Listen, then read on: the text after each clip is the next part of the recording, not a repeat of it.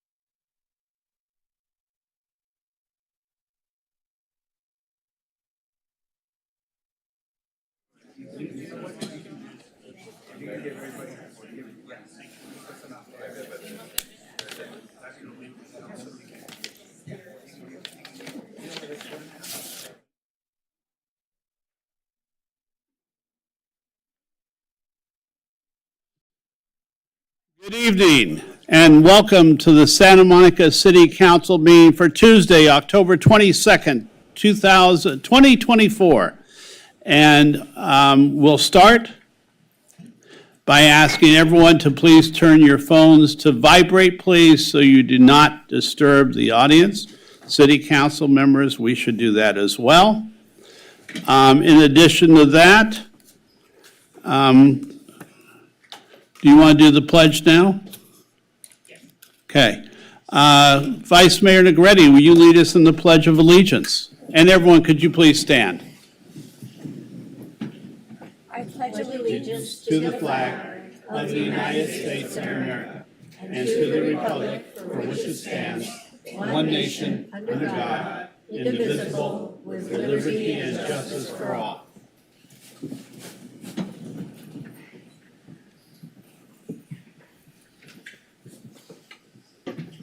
Councilmember Zwick is absent at the moment. Councilmember Parra. Here.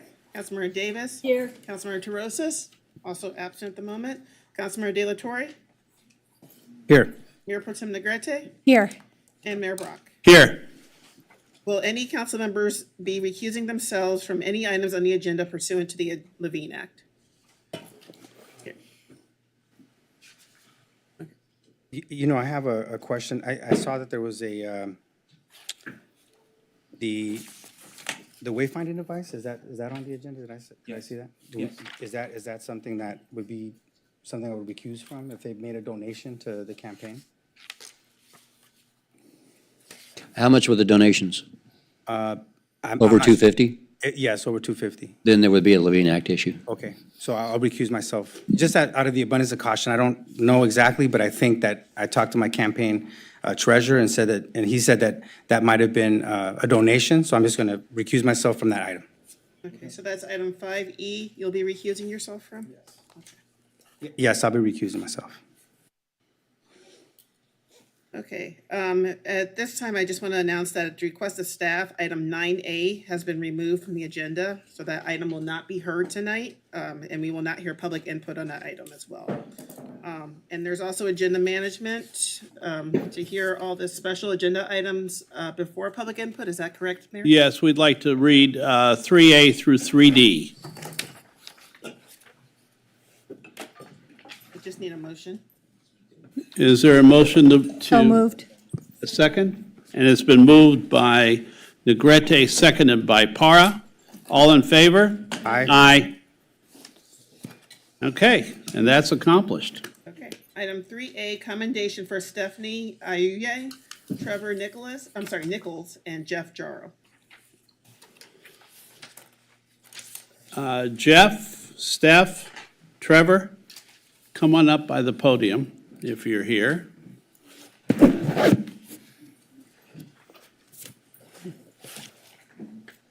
Will you walk up and go to the podium there? I'm sorry. I'll read it, and Councilmember Parra will be down there in the well with you. In the well? That's the well. Well, it's not actually. Go ahead, go ahead. No, you're staying where you were, Jeff, over there, behind that podium. Behind the podium. Thank you. That's good, that means it's more special.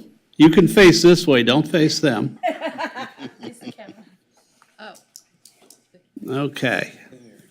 Whereas on Sunday, October 6, 2024, a residential fire broke out in an apartment in the 1300 block of Euclid Street, endangering the lives of its occupants, and whereas residents Stephanie Inouye, Trevor Nichols, and Jeff Jarrow responded immediately, risking their own safety to assist in the evacuation of residents and pets from the building, and whereas their quick thinking and heroic actions, along with the prompt and professional response of the Santa Monica Fire Department, resulted in the safe evacuation of the building, including an elderly resident who Stephanie Inouye carried to safety on her back.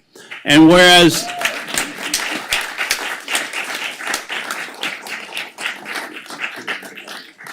we always like it when Samuel High grads do well. Whereas their extraordinary bravery, calmness under pressure, and compassion for their fellow neighbors serve as a remarkable example of community spirit and selflessness, and whereas the residents of Santa Monica are grateful for the swift and decisive actions of Stephanie Inouye, Trevor Nichols, and Jeff Jarrow, who placed the well-being of others above their own personal safety, demonstrating exemplary citizenship and service to the community. Now, therefore, I, Phil Brock, Mayor of the City of Santa Monica, on behalf of the members of our City Council, do hereby commend Stephanie Inouye, Trevor Nichols, and Jeff Jarrow for their heroic efforts and outstanding bravery in the face of danger. Thank all three of you.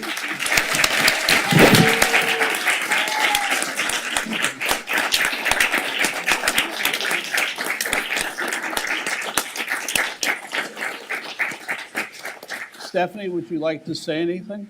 Oh, wow, I wasn't really planning on it. Okay, that you don't have to. Thanks for the honor.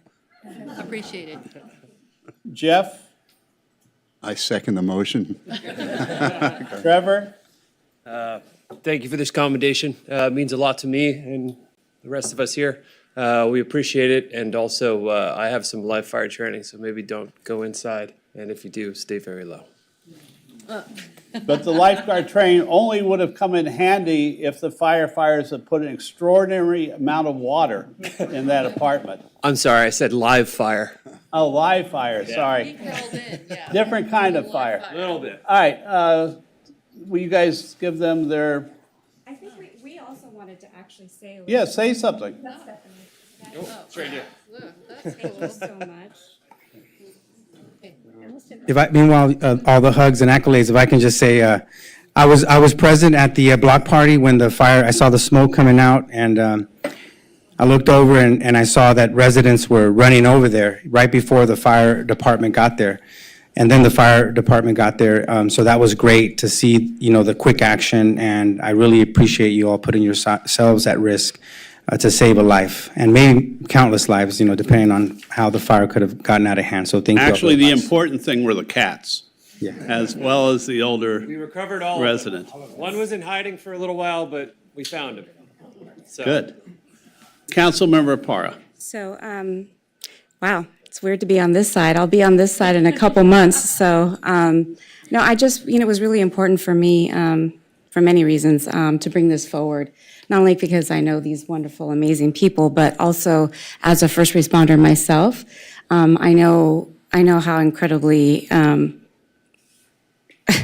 it's the bravery and the heroism and, the act, that it takes just to, put, yourself in that place, to go in and risk your life for somebody else. And so, I know how kind and amazing and compassionate these people are. And I know how fortunate, the people are that they saved that incredible day. And when I saw the photo, literally saw the photo, that was sent to me, I had to zoom in. I was like, is that Stephanie? But then when I said, yeah, that's Stephanie. And so I'm incredibly proud of all of you, and I'm so thankful and grateful to live in a city and in a place where there are so many amazing, compassionate, incredible people that care for one another. And I just so thankful and happy to be able to be here in this place and space and to give thanks once again to all of you. So thank you.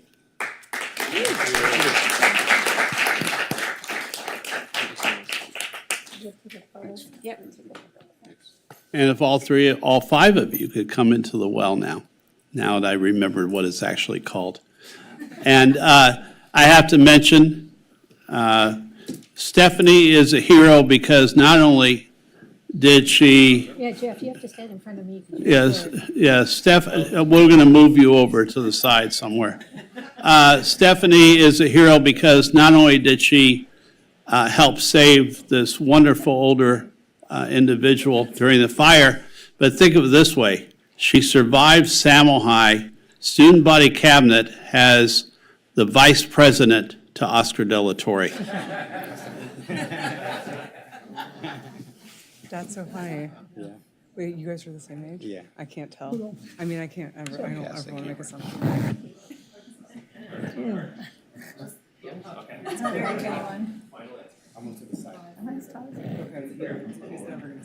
All right, I think I got everybody.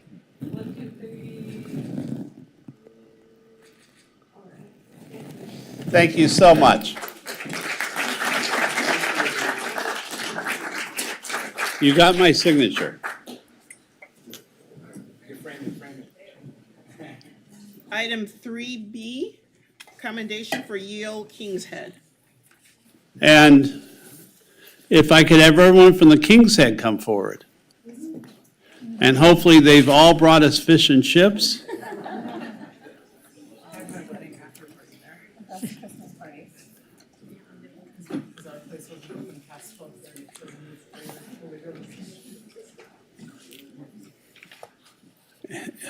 Yes, fish and chips and a Sunday roast. That's right. And trivia? Okay. And darts. I don't leave home without. Whereas Yale King's Head was founded in 1974 by Phil and Ruth Elwell, who brought the charm of a traditional English pub to the heart of Santa Monica. And whereas when the Elwells retired in 2005, their niece Lisa Powers moved to Santa Monica from Birmingham, England, to take over as operations manager for new owners Peter Bachler and Donald Tavey. And whereas Old King's Head employs over 70 staff members, some of who have worked there for over 40 years, with many residing in Santa Monica contributing to the unique charm and character of the establishment. And whereas the family-run business has earned a reputation as a West Coast landmark, affectionately known as the Statue of Liberty on the West Coast, attracting visitors from near and far. And whereas Ye Olde King's Head has become a cultural hub for British tourists and expatriates, offering a taste of home through its British gift shop and bakery featuring fresh pies, pasties, sweets, and other UK specialties. Yes, that was, I don't do those faux pas often, but I did. Whereas the restaurant and bar are celebrated for their electrifying atmosphere during sporting events, including the Premier League, World Cup, and Euros, making it a top destination for fans and even hosting Premier League teams when in town. And whereas Ye Olde King's Head has welcomed hundreds of celebrities, including Sir Anthony Hopkins, David Beckham, Oasis, Ozzy Osbourne, Al Pacino, Tom Cruise, and many more, cementing its reputation as an iconic venue that attracts visitors from throughout the world to Santa Monica, and this is their 50th anniversary.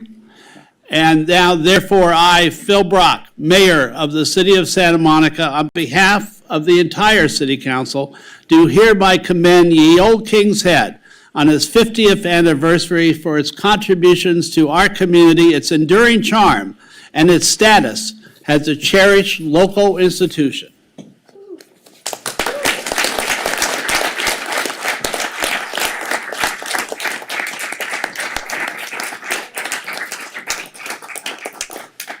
And I want to present, which one of you? I'm Peter Both of you. Beckler. Hey, I'll bet you. I knew I misspelled you. So you're welcome to say a few words on behalf of your restaurant. I don't know what you want to say. Just thanks for the accommodation. Well, yeah, well, thank you obviously so Or much. Lisa can do it in an English accent. Well, thank you so much for the introduction. No. Please, if we want to come forward. Caroline, say a few words. Say a few words. Just want to thank everybody on behalf of Paul and Donald, Lisa, Fiona, and Dusty, our magical managers. We're so excited to be here after 50 years.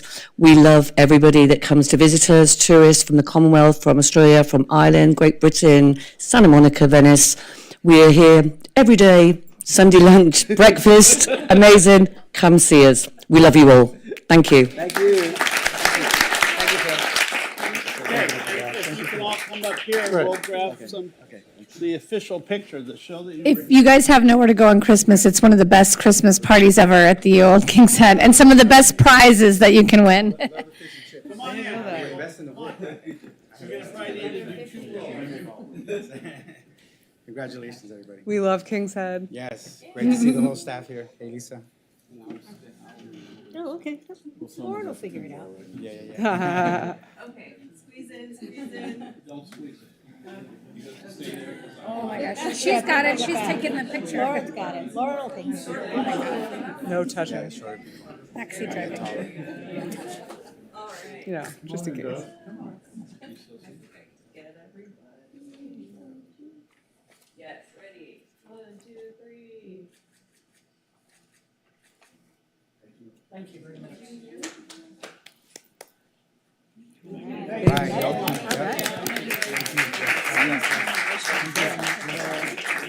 have some thoughts on.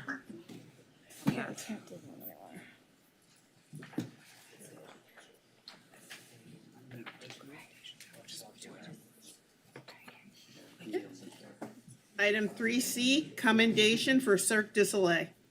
We love syrup. Yeah. We're getting a performance.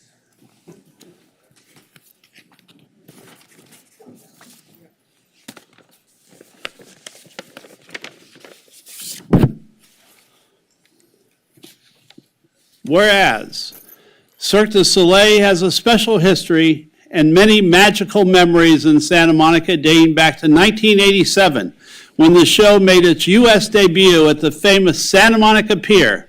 And whereas Santa Monica's warm welcome and rave reviews for the show sparked Cirque du Soleil's climb to global prominence. And whereas Cirque du Soleil, now a world leader in live entertainment, has returned to Santa Monica for the first time in 10 years with its 20th original creation, Kuza. And whereas Cirque du Soleil celebrates 40 years of defying reality, defining entertainment, and illuminating and uplifting the world through art and creativity, inspiring over 400 million people on 6 continents and 86 countries. And whereas the Canadian company now employs more than 4,000 people, including 1,200 artists of more than 80 different nationalities. And whereas Cirque du Soleil will thrill the community and visitors with the spectacular Kuza, now playing under the big top at the Santa Monica Pier until January 5th, 2025. And whereas the return of Cirque du Soleil to Santa Monica is a welcome reprise of this beloved production that will both highlight and enhance Santa Monica's vibrant arts and culture offerings. And whereas showgoers, crew members, and performers staying at local hotels, shopping at local businesses, eating at local restaurants will all bring economic benefit to the Santa Monica community. Now, therefore, I, Phil Brock, Mayor of the City of Santa Monica, on behalf of the entire City Council, do hereby honor and celebrate the return of Cirque du Soleil in Santa Monica and encourage all Santa Monicans and visitors to experience the razzle-dazzle of Kuza. I did not write that.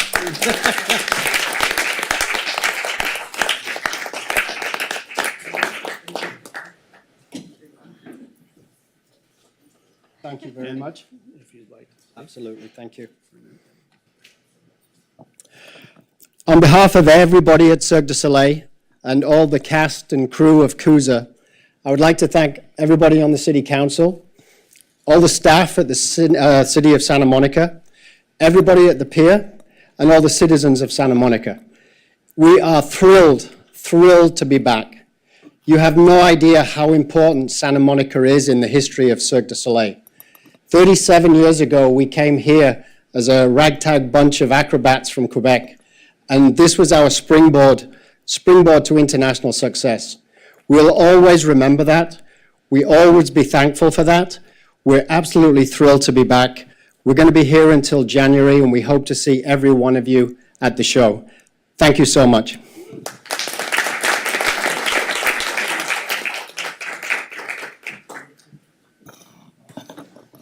And I've already heard from you that our weather is better than that in Montreal. Absolutely.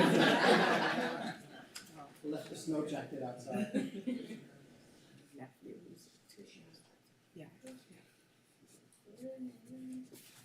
Is that better? And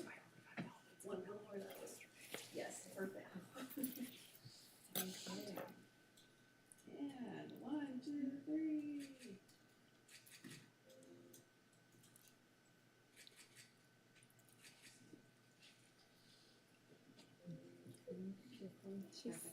You guys look great. I know.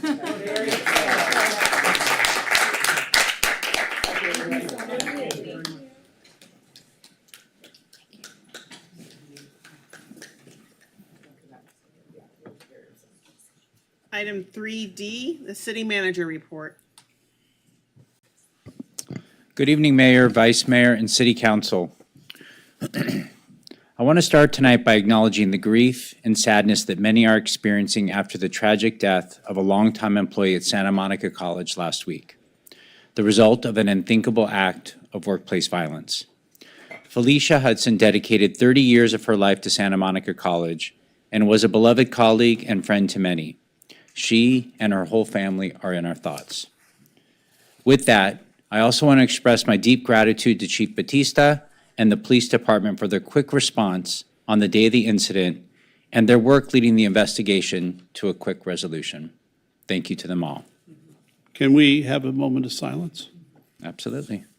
Could we have a moment of silence for our departed Santa Monica College colleague?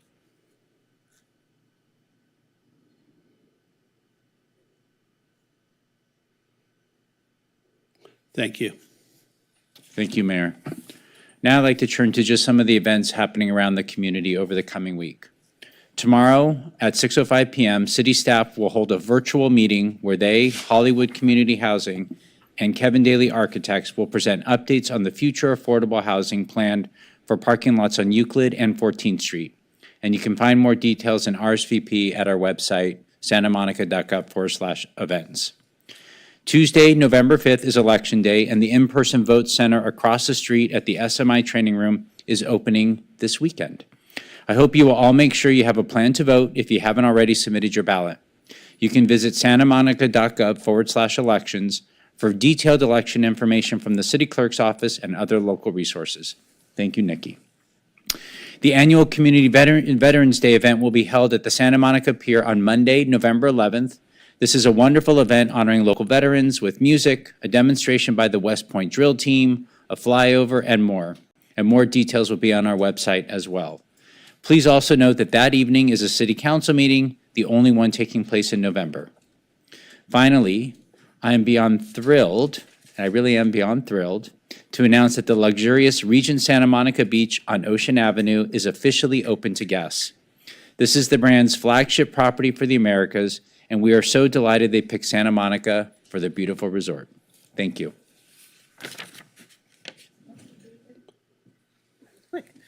Okay, well, now I'll move on to, Hold on one minute. Councilmember Parra? oh, sorry. I'm sorry, I just had a quick question regarding something you said. The Kevin Daly, is that the Hollywood Housing? You said Kevin Daly, so I just want to make sure that people know that's the Hollywood Housing Project. Okay, thank you. Councilmember Delatorre. Yes, I wanted to know why we are having this as a Zoom meeting instead of an in-person meeting. I think the team debated that, and they thought from the perspective of accessibility to a wide range of folks, that a Zoom meeting would offer the most level of accessibility for people of all needs. They couldn't do both on such short notice because they didn't have the materials printed, but they're going to have them electronically available. I just want to voice a concern that in the last Zoom meeting that occurred, it seemed like there was a lot of organizing to bring in a certain, message. Groups that are very, organized around wanting to see certain elements, in the project, and the residents' voice seems to get drowned out. But, I just wanted to, that's why I was pushing for an in-person meeting to get more of the residents that actually were that live in that neighborhood. But anyway. And I want to second what Councilmember Delatorre is saying. That's why we were reaching out to staff about that, because when we met with the neighbors in that neighborhood, they specifically brought that to our attention, saying that they felt that they were being drowned out by special interest groups. And so that's going to happen again tomorrow. And so I hope that Kevin Daly and Hollywood Housing pay close attention to the people that actually live in that neighborhood. Not to say that there aren't, messages that are going to come from those special interest groups, but I think the people that are going to be living with those projects should be heard. Thank you. Okay. We'll now move back to public input. Public comments permitted only on items not on the agenda that are within the subject matter jurisdiction of the city. State law prohibits the city council from taking any action on Okay, items. Mr. Watley, you can go ahead and unmute yourself now, and you will have 6 minutes. Jen, we can hear you. You're not on mute. Sorry about that. State law prohibits the city council from taking any action on items not listed on the agenda, including issues raised under this agenda item. And we do have a caller. Are you there, Mr. Watley? Jen? Yes, I'm here. Okay, go ahead whenever you're ready. You've got 6 minutes. Not yet, please. Oh, okay, I apologize. Okay. Sorry about that. This is our first time sorry, using so I the guess new I should just do system. my introduction. Good evening, Santa Monica City Council. This is David Watley, and Mr. Watley? first and foremost, I Mr. just want to Watley? thank the Mr. council Watley, for we're not ready for you yet, sir. my, Please hold on. invitation to participate in the meeting this evening via telephone. I Mr. Watley? wanted to be there this Mr. evening. Watley? Yes. Mr. Yes, Watley? ma'am. Okay, we weren't ready for you yet. We're still in the process of introducing you. Can you just give us a minute, please? And I'll let you know we can speak. Oh, okay, sorry. Okay, sorry. Sorry about that, technology.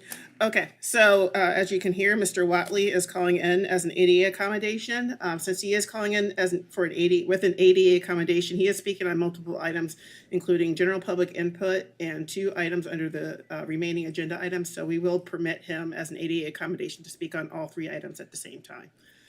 So you may proceed, Mr. Watley. You have 6 minutes. Okay, great. Thank you, City Clerk. So, good evening, Santa Monica City Council. This is David Watley, and I just want to thank the council for allowing me to participate in the meeting via telephone this evening. I certainly do appreciate it. So I want to speak on agenda item 1 and agenda item 6, within under 6, specifically 16A and 16B. So I'll start with agenda item 1. And so what I want to advocate with regard to is the voting rights of Latinos in the city of Santa Monica. So as everyone in this, most people in the city are aware, I believe, that there has been over 8 years of litigation taking place with regard to the voting rights of Latinos in Santa Monica. And so I'm advocating that the city end the litigation and implement district elections in accordance with the original court ruling that was issued by the Superior Court of California in favor of Latino voting rights. So listen, I understand that there are different folks in the city that have different views on this particular matter, okay? And it's been very divisive, and it's been, 8 years is a long time to be in court over a civil rights issue. And so I think that at this point, well, listen, it was mentioned in a recent news article that the voting rights matter was once again recently heard in court, and that the judge mentioned that he foresees that this litigation could continue for an additional 5 to 7 years. So I think that no matter where one stands on the voting rights matter at this point, I don't think it makes any sense, whatever your position on the voting rights matter may be, that it's reasonable or a prudent use of taxpayer funds to continue for an additional 5 to 7 years in litigation with regard to the civil rights of a protected class in the city of Santa Monica. So I'm advocating that the city end the litigation, and I have been advocating for this for quite some time. I believe this is the first time I've spoken publicly about it, which is why I wanted to call in and express my advocacy with regard to this matter verbally, because it's really important. So again, I'm advocating that the city end the litigation, implement district elections in accordance with the original court ruling of the Superior Court of California in favor of Latino voting rights. And actually what ends up happening if the city of Santa Monica does that is that not only are Latino voting rights strengthened within Santa Monica and throughout the state of California, but because of the case law that is now attached to this particular matter, the city of Santa Monica has the opportunity before it to turn something that's been otherwise quite negative into something positive by strengthening voting rights for Latinos in states all throughout the country. So moving on to agenda item 6, and I know I have about 2 minutes left, so I'll do my best to, on agenda item 6, so specifically 16A and 16B. So with regard to 16A, I want to support Mexican-American educators, and also I want to speak in support of Latino youth at Santa Monica High School. I think that the program that they have going on there at the high school is a great program, and what they're doing with the young Latino youth is quite incredible. I heard some of the youth at a previous council meeting earlier this year advocate for themselves with regard to their graduation ceremony, and I was absolutely blown away at how well they came to the city council and spoke and advocated for themselves.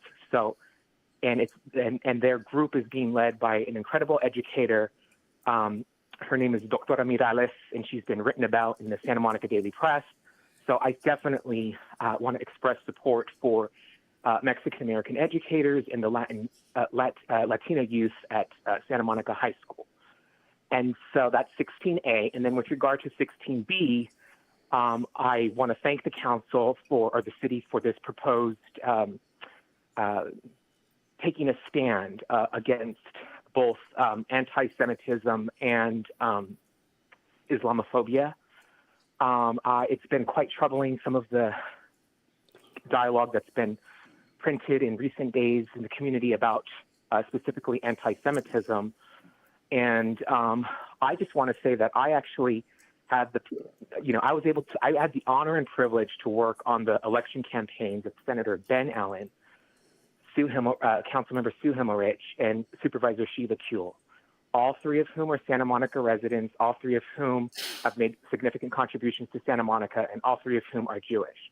And never once did they ever mention that there was ever an elected official, whether on the school board, the rent control board, or the SMC Board of Trustees, that there was anti-Semitism amongst any elected official. So I just want to say that for the record.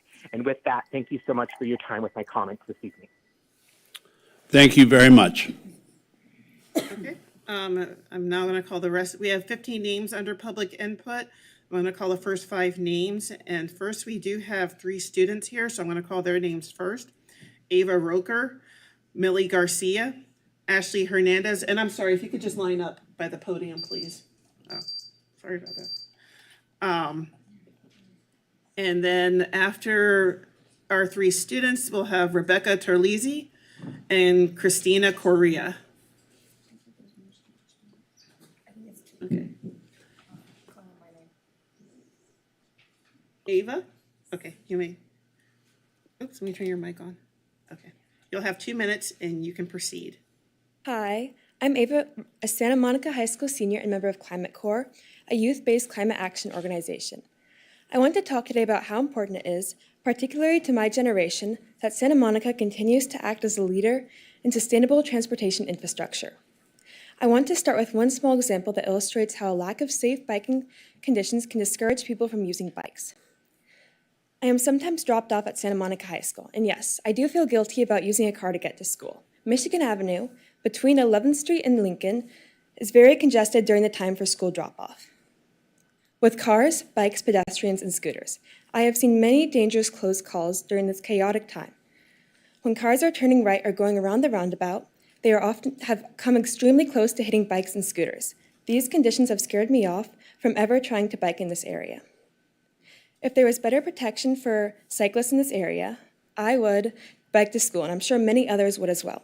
This is just one example of how a relatively small change could have a big impact on transportation choice, encouraging bike riding and helping create a healthier communities and a healthier planet. In addition to biking's many health benefits, it also has the effect of creating a sense of community in places where biking is prevalent. Bike clubs, such as Lagrange, are already so important to communities across California and can only be strengthened in Santa Monica by adding protected bike lanes and improving bike infrastructure. Additionally, bike buses, which are large group bike rides to school, such as those that exist in Portland schools, are another example of how biking can promote healthy habits in community. I am aware that Santa Monica has been one of the cities at the forefront of the sustainability movement. The very building we are standing in is a model of sustainability with its zero net energy. We are already off to a promising start with the adoption of the Bike Action Plan Amendment, and I believe that we can build on this momentum and create an even more bike-friendly Santa Monica, which will act as an inspiring example for other cities around the world. Thank you for your time. Thank you very much. Next is Millie Garcia. Honorable members of City Hall, my name is Millie Garcia, a junior at Santa Monica High School and a proud member of Legado Latino. Today we would like to express our sincere appreciation for the support you have provided to help strengthen the Legado legacy within our community. Your contributions are vital for our efforts in honoring and preserving the rich culture heritage that defines us.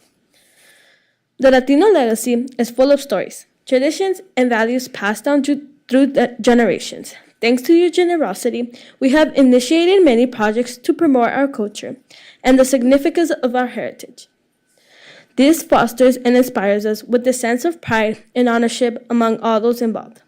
Your financial support is crucial in ensuring our culture events are easier to organize, helping us celebrate diversity and promoting inclusion.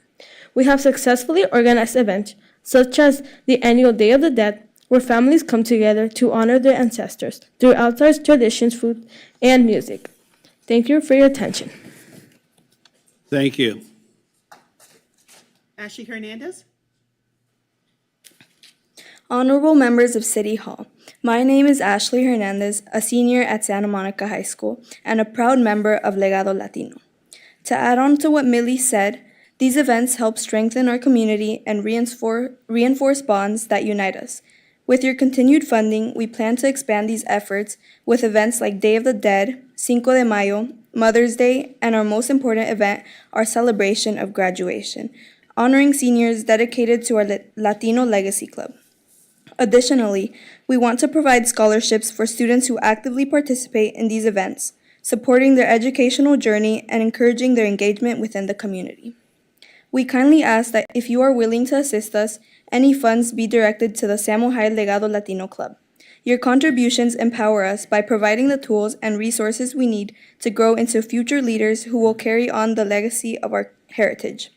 This type of support is essential for creating a brighter future for everyone. In summary, we, Legado Latino, sincerely thank you for your generosity and collaboration in building our Latino legacy. Thank you for your time. Thank you. Next is Rebecca Terlizzi.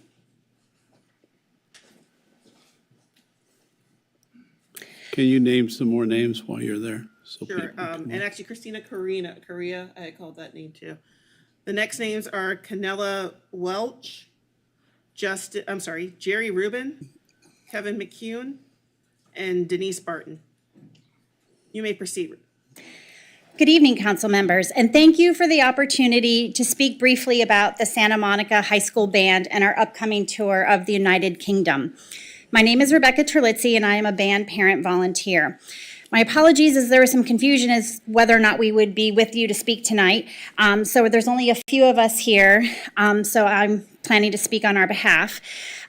We are formally requesting a spot on the November agenda to request financial assistance for our April tour, which will give 62 wind ensemble students a chance to perform and workshop in the UK over spring break. We are trying to raise $45,000 to cover the cost of the tour. Our scholarship need is $27,500, and we are seeking help from the city in the amount of $15,000. We know that there are many, many worthy groups requesting assistance from the discretionary fund.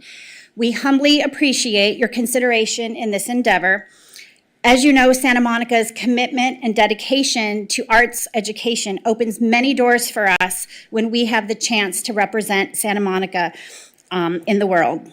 For many students, this will be the first time that they can travel with the wind ensemble and will not be able to participate without financial help.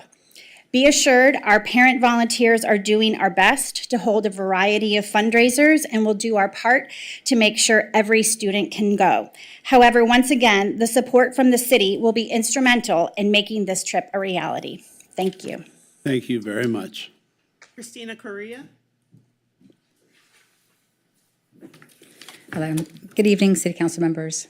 My name is Christina Correa. I'm a retired police officer who was medically retired after being shot in line of duty. As you all know, I've been here before, and I'm here again to continue to shed light on an important matter, which is officers who are critically injured in line of duty, not getting their lifetime medical like they are promised and not being taken care of. I am the end result of what happens to an officer who risked it all in a critical incident.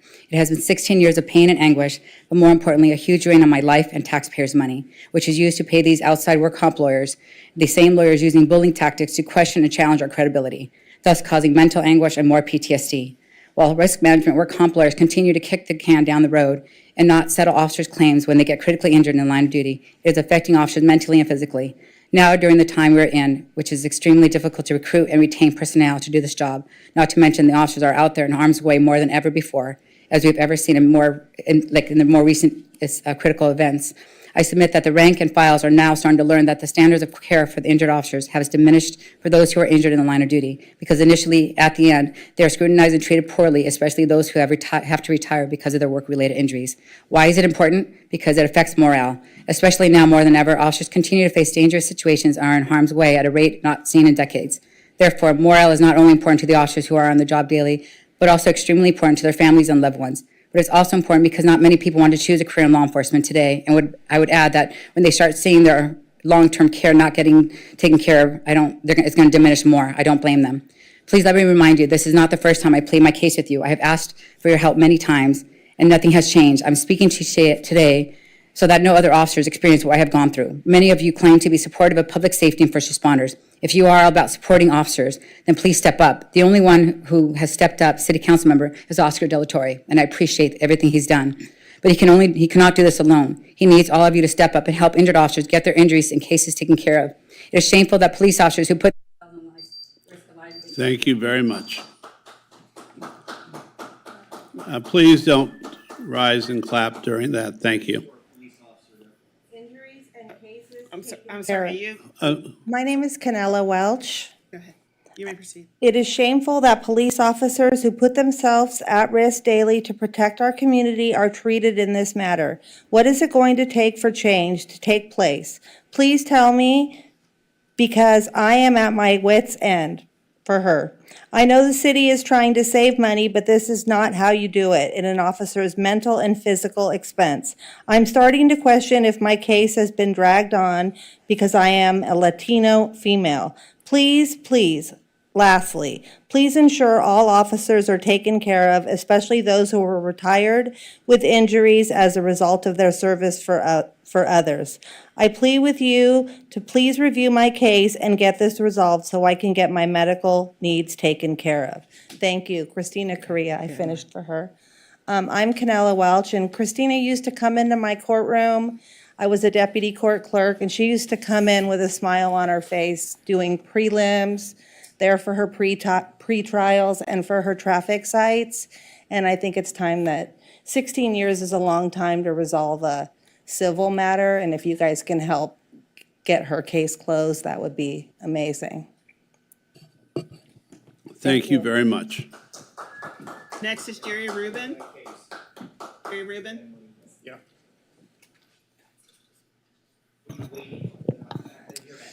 Thank you, Jerry Rubin, Santa Monica, Honorable Mayor Brock, Honorable Mayor Pro Tem Negretti, Honorable Council members, Honorable City Manager, City Attorney, City Clerk, police officers, and fellow Santa Monicans.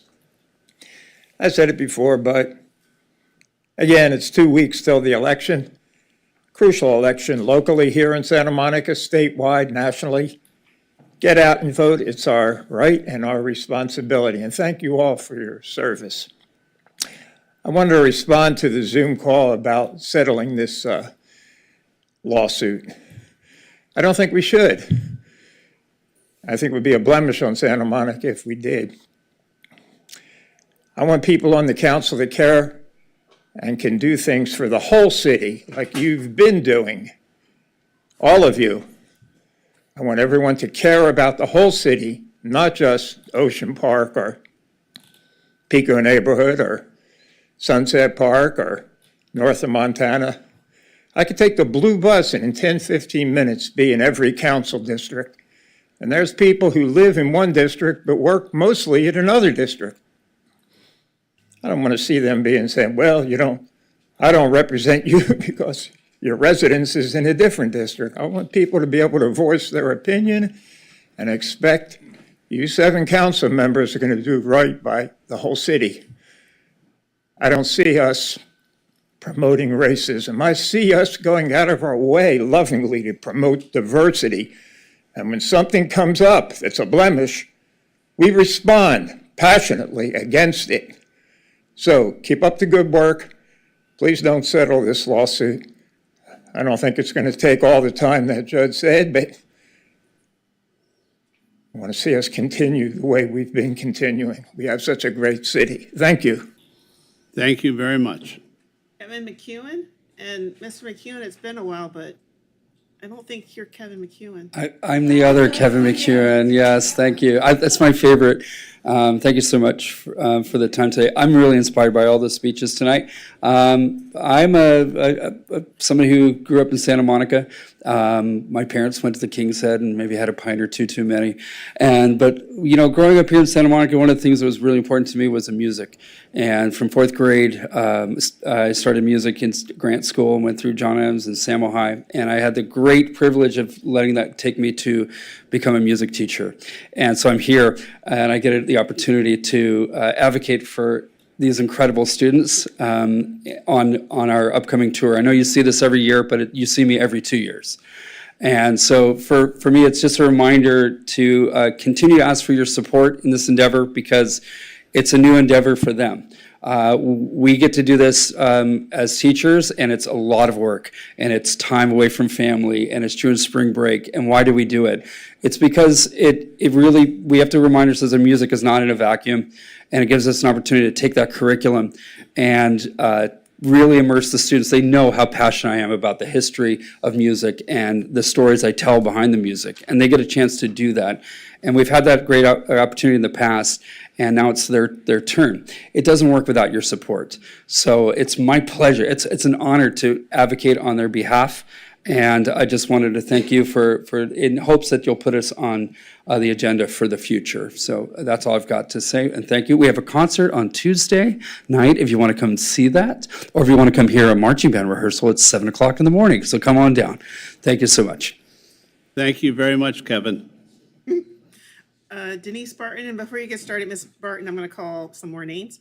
Jason Massbaum, John Barry, Eve Lopez, and Wade Kelly.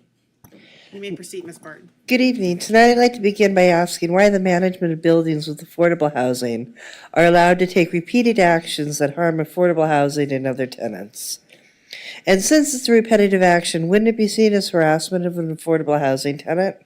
Of course, I'm referring to the time-missed metered air fresheners. I have a doctor's note with the negative health effects I've been suffering from recently. In addition, I would have sworn that this issue about using this product was addressed in 2022. Then second, about the fountain in front of City Hall. Has anyone else noticed that it looks like moss is now growing in the bottom of the fountain? Would that mean you don't care about the appearance of the fountain? Or are you trying to hide that the city's water is blue? Or would your actions of disregard for the upkeep and cleaning of the fountain just be disrespect for the Gold Star mothers? Isn't that who the fountain's dedicated to? And finally, again, in this year's election, Santa Monica Runners' Rights is trying to manipulate the city's voters to vote for their candidates by lying. If you don't vote for their candidates, rent control will be gone. I say this is a lie because rent control is in the city's charter and is not going anywhere. Also, please remember to vote no on the city's ballot measures due to city and the school board not being transparent or accountable for the funding. I'd vote for Phil Brock, Oscar De La Torre, John Putnam, and Vivian Rockian for a safe Santa Monica. Thank you. Thank you very much. Jason Massbaum, and you have some media that you sent over? Yeah, for this one's the PDF, which, yeah, perfect. Am I right? You may proceed. So my name is Jason Massbaum. So we're going to talk about Oscar during the comment on his ridiculous 16 item.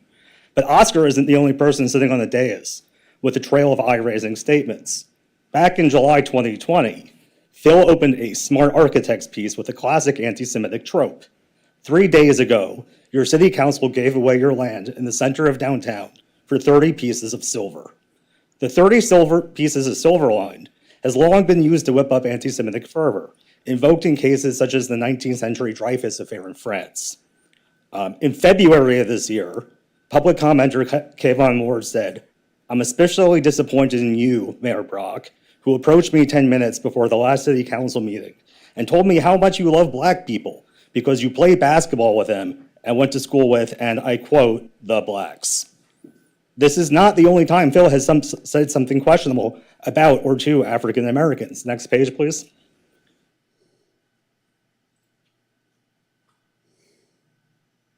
So up on the screen is a post he made in the Residocracy Facebook group where, without evidence, he says that Black and Hispanic children are driven in from South LA by their juvenile pimps to scam Santa Monicans.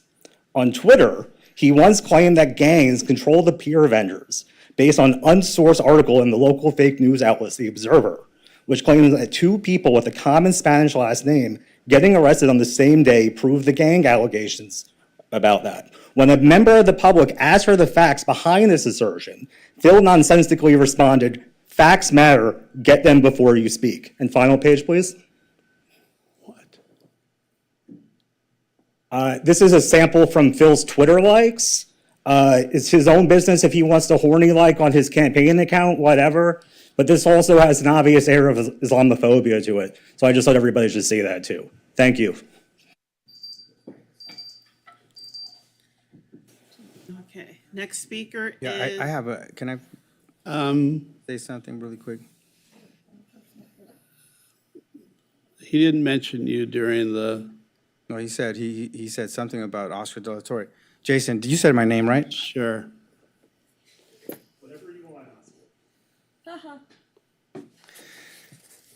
Let's all be polite, please. Well, I just want to speak on, this tactic, this mudslinging, these political attacks that are very dishonest and very hurtful. And, is that where we're going, to be bringing in what people like on social media? I just want to say, I know Mayor Phil Brock. I know him well. And if he's made any of these comments, it's not coming from a place of malice or a place of racism. I've worked with him very closely, and I understand that he has a lot of love for all of Santa Monica. And so the comments about, gang members within some of the food, the street vendors, there were real incidents of people having guns. And I did talk to street vendors that were threatened. Their lives were threatened because they were trying to, feed their families by other street vendors who were definitely acting in a way that was very gang-like. So I just wanted to say that's something that I witnessed, but I've been very close to our mayor, and I've never heard him come from a place of malice and talking about any one group. He has a lot of love for everyone in the city. Thanks. Mr. Massbaum, I'll take a point of personal privilege as well.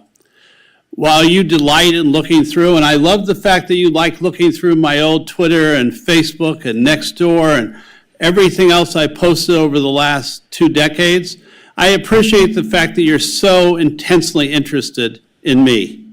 However, it might be better if instead of taking things out of context and smiling at your supposed just ability to be sarcastic and try and dredge up people's reputations, that you actually talk about facts, you actually talk about things in the city that are important, and try and help the city rather than continue to tear it down. It's a disgrace. It's an absolute disgrace.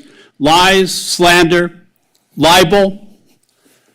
And yeah, you can smile, you can stand back there, and that's fine. You're allowed to do that. And I would prefer not to comment.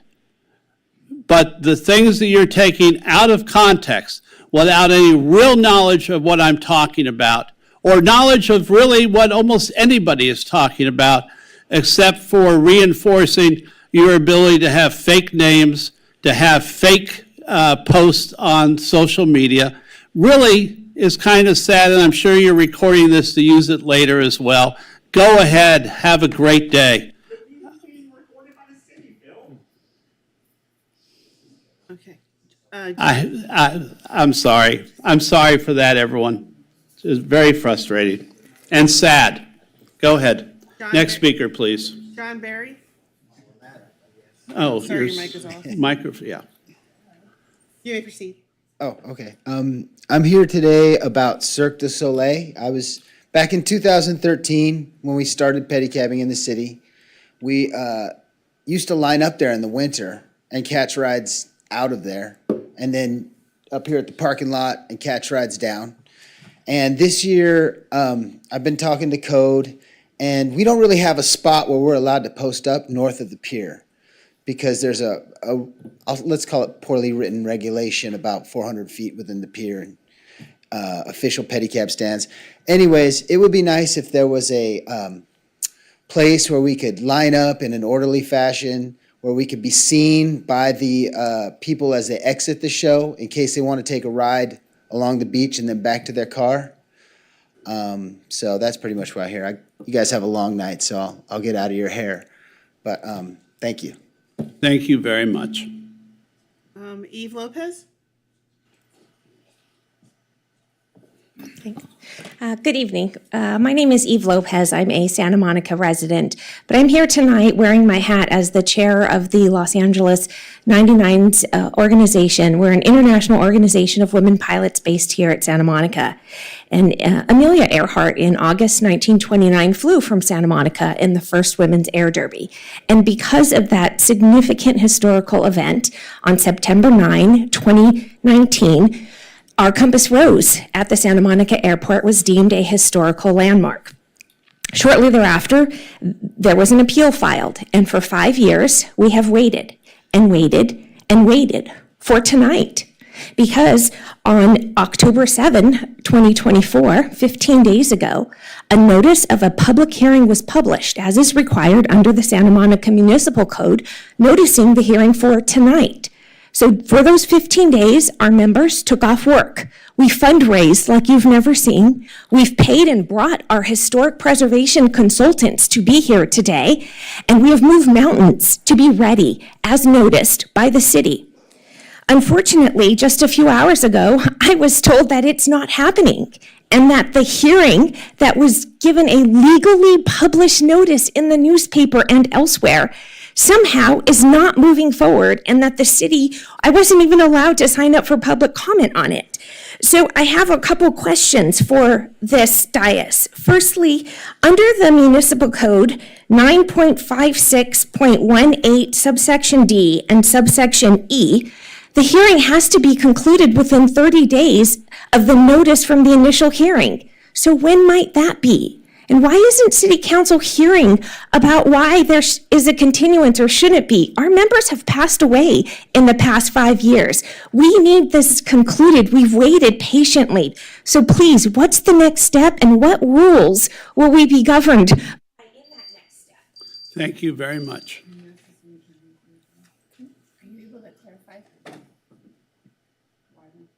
Hold on 1 minute. As far as the timing is concerned, the municipal code also provides that the owner of the improvement can request a continuance, and the city is the owner of the property. So the staff requested a continuance because there were a number of questions from the appellant today that need to be addressed, and it looked like we would not be able to conclude the matter tonight. I would expect it would come back at the next meeting now. What about the timing of canceling it? We received the questions today from the appellant. That's why the timing. Thank you very much. Wayne Kelly, and Mr. Kelly, before you proceed, I'm going to call some more names on the list, actually the last names on the list. Harvey Eder, Lorraine Von Klon, and Joe. You may proceed. Oh, I'm sorry, I skipped because you're in green for some reason. Actually, it's Harvey Eder, then Jonathan Foster, then Lorraine Von Klon, and then Joe. I'm sorry, you may proceed, Mr. Wade, or Mr. Kelly, I'm sorry. Thank you. My name is Wade Kelly. I'm running for Santa Monica City Council. I want to stand up for human rights. I came across this petition in my Facebook. Santa Monicans United has a petition. Do you want the city of Santa Monica to enforce the ban on people sleeping in our parks, on the beaches, and on the sidewalks? And it says on the picture there, it says Santa Monicans signed a petition, remove homeless from public spaces. Remove homeless from public spaces. These are human beings. They have the same rights as you and I. And they are learning from their leaders to vilify and criminalize homelessness, because of leaders passing laws like criminalizing sleeping bags and bedrolls for homeless human beings only. That is vile. This is evil. We need to stand up against it. There was a woman who died on the beach this past week. She was run over by some young man doing donuts in the sand. We don't have safe places for these homeless people to go. We don't have cordoned off areas where the homeless people can go. We don't have enough shelter beds. I don't care what you say, Phil Brock. And I've heard you say, I've been trying to get these homeless people out of the parks for years. You said that in a meeting here. And when we first met, you told me these people living on our streets, they are not our residents. I said, they've been living on your streets, many of them for years, some of them for decades. How are they not your residents? Only a rich person who buys some rich piece of property, are they your residents? Peace. Thank you. Next is Harvey Etter. Turn your mic on. Hello, good evening. My name's Harvey Etter. I'm speaking for myself and Public Solar Power Coalition, et cetera. Also head of Tenants Association at Step Up. I've had feces in my toilet there for 3-4 months. They've tried to clean it out half a dozen times. The city isn't doing anything. Nobody's doing anything. The county says that we're not a residence, that we're commercial. We got 32 units upstairs, okay? They say also that Santa Monica renters' rights were not covered by the laws. This is outrageous. You know, what's up, okay? This is retaliation for forming a tenants association. Also, we want to buy out the building, and we've got plumbing problems. We've got to assess the building, okay. Also, there's lawsuits that have been filed. Bonta has filed, it was on the front page in June of the Times, $2.7 million and inside over $20 million against Step Up and was it Shangri-La Housing? And now, last month, it's $114 million, okay? Then it's abusing homeless money. This is outrageous, and it puts a cloud over the $50 billion that's been spent here and everything else. This is outrageous stuff. And both sides say they're going to help out with housing and all this stuff. Okay, we want to farther that, and we've got rights, and we brought this up, the Housing Commission. 2 of the people are supposed to be over 60 and homeless. I'm both. I'm putting myself up. Okay, also, Israel, you passed a thing against, if you mention genocide, that false accusation of genocide is furthering the real genocide on us. We're incorporating by reference April from this year, the 30-year anniversary of Rwanda, 800,000 to 1 million, machete to death in a month or 2. Okay, that is genocide. Now tell that to the Black community, the Christian Bloods, Hamas, and Hezbollah, agents of Iran. Enough. This is terrorism. We got a right to defend ourselves, and they're using their own people as human shields. Enough. To hell with this stuff. Listen, we got the bomb Golda, incorporating by reference, and Oppenheimer. 50 years ago, we almost used it. Thank you very much. Jonathan Foster.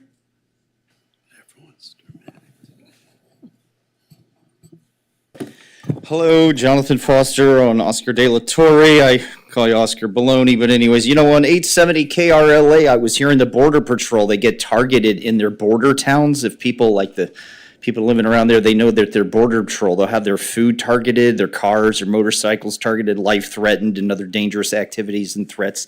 That's what I receive. And see, you still support this, the Native American resistance, Brown Beret Reconquistas, this mentality that kills here.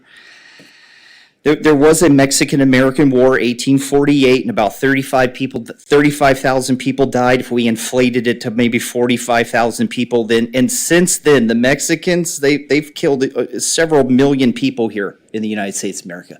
It's gone all the way up to Canada. And I know, Brock, you were saying on the Spanish United, you said that you grew up next to some Latinos, and that's cool. That's really nice. I'm sure you did, but we're talking about the ones that they're not from here. And we're the voice. We're the ones getting hurt by this, by the government. I know some of it's federal, but some of it's state and local allowance through their voice, like Nuri and Kevin Leon and Becerra and Luis Alejos and Monica Ruiz. These voices are erasing and obstructing these other voices. We're called racist and anti-immigrant. We've spoken up for 150 years. I've spoken up for about 30 years. This LA voice no insurance, no driver's license, open border, California Values Act, not turning over to ICE, DACA, Special Order 40, sanctuary city. This has killed people here. See, it's all murder. Like Lincoln Riley, she wasn't killed by a Latino that grew up here. Kate Steinle, killed by somebody not from. Jamil Shaw Jr., killed by several police officers across the whole nation, killed. So really, I think your voice and this whole voice here, it kills. Thank you very much. Can I just respond really quick, Mr. Foster? You know, it's just really inappropriate for you to make these comparisons and mention my name with Border Patrol, and it is a little, it's offensive. And I just want to say, for the record, my mom came here to this city. No discussions from the audience, please. My mom came here to this city. I didn't interrupt you. Can you please let me finish? Excuse me. It's public You're in comment. the audience right now. He's taking a moment of personal privilege. Mr. Delatorre, okay, hold on, everyone. So we're going to make sure this chamber is under, sir, if you keep talking, I'll ask the police to remove you. Thank you. I just want to say that my mother came to this country, raised 8 children. We all made positive contributions. I have a sister that worked 30 years at the Venice Family Clinic. They named the nursing floor after my sister's name, and this is the largest free clinic in the country. I started a youth center to address the problem of youth violence. So I know that you're trying to insinuate that Mexican people are coming to this country and killing people. There's a lot of good people that are saving lives, and I can just speak from my personal life and my personal family. We have made a lot of positive contributions to the city of Santa Monica, and I hope that you take that into consideration with your comments next time. Thank you. Thank you. Next speaker, please. Next speaker is Florine. Next speaker, please. You'll need to be quiet if you're in the audience. Thank you. You may proceed. Thank you. I'm Laureen Von Clan, co-chair of Climate Action Santa Monica.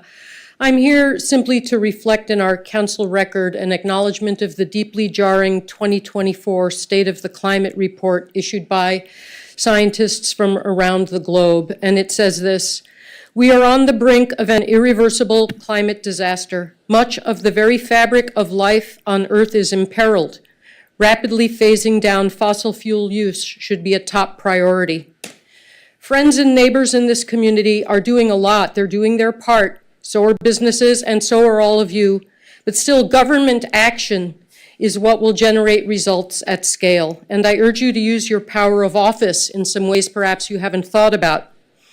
Or maybe you have, but first, boost Santa Monica's role as a sustainability leader. This means continuing to innovate new policies and push boundaries. We've been leaders for 30 years.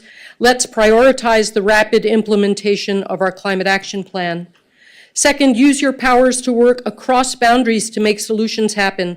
Let the utilities know that they cannot drag their heels and thwart those in our community seeking to install solar systems and EV chargers. This remains an issue, particularly in condos and multifamily buildings. Help build collaboration with entities that have a huge impact on our energy, water, and transportation. The school district, the college, the hospitals, the supermarkets. I know of no collaborative effort that brings them all to the table and leverages their talents and resources. Lastly, our city is limited by short staffing in its ability to secure the huge amounts of funding available now for energy and transportation projects. Let's not miss these opportunities. We must respond to this calamitous situation facing us and our grandchildren in ways that enhance clean air and water and boost financial, food, and housing security. We need all of this from you all. It's good work. I know. Thank you very much. And next is Joe. Hi, City Council members. My name is Joe DeRosa. I just want. Sorry. Okay, there you go. Okay. Yeah, okay. go ahead. Yeah, I just wanted to say, I am from New York City, and I grew up in the Hell's Kitchen area, and I saw it transform from the early '80s into the mid '90s into a giant retail center from the drug center that it was, and I've seen some of the same stuff happen here, which I didn't expect, but I wanted to explain that they use, and I encourage you guys to consider the implementation of CCTV, especially on this side of Lincoln with the pier. This is one of the richest areas with some of the richest people. It's the focal point of all of LA County and the media and the visual perception of all of throughout the world of LA. You know, there's so many resources available and so many wealthy companies. Keeping this area safe is really important for the businesses and everyone else. And I encourage you to look into technology options and stuff like CCTV because it really helped over there. And that is a place where you always had to worry about terrorism, crime, and everything else all the time. And you have some of the same issues here, and I think you guys could kind of see how they implemented that technology and help improve the downtown area. That's all I have to say. I hope you guys have a good election. Thank you very much. That concludes public input for this evening. We'll now move on to public input for closed session, special agenda items, and consent calendar only. No public input is permitted on ordinances for second reading and adoption. We have two speakers under this item, Kevin Kutcher and Denise Barton.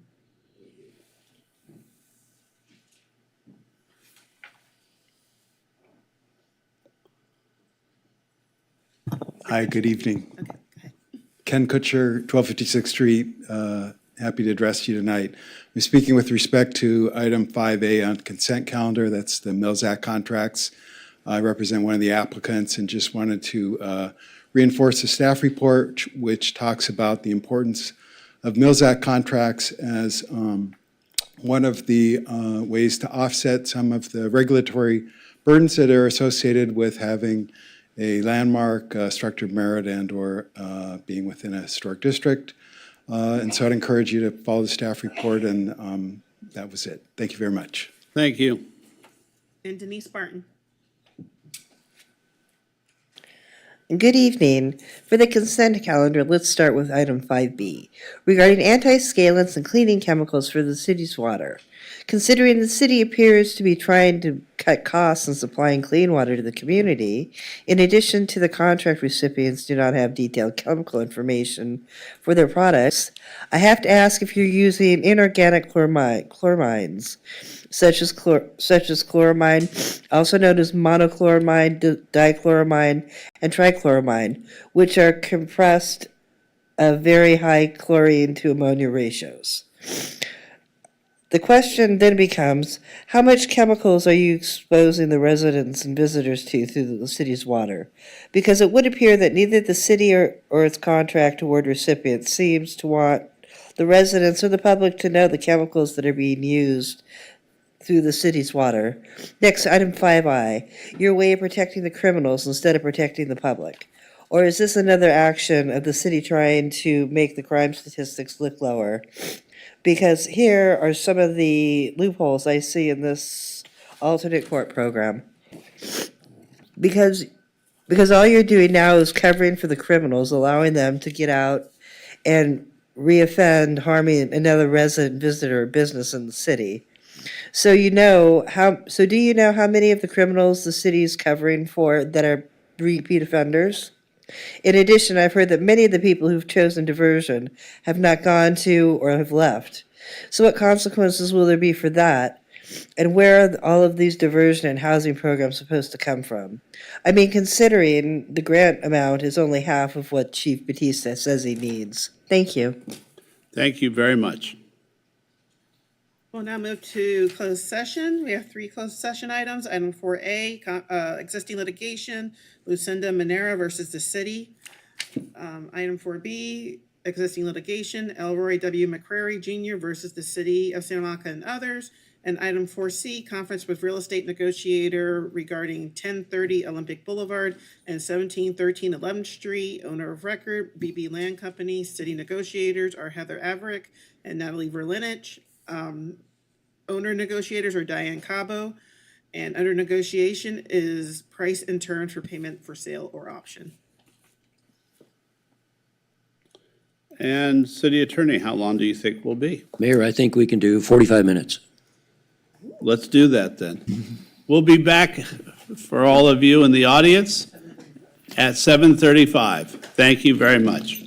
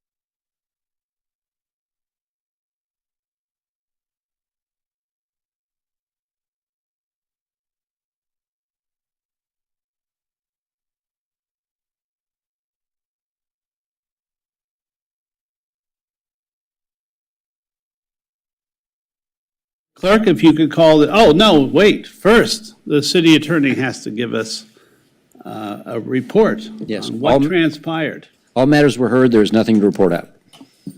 Oh, that was anticlimactic. Okay, could I, clerk? Yes, we're gonna play video. Welcome to the Santa Monica 3-Minute History Series. Today, we will talk about the Hotel Arcadia, the first of Santa Monica's luxury beach hotels. In the 1880s, Santa Monica was a vacation spot for Angelenos, roughly an hour's train ride from downtown Los Angeles. With mostly rudimentary accommodations available, J.W. Scott saw an opportunity to build a grand beachfront hotel. He developed the Hotel Arcadia, which he named for local California heiress Arcadia Bandini Stearns de Baker. Scott was friendly with Arcadia and her husband Robert S. Baker, who was one of the co-founders of the city of Santa Monica. The lavish hotel opened in 1887 with 125 rooms, 600 feet of porches, and its own saltwater bathhouse. It was built with 450,000 feet of lumber and 200,000 bricks, including one preserved in the Santa Monica History Museum's collection, which is inscribed with the hotel's name. The hotel became a popular destination and hosted frequent social events like balls and picnics. From the Hotel Arcadia's location on Ocean Avenue, guests could also ride the Thompson Switchback Railway, an early amusement ride that connected the hotel to the Eckert and Hopf Pavilion, a popular restaurant and saloon.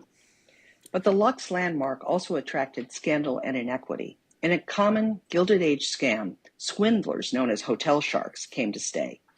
They conned guests and the property out of money before making their escape. A fight broke out in 1888 when a white steward mistreated and then assaulted an African-American waiter. In 1903, Griffith J. Griffith, the industrialist who founded Griffith Park, was vacationing at the Hotel Arcadia with his wife Christina and their 15-year-old son. On September 3rd, according to media, after a sudden paranoid question about poisoning and infidelity, Griffith shot his wife Christina in the face.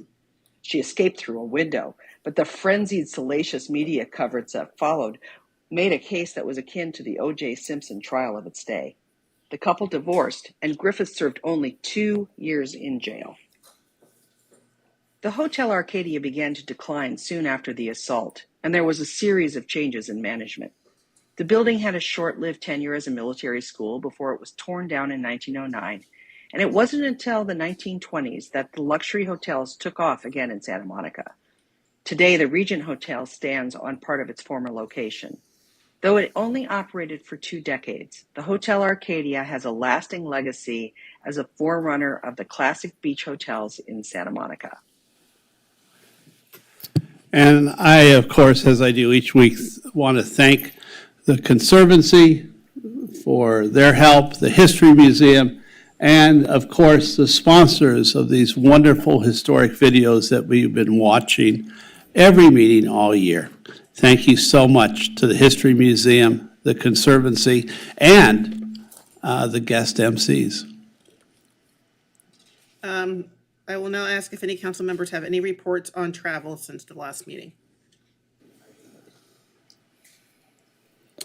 Yes, I attended a luncheon. Myself and Mayor Brock were at a luncheon for the League of Cities, and it was a very good luncheon. We talked to we had a speaker. I'm trying to remember her title. Maybe you can remember, Mayor Brock. State Senator.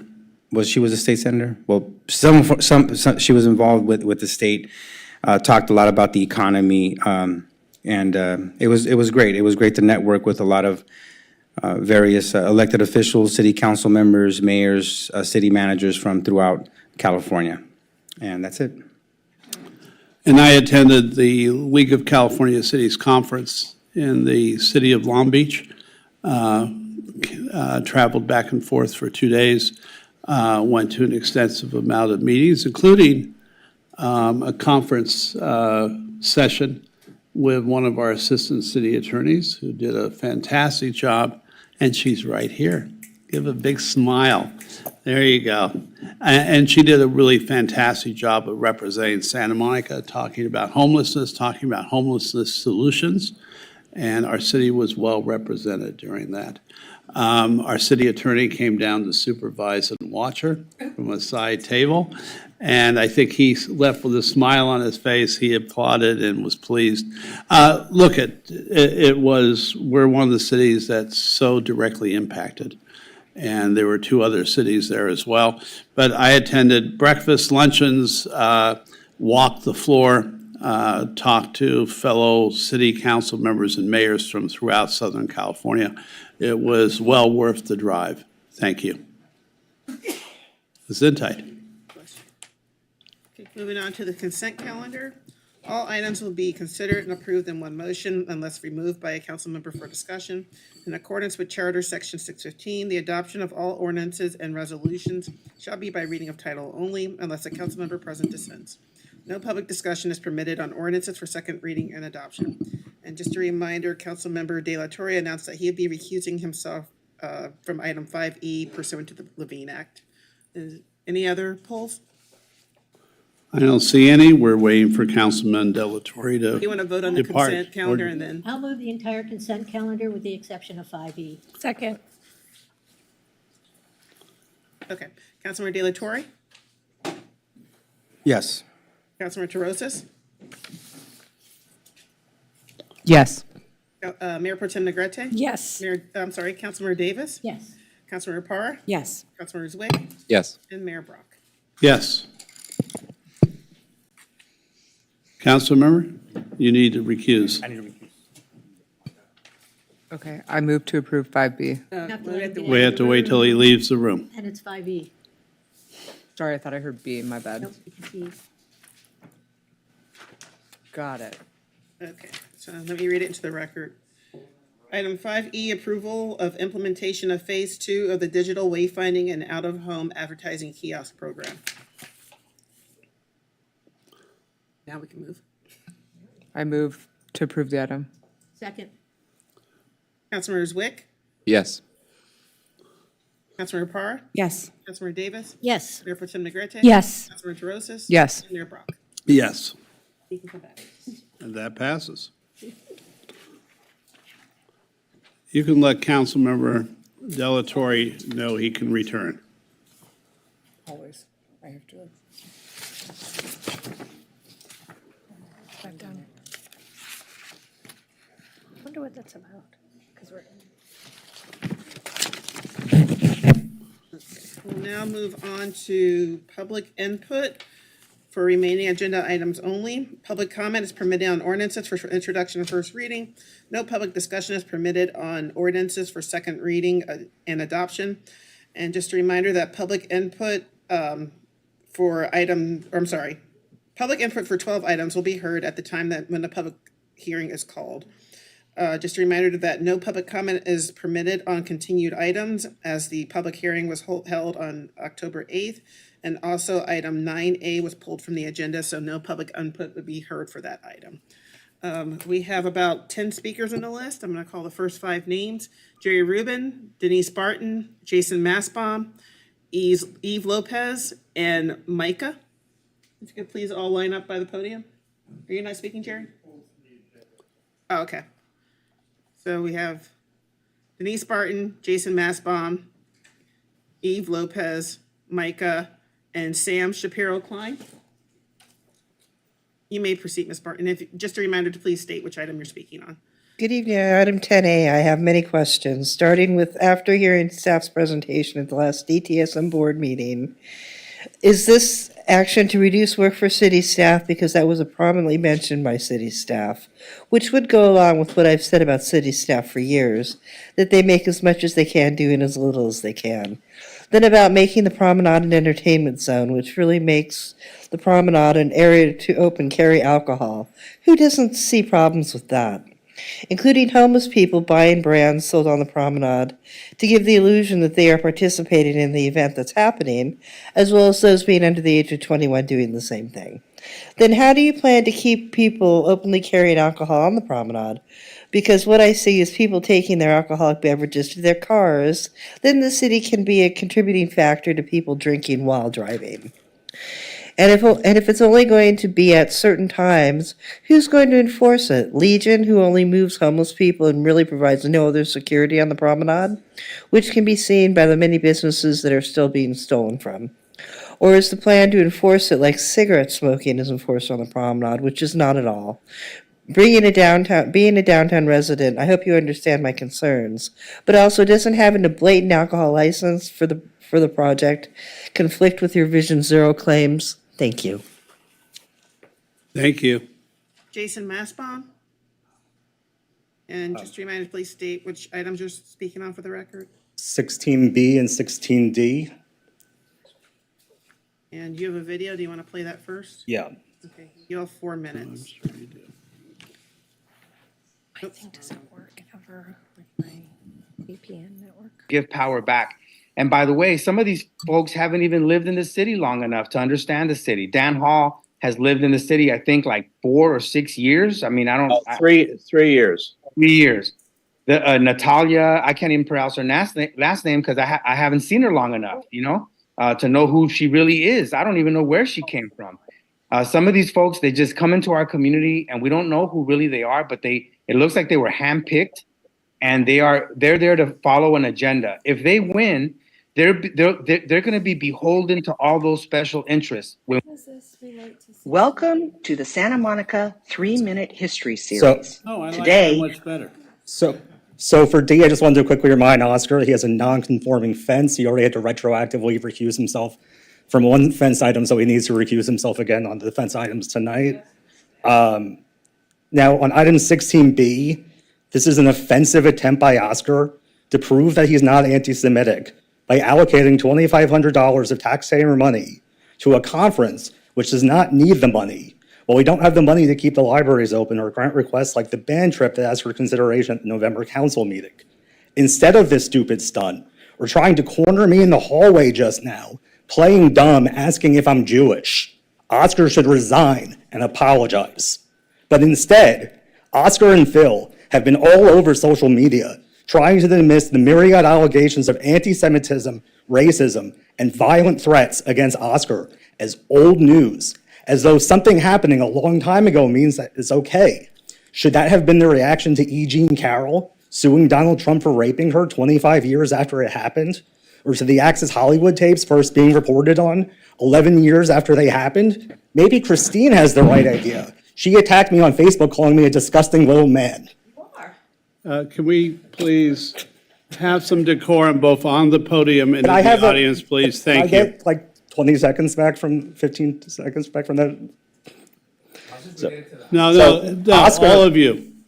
Oscar knows there's too much evidence to try to convince people he didn't say any of the stuff in the 2013 staff report.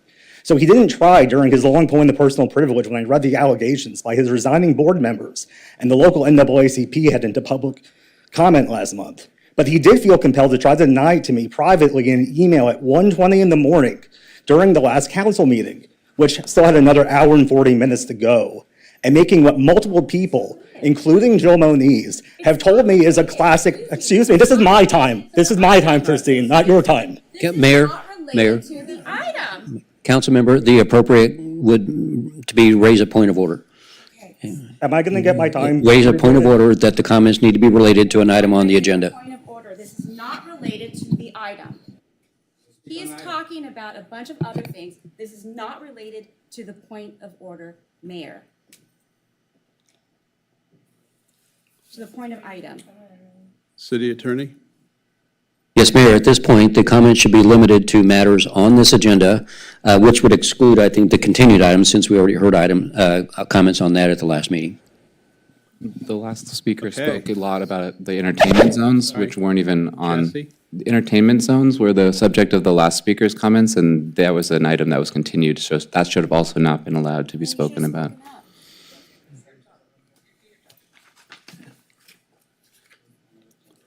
Oscar wants to donate to an These anti-Semitism are- conference. Okay, Mr. Massbaum, I think we're going to retire your time because this is Okay, not- Oscar threatened me in that email. Doesn't matter at this The point. negativity you focus on can affect your health. Try being more positive. Joe Moniz, who he pretends not to know now, who's one of the PYFC Can you board please members cut his who microphone? resigned. Sir, you need to step away. Sir, you need to step away from the podium. Sir, you need to step away from the podium. Oscar, all of you. Oscar, hold it. Sir, you need to leave the podium. Your time is up. No, you don't. Excuse me. It is not related to the item on the agenda. This is not open comment, sir. Thank you very much. You have to, you're done.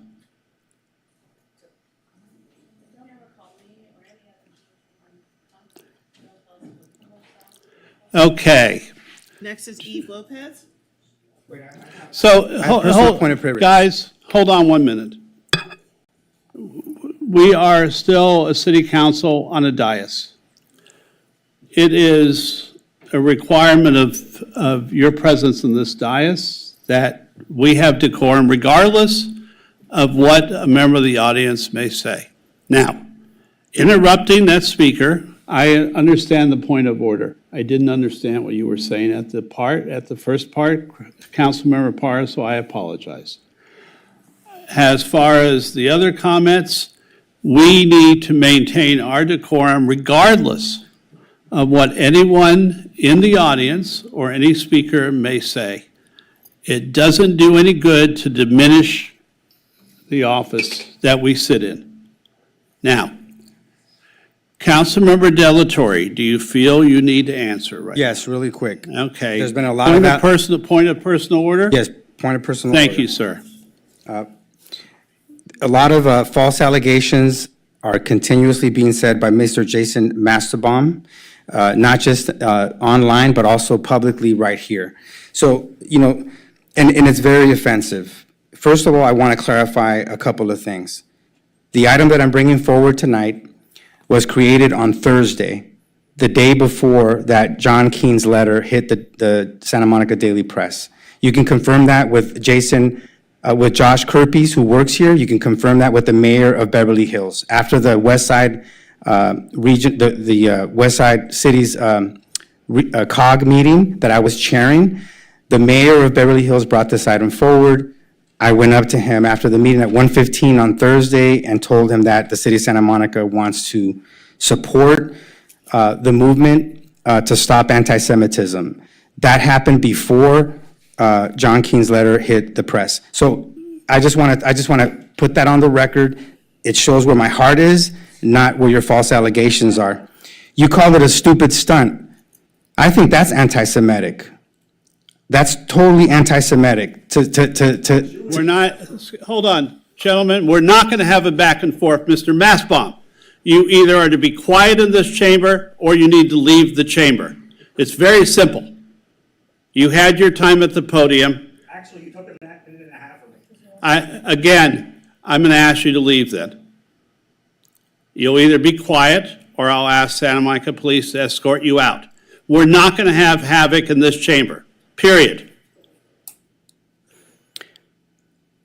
Mr. Delatorre, if you could finish quickly, please. Yes, so I just want to say that it's not a stupid stunt. It's my responsibility as a representative of our city to partner with other leaders throughout the region, especially the mayor of Beverly Hills, who announces that they're working on a event that will address anti-Semitism, and that's something that we want to support. The last thing I want to say is Mr. Mastelbaum said that I made a violent threat, and all I said to him is that his negativity is bad for his health, that he should really try to be positive because it's not good for him, and I said that. But it's not coming from a place of malice. And so the last thing I want to say, do you need me to stop, Mr. Mayor? No, I'm just trying to get the meeting back on track at this Okay. point. So if it's I'm just not responding. urgent, it would be better for you to hold comments for right now, and let's go back to the business at hand and not be interrupted by members of the audience. Correct. Do you have one more Well, sentence or two more sentences? the last thing I wanted, he made a lot of false allegations. I'm not going to address them all. Just to say that I am not anti-Semitic. We have supported, okay, well, I personally have supported actions against hate, racism, anti-Semitism since I was 19 years old in this city. And I've worked with prominent Jewish leaders, Rabbi Neil Thomas Daniels, to stop hate. And this is the kind of hate that you continue to promote through all the negative emails that we receive and the fake accounts that you create and personally disrespecting us all the time. You know, I think that you are part of the problem, Mr. Jason. Thank you. Thank you. Okay, can we please move on? Do we have more speakers? Yes, we do. Eve Thank you. Lopez. I think Ms. Lopez left. Micah? The audience will be quiet, please. Thank you. And just a reminder, please, to state which item you're speaking on for the record. My name is Micah Tran, and I'm here for item 10A. You may proceed. Thomas. Good evening, members of the Santa Monica City Council. My name is Micah Tran from 360, and we at 360 would like to express our support for the proposed emergency ordinance that would amend the sign code. As a land use consulting firm that has represented hundreds of small businesses, including quick-serve restaurants, we believe that updating the sign code will help revitalize the promenade and foster economic growth. The existing sign code is restrictive and has been an impediment to small businesses by placing limitations on how they effectively market themselves. This has hindered the ability of both new and established businesses to attract foot traffic, particularly in an era where e-commerce and delivery apps have increasingly drawn consumers away from brick-and-mortar businesses. Thoughtfully designed, attractive signage will contribute to placemaking and the economic vitality of the promenade, resulting in more jobs and enriched public experience for residents and tourists alike. Given the ongoing challenges current and potential tenants are facing with the current sign code, we urge the City Council to adopt this emergency ordinance. The elimination of outdated signage provisions is a positive move for existing and new businesses that have been negatively impacted by vacancies since the COVID-19 pandemic. Thank you for your time and consideration. Sam Shapiro Klein. I'm going to now call the rest of the names on the list. John Katz, Targeted Parent, Carolyn Hooks, and Harvey Etter.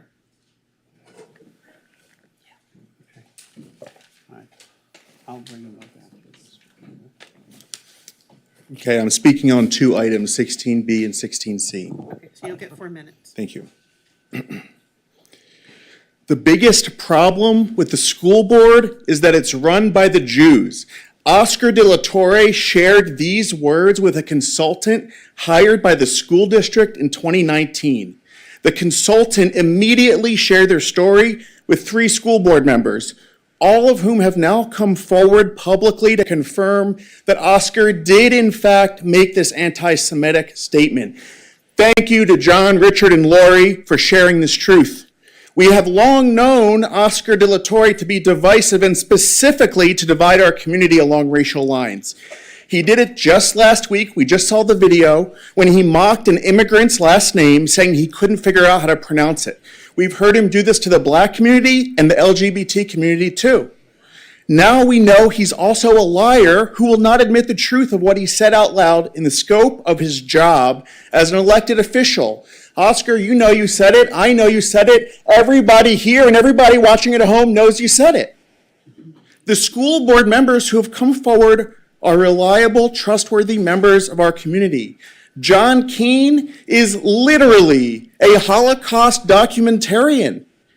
People who have dedicated much of their lives to the study of anti-Semitism are not going to fabricate a story like this for political purposes. We should all just be honest with ourselves. Oscar did make this remark, and it's time to hold him accountable.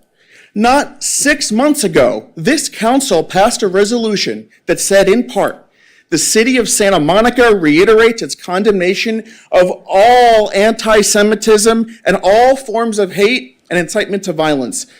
I came to that meeting and stood right here and asked you to pass the resolution. Now it's time to find out if you all really meant it or if they were just empty words. Vote no on 16B. We all recognize a political stunt when we see one.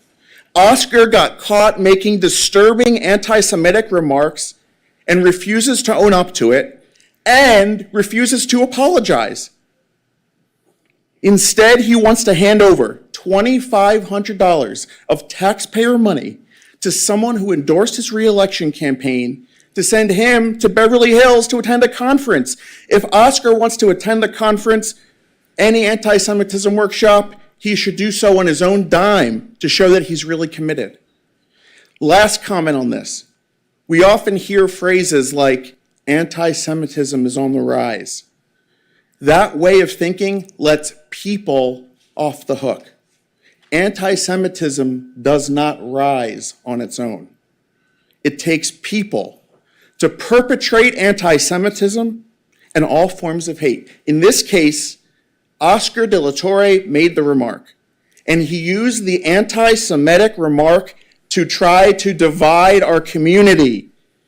By chalking it up to political campaign rhetoric, he is gaslighting you, Santa Monica.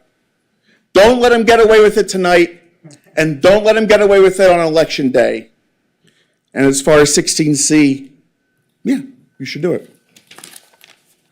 Mr. Massbaum.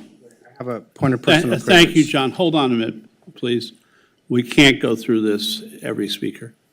So, Mr. Massbaum, I will return 1 minute 42 to you. If you will stay, what topics were you coming up to discuss? No, that's not on the agenda. What is your item that you wish to discuss on the agenda? Oscar put anti-Semitism on the agenda. That's what I want to talk about. Yeah.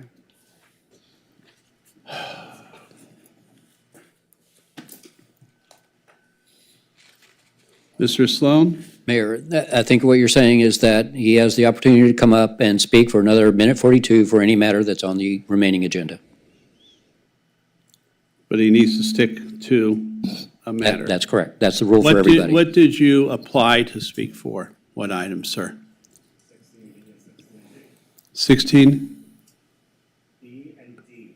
B and D. Okay, if you stick to 16B and D, The mayor is saying is that you can come up and finish your time now. come up.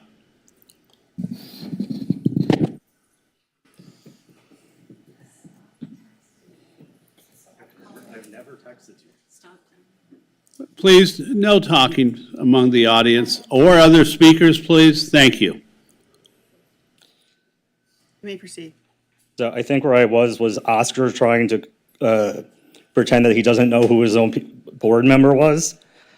So meanwhile, Oscar's made a number of hateful claims on video and within the last 2 years. Not on the agenda. One as recently as 2 You'd have weeks to ago. raise That a was the point of video I order played. Point of Oscar- order. Can Oscar we wasn't speak- being can we speak- anti-Semitic towards Point of order. Natalia. Jason, Point of hold order. on 1 minute. Are these two items specifically on the agenda that you're talking about, sir? Oscar put anti-Semitism on the agenda. He was anti-Semitic towards Natalia. I want to Talking talk about- about Oh, he that. didn't put anti-Semitism on the agenda. Yes, he did. He put, okay, You let John talk. hold on 1 minute. Mr. Sloan? Mayor, this is difficult, but I would tend to lean in favor of the First Amendment and allow the speaker to speak if it's arguably related to a matter on the agenda. Fine. And Mr. De La Torre, can you please hold any comments? Everyone else, please hold. Okay, we're not going to let this disintegrate again. I apologize for my part in having it disintegrate before. Mr. Massbaum, you have 1:21. Let's proceed for the next 1:21 without any arguments. Great. Thank you. Okay, so we saw the video from 2 weeks ago for another example where Oscar did this in public. At the August 23, 2022 City Council meeting, he said that being transgender shouldn't be a protected class because you can't hide if you're Black or Latino, but your landlord can't know if you're transgender unless they go snooping in your closet and find a dress. A real what the fuck moment in City Council history. Then last year, Oscar tried to get on trans panic fear-mongering over the gender-neutral bathrooms item, saying it was a potential threat to public safety. Phil got in on this too, saying it's a bad idea because men are pigs and would abuse gender-neutral bathrooms to peep on women in the stalls, which he said he knew because he's a pig himself. Plus, guess what? The head of the 500K Douglas Emmett Independent Expenditure Committee supporting their re-election understood loud and clear where Oscar stands on trans issues. He thinks it's good that Oscar didn't want transgender bathrooms on public beaches in Santa Monica so kids are safe. That's Russ Polinsky, by the way, who I'm sure you know since you say that you're all over next door. Okay.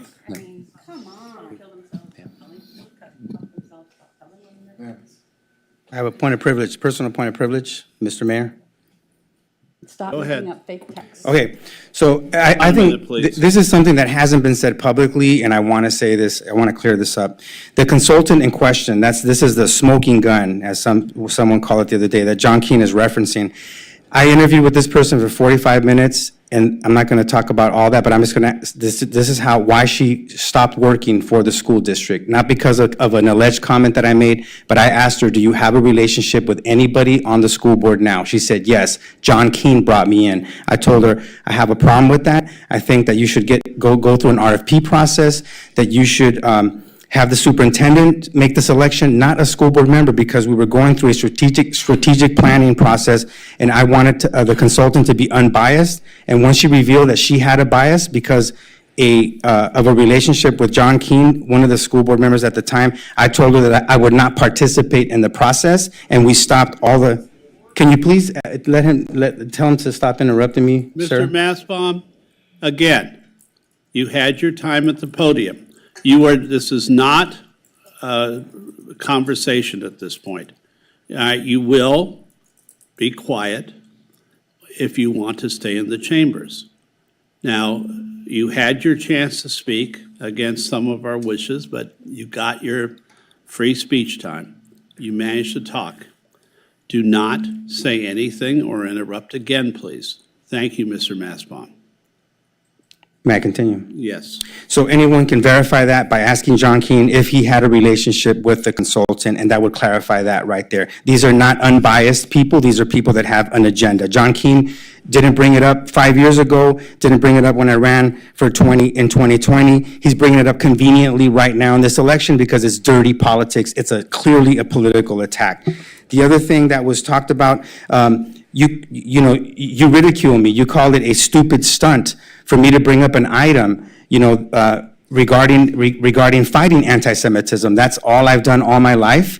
But you can verify this. You can call the mayor of Beverly Hills to see when he brought this issue forward at the West Side COG meeting that I was at. It happened at 1:15 p.m. on Thursday. John Keane's letter hit on Friday, and I talked with Ross Furukawa from the Daily Press. His letter hit Friday at 6 in the morning. There was no way that I would have known that his letter was going to hit the press. This was me trying to do my best as a representative of this city to fight anti-Semitism. And the other thing I want to say is the mayor of Beverly Hills did not endorse my campaign. So, Mr. Katz, you are wrong by that. But I want to also address Mr. Katz. Yeah,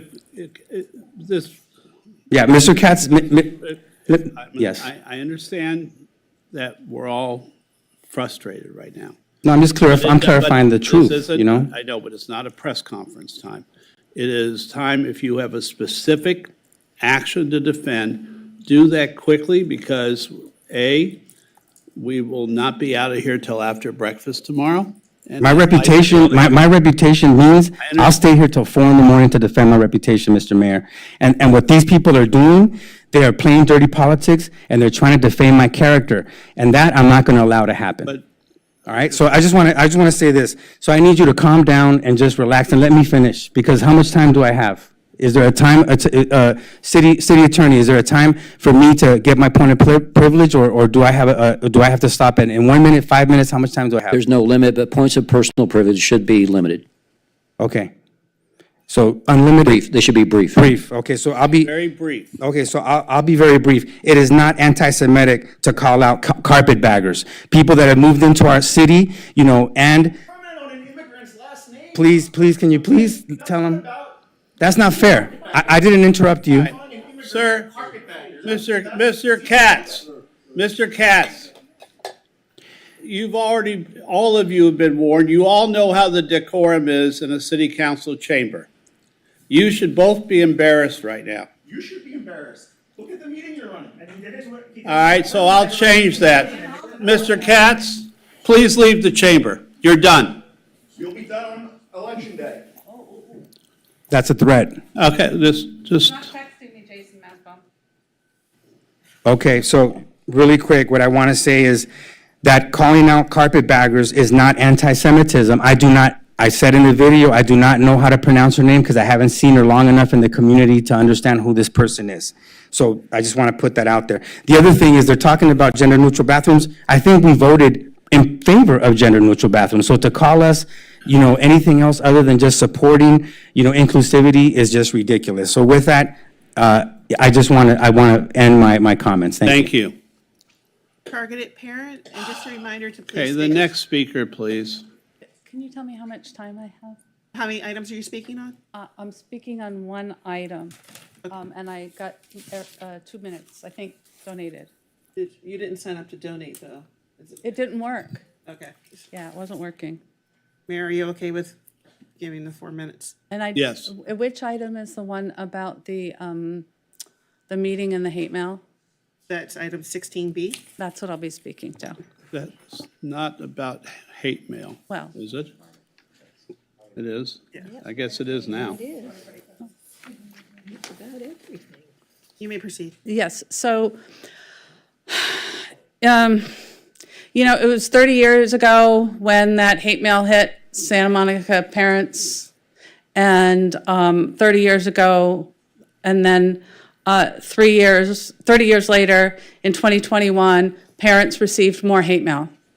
And I was one of those parents, and I have not opened this for 3 years. Okay, the hate mail was consistent to parents living in Santa Monica, having kids currently in this SMMUSD, and owning a property. And it also, in one way or another, told parents to go kill themselves. I talked to the police back then.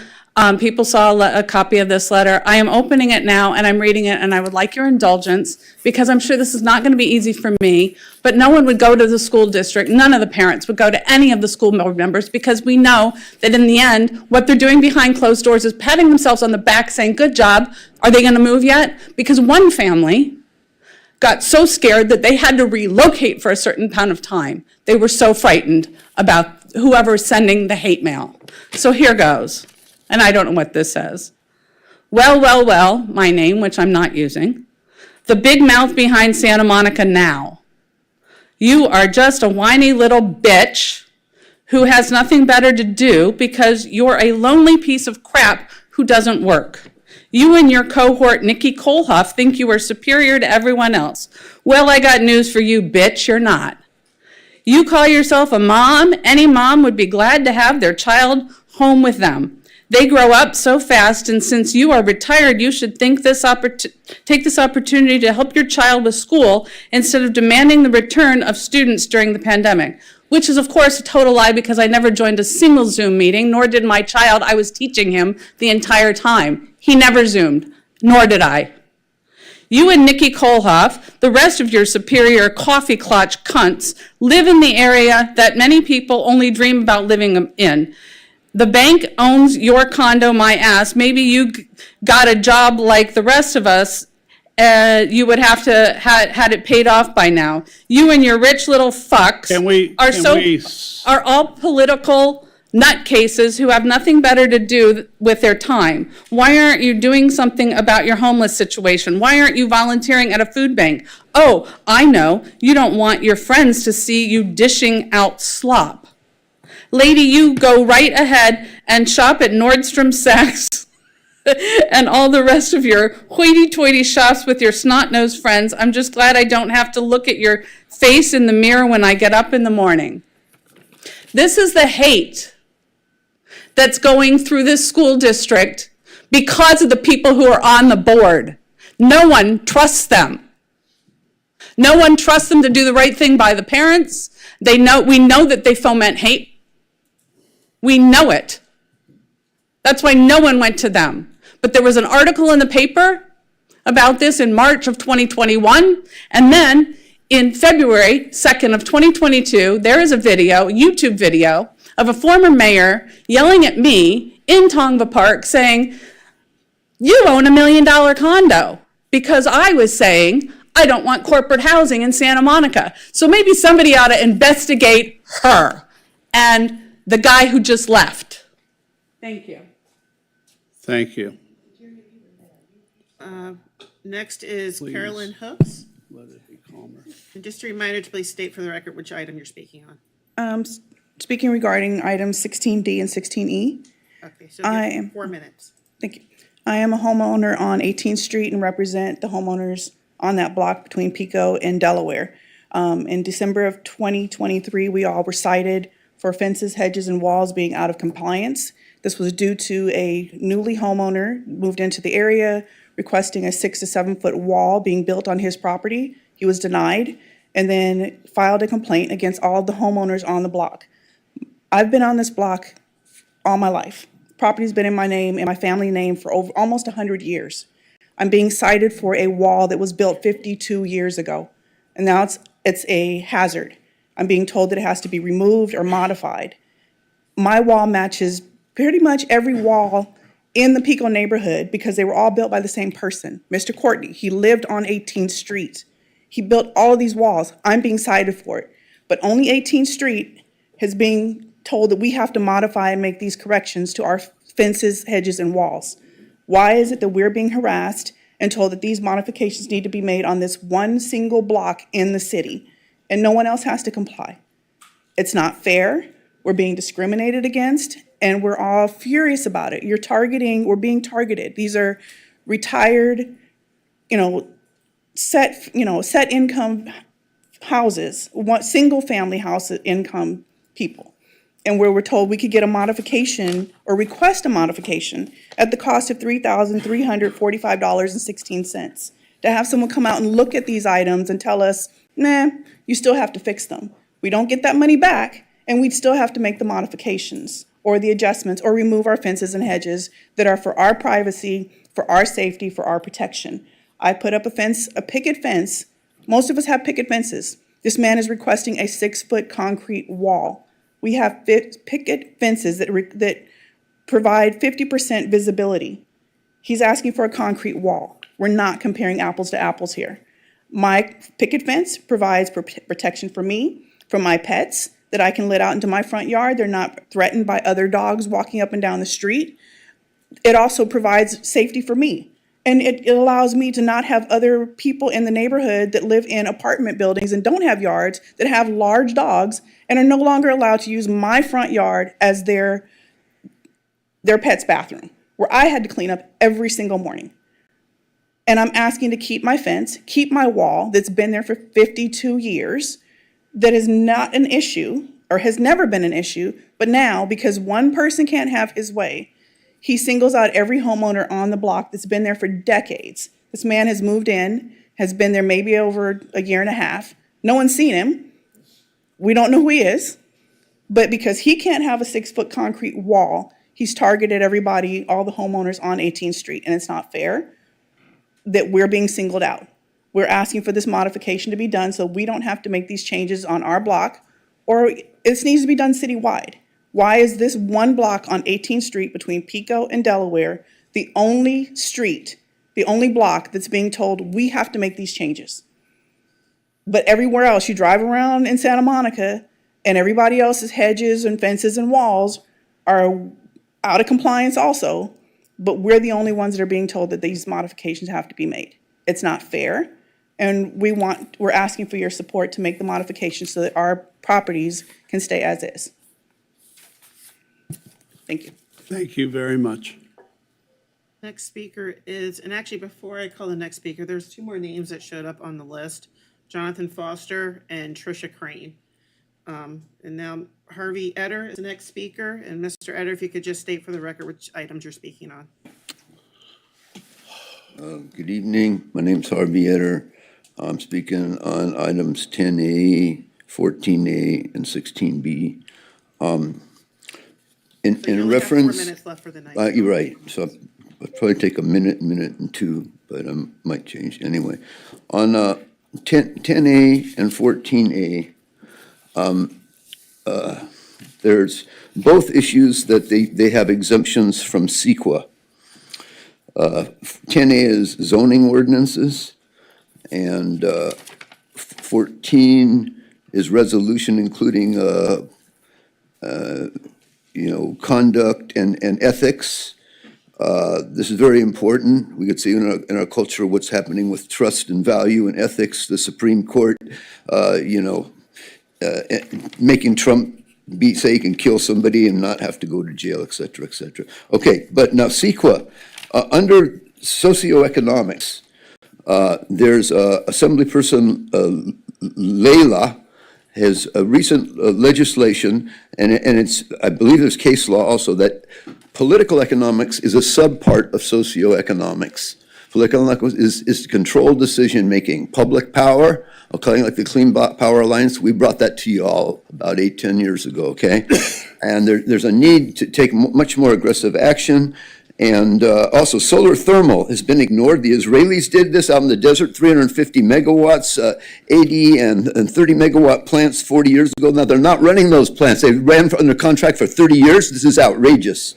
Okay, this has to be continued. And solar thermal, like up in Canada, they've got 20 degrees below zero, using flat plate collectors, heating the ground and having heat throughout the year from solar. Simple technology, simple stuff, and we got to continue and work on what we've got. Solar thermal's being ignored. Okay, in reference to 16 and anti-Semitism, etc., I don't know what y'all passed here a couple months ago. I was not in the room, and I don't know what the record is, but as I brought up before, that this false accusation of genocide against us for self-defense is furthering our real genocide with rising anti-Semitism, rising fascism, rising authoritarianism, as we can see in our own country and around the world. This is very serious, and it's immediate. It has to be dealt with. So I'm real concerned about this and real upset, and I was not aware of this going on recently in the dynamics of this on the west side, etc. But I want to incorporate by reference Fareed Zakaria's Global Public Square at the end of 21, his interview with the King of Jordan. Okay, first of all, he asked the king that it's true that 60-70% of the world's Palestinians live in Jordan. Yes, but my dispute the numbers. People don't know this. Is it also true that in 1970, the king of Jordan was murdered by a Palestinian at the Al-Aqsa Mosque, and that he tried to kill his son as well, but it hit a badge he got. His bodyguard took this guy out. He goes, yes, that's true. He says, why? Because they said Jordan ripped off the West Bank and East Jerusalem from the Palestinians. That's a blood feud over 50 years ago. People got to realize this is history. This is the real. Enough, okay? We got to learn from history, or we're not going to have it to repeat. All right? That's the way it is now. Okay, so I'm incorporating reference this guy Harari, Sapiens and Nexus, about the history of information. It's not human nature, he says. That's assuming a lot, that it's bad information, and that the AI and all the stuff that's coming down now has to be dealt with, and there's a history of information systems and whatnot. He said that the books that sold were witchcraft after Gutenberg, and not Copernicus and Galileo. That was boring. And they took out 10% of the population, burned them, and all this stuff. So that's what's happening now. The new apostolic movement right here in the state. Thank you very much, sir. Next speaker is Jonathan Foster. And Mr. Foster, if you could please state for the record what items you're speaking on. Hello, sorry to be late, but we can't do 8B and 8F, right? 8B and 8. No, you cannot. Right. Okay, so it's just going to be 16B. Good. Thank you. Bologna. Hey, it's the Bologna people. Hi. Boy, I tell you, God is with me because I've been on this before most people. That's where I was talking about this stuff. I do want to say, Mr. Oscar, God bless your mother. But I don't agree with number 1 on this 16B because it doesn't account for how offensive you are, that you didn't do anything wrong, that this letter, just because you didn't do anything wrong, it's I don't agree that it should be used. There's also an enormous amount of hatred discussion on hate crimes like this. And then on 2, $2,500, well, I don't agree with that either. And there is a lot of anti-Semitism. They don't have any peace. Did you notice? They don't have Jesus. They don't have the Prince of Peace. They're not going to have peace. And the Shroud of Turin, have you seen that one? The shroud? Yeah, it proves Jesus. The light on the shroud, it didn't burn the shroud because it's spiritual light. It didn't burn the shroud, but it's on the shroud, right? See, but what's going on in America is the Jew is against church and state, right? The Jew doesn't give any money to any Christian organization whatsoever. I don't feel like they're my friends at all. They don't help me. They don't help the Catholics. They don't give to anything repeatedly in support. So no, they are not my friend. They don't help the Christian, they have a gun pointed at everybody to pay taxes. It goes to them. So I don't support it. I agree about anti-Semitism is not good, but they got some problems they create. Thank you. Tricia Crane, and Ms. Crane, if you could just state for the record which items you're speaking on.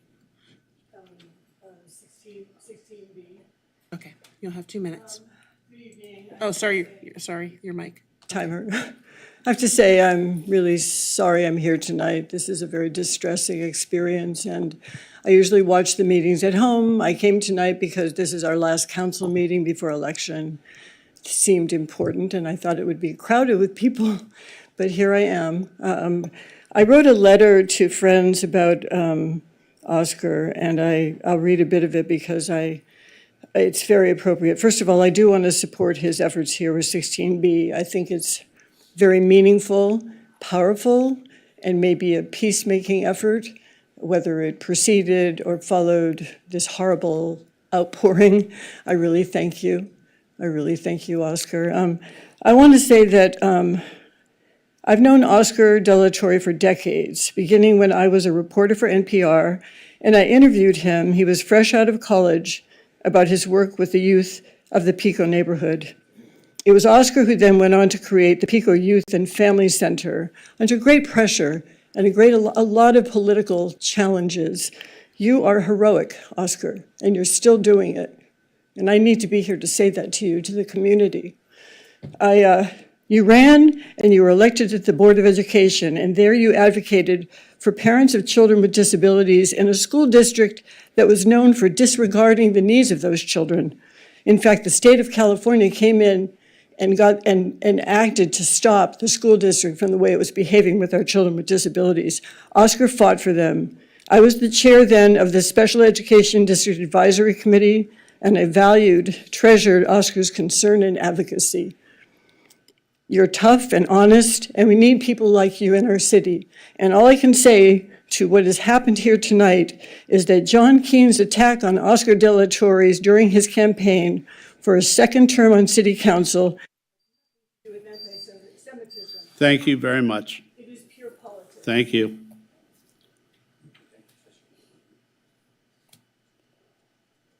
Our city clerk had to step out for a minute, so I'm just going to read the next item into the record so we can keep the meeting moving, if that's okay. Thank you, Susan. So I'm calling on item 8A, adoption of a resolution amending the council rules of procedure regarding council member discussion items, 16 items continued from October 8th, 2024. Mayor? Shall I? Yes, Yes, please. Mayor, this is a resolution brought pursuant to council direction in a 16 item on September 10th. There are two features to it. First of all, the council directed that we create language in the council rules so that the city attorney and city manager will work with the council member sponsor of a 16 item to ensure that the language that is created is both legal and feasible. It does not say that we'll be a roadblock and keep something from being on the agenda. It's that we work together to make sure that the language is legal in the sense that it creates something that would be legal to implement, and that it's feasible in the sense that it could be actually carried out. The other feature requested to be included was that we limit repeating items. In other words, we already have a council rule about a motion for reconsideration. That's about a motion within a council meeting. This is an analogous rule that says that if there is a 16 item brought, that same or similar 16 item can only be brought again by somebody who was initially on the prevailing side of the item before. In other words, if you're on the losing side, you can't just keep bringing the same item. So that's the feature that would be changed in the council rules. That's it.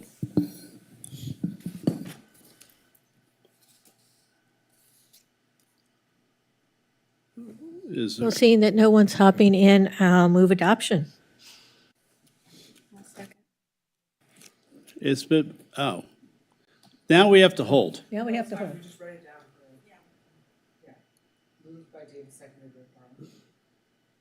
Can we take a vote? Sure, I'll do it. All right. How different. I know the order. Councilmember Zwick. Yes. Councilmember Para. Yes. Councilmember Davis. Yes. Councilmember De La Torre.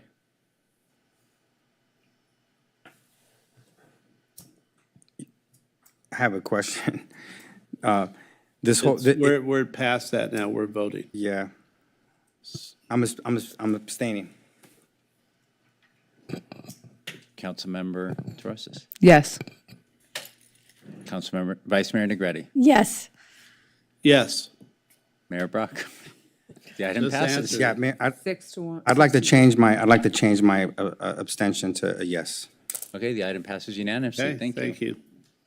All right, item 8B, request by Mayor Phil Brock, Vice Mayor Lana Negrete, and Councilmember Oscar De La Torre that the City Council endorse Proposition 36 in the November 2024 statewide ballot.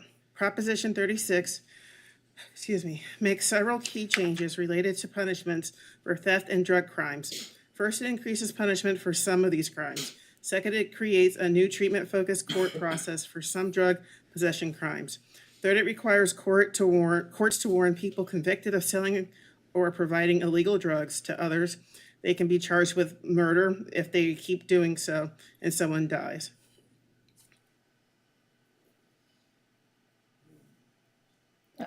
Who's Want me to read the introducing? rest of it, or? Okay, I'll move the item. I didn't see anyone in the queue. Councilman, oh, now the queue shows up. No, because it was a That's okay. 16 item, so we thought someone might introduce it. Oh, okay. All right. Well, all right, I can introduce beyond that. Most of us know about the item at this point. It is an attempt to help add reforms to Prop 47 without being unduly harsh for any of our populations, but we've seen over the last 3 years, that shoplifting is no longer really a crime, that people can go in and repeat shoplift up to $949 a day without severe penalties. We've seen this rise across the state between teenagers, between individuals who just walk in the stores. We all now see the glass shelves that are locked, that we have to go ask the salesperson in order to grab a tube of toothpaste or a bar of soap or your favorite shampoo. I don't need the shampoo as often. In addition to that, the prevalence of, I guess what you'd call the new level of drugs in our state. The deaths, what you see on the streets is absolutely horrific. So this does not turn a drug offense into a major crime unless you've already been arrested twice. The third time you have a choice. You can choose to get rehab. You can choose to spend 6 months and try and get clean and have hopefully a judge dismiss the charges against you. Or you can spend 3 years in jail. I know what I hope any person who's on drugs will do. They'll choose to regain their life. They'll choose to get clean. So yes, it's a carrot, it's a stick, as they used to say. But it has overwhelming support in the state of California because the average citizen, the average resident, although it's California, so maybe nobody's average, but in general, people want to have safe streets. They don't want to see prices go up over and over again because when somebody is stealing from that store, from Trader Joe's, from Target, from whoever it might be. And yeah, you might say, well, they have the money. But think about all the little shop owners. I met with several 7-Eleven shop owners on Friday who have just had disastrous times. In fact, one of the local franchises has now closed 2 of his 7-Elevens because he was unable to be able to stop the shoplifting, the thefts, the disruptions to his business. And he's a local 7-Eleven franchise owner who's been in and around West LA and Santa Monica for 40 years. It finally got too much for him. I was talking with the manager of one of our local Trader Joe's markets the other day, last Thursday. She told me distressing stories about all day long, 15, 20 thefts a day. People walk in with shopping carts and just walk out with merchandise. We have to change that scenario for the common good of our society. So I believe that Prop 36 will help do that. It is not an ultimate solution, but I hope that it will help, and I hope that it will spur the legislature and the governor's office to do what they need to do, which is add more rehab centers, more places for people to regain their life, more places for people to start to get the help that they need and the help they deserve. Thank you. Councilmember Davis. Well, just to your last point, actually, the state legislature passed a number of bills designed to address the issues that you outlined. But the governor and the majority of the state legislature are against Prop 36. And to your comment that a lot of people support it, I thought I might read a bit from the LA Times article saying, "Do not vote for Prop 36. Backers of Proposition 36 would have you believe that California's criminal laws attract thieves and that public safety is not possible without long prison sentences for people holding illegal drugs for their personal use. They offer a ballot measure that would rescind voters' smart reforms, partially refill prisons, and revive the disastrous war on drugs. They claim their solution will ramp up drug treatment and combat homelessness, when it is at least as likely to do the opposite. It would suck up much of the funding Californians recently approved for mental health care and gut programs that have successfully slashed recidivism and brought much-needed trauma recovery services to crime victims." And I'll just drop a parenthetical here. Earlier this evening, we adopted item 5I to accept almost $8 million from the funds generated by Prop 37. Whether or not that funding would survive if Prop 36 passes remains a big question. Prop 36 is a wrong term. Voters saw through an earlier rollback attempt 4 years ago, and they would be wise to address it now. Oops, I just lost my place. I apologize. The problems the measure claims to address, retail theft, drug abuse, and homelessness, are to some degree intertwined. But despite proponents' claims, they are unrelated to Prop 47, a smart 2014 criminal justice reform measure that brought California's theft law in line with other states and made drug possession for personal use a misdemeanor, punishable by up to a year in jail. The new measure would allow a third misdemeanor theft to be charged as a felony for a person with 2 prior petty thefts. Stealing a slice of pizza, to borrow an example of the 3 strikes law notorious excess, could result in a counterproductive multi-year sentence without any new assurance of a law-abiding return to society at the end of the term. Police could stop petty thieves now if they made misdemeanor arrests, as they can and sometimes should consider under current law. But they don't because they argue it's not worth their time. They're asking voters to change the law to fit their accustomed practices rather than update their practices to fit the laws they're asked to enforce. Californians should expect police to follow the law rather than the other way around. Police were caught flat-footed as smash-and-grab robbers, South American tourist burglars, copper wire thieves, and online buyers and sellers of stolen goods wreaked havoc with new modes of crime. It took too long, but the authorities finally responded with task force and first-rate detective work. Now, daily reports of arrests, literally thousands of them, are as common as videotaped robberies were just a year ago. They don't evoke the same emotional response, yet the ongoing string of arrests is mind-boggling in its scope and is being followed by prosecutions. Just Google Los Angeles theft and arrest to find endless stories of people whose crimes made headlines a year ago or two and finally being brought down. Prop 47 had nothing to do with these crimes, and Prop 36 would not have stopped them. That's because robbery, residential burglary, and grand theft are already felonies, punishable with long prison sentences.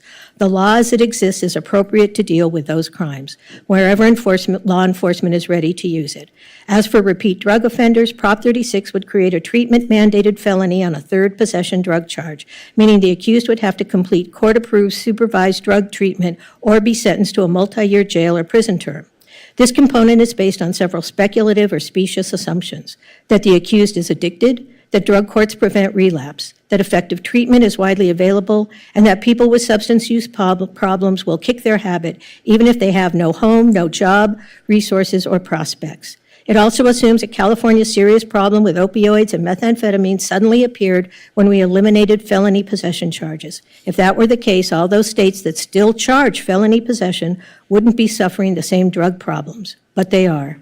The standard for treating meth addiction is 6 months of residential treatment followed by outpatient follow-up, but the waiting list for treatment beds are long, and Medi-Cal covers only 30 days. 22 counties have no residential treatment at all. Prop 36 provides no funding. Backers say money could come from Prop 1, barely adopted by voters in March, but that's supposed to pay for treat mental illness, not just addiction recovery. People who fail to complete treatment, and almost everyone relapses after the first time, supposedly would go to jail. But jails in Los Angeles and most other large counties are legally overcrowded, and jailers need that space for violent and dangerous criminals, not people convicted simply of drug possession, who probably would be released to the street. That probably means more homelessness, because even short jail stays strongly correlate with lost financial and emotional stability. Instead of providing funding, the measure would deplete it. Prop 47 has so far saved the state more than $800 million in prison spending, and that money is redirected to carefully monitored anti-recidivism programs, like the $8 million we got tonight, trauma recovery for crime victims and school programs. More felony convictions means lower savings and less spending on prevention and victim services. California does have a serious property crime problem, including auto theft and burglaries, but it has recently begun to deal with it using the ample tools currently provided under state law. We do have a serious drug problem that requires a thoughtful response and enormous resources. Prop 36 pretends the task can be accomplished on the cheap. It can't. It's more illusion than solution. Vote no. Councilmember Terosis.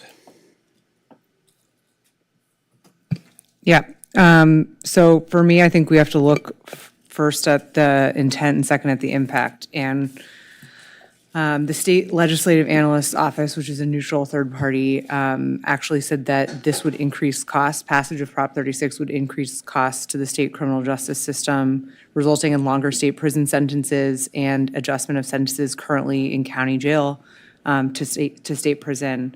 It also proposes extending the harsh three-strike style sentencing to low-level nonviolent drug and theft offenses.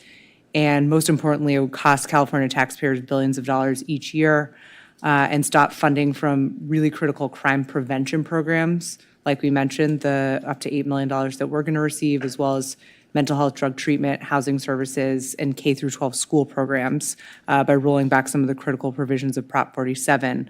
I'd also like to mention, we are really lucky that our state assembly member chaired the Select Committee on Retail Theft, Assemblymember Zbur, who did dozens of hearings out in the local community and spent a lot of time consulting with experts.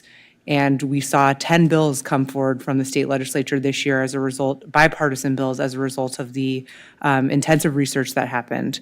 And those bills were signed by the governor in August, and those bills will crack down on retail theft and blunt local crime, imposing stricter penalties and increasing enforcement of smash and grabs, other retail theft, et cetera. And while, of course, it was with mixed feelings that I supported that, those bills are instructive and intended to address the very distinct issue that we're experiencing around property crimes in this state. And even in speaking with Assemblymember Zbur, he expects that this will cost the state, $40 billion over the next 10 years if Prop 36 is passed. I don't think this is the solution. We all know that it's been put on by large box retailers. And we also know that in LA County alone, 90% of the people who receive diversion and reentry services funded by these Prop 47 grants that are going to go away from 2019 to 2023 were never convicted of any new crimes. If we want to actually go upstream and stop or mitigate the problem, we can't just eliminate funding for diversion and reentry services. Also, in LA County, we've received $110 million in funding to help kids stay in school, help people find housing, treatment, and employment. And over 10,000 people in this county alone have been served by Prop 47 funded programs, all which would go away. So I think this is a step in the wrong direction. I think it allows for potential biased policing and this very harsh 3 strikes sentencing rule now to apply to misdemeanors. So I'm very concerned. I'm very concerned about what's going to happen for funding across the state if this passes. And I would urge us to reconsider and not endorse this. Councilmember Zwick. I won't restate all the excellent points my colleagues just made, but I would be curious to know if any of the makers of the motion are aware of the threshold for felony theft in the state of Texas. $1,000. $1,500. Apologize. And I think my point is that when crime rises, we look to certain things and we say, oh, we said it's a misdemeanor in California if it's because we made this threshold 950. Well, if that's the case, why isn't there double the problem in Texas where the threshold is actually higher, not lower? I think in general, we're all concerned about these issues in our state, but they're not alone to our state. Many of the top states in the country that suffer from issues around drug addiction and drug abuse, West Virginia, Tennessee, Louisiana, Kentucky, New Mexico, Ohio, Maine, Pennsylvania, Indiana, many of them have harsher drug laws than we do, but you don't see their drug issues getting any better. I think we're looking for silver bullets here, and as Councilmember Davis said, this is a cheap fix and not a real solution. This act doesn't fund the rehab that we would like to see people have access to. In fact, it defunds current savings that we are making through Prop 47 to the tune of $95 million a year, of which $8 million was just allocated to Santa Monica for these types of programs. So while I share the sympathies of those who want to see action relating to retail theft and drug abuse, I do not see these as a remedy that would actually solve the problem. Thank you. Vice Mayor Negrete. I was just going to say that I'm not a big box retailer. I'm a small business owner, and I've signed on to this. Our business specifically has been impacted by this threshold. We have been robbed more times. People walking in and taking items, and although some of these items might be way below, as a small family business, alongside other small and medium-sized businesses, we literally cannot afford not only replacing our windows when we have to now have glass rider insurance, when the deductible to replace the window goes up every time. We don't even bother making claims anymore because it's so expensive. It's impossible to keep up with the insurance rates continuously going up and the deductible rates. One of the things that wasn't mentioned up here is also the fact that this addresses tougher penalties for fentanyl trafficking. Fentanyl is one of the top killers in California, with more young people dying of drug overdoses than car accidents, yet fentanyl is treated less seriously than methamphetamine, heroin, PCP, cocaine, when offenders are armed with a gun or firearm. Prop 36 will definitely close those loopholes while increasing penalties for trafficking large quantities of fentanyl and when a trafficker sells drugs to someone who dies as a result. I think we all can agree here that fentanyl has been a tragic offense on our community. It's killed too many people, yet traffickers can still avoid consequences. I also just want to point out that there was some talk about this costing money, but I think there's another way to look at this. If we're looking at people getting more help, I think we all can agree that a lot of the people on our streets have drug addiction and mental health issues, and putting pressures to put more funding, and as opposed to incarcerating people, the idea is to get people to get the help that they need. And by combining things. It may not seem like a big deal to someone that someone steals a small item, but don't forget about the business and the family behind that business. I'm just going to refer to myself as an example. I know I employ people.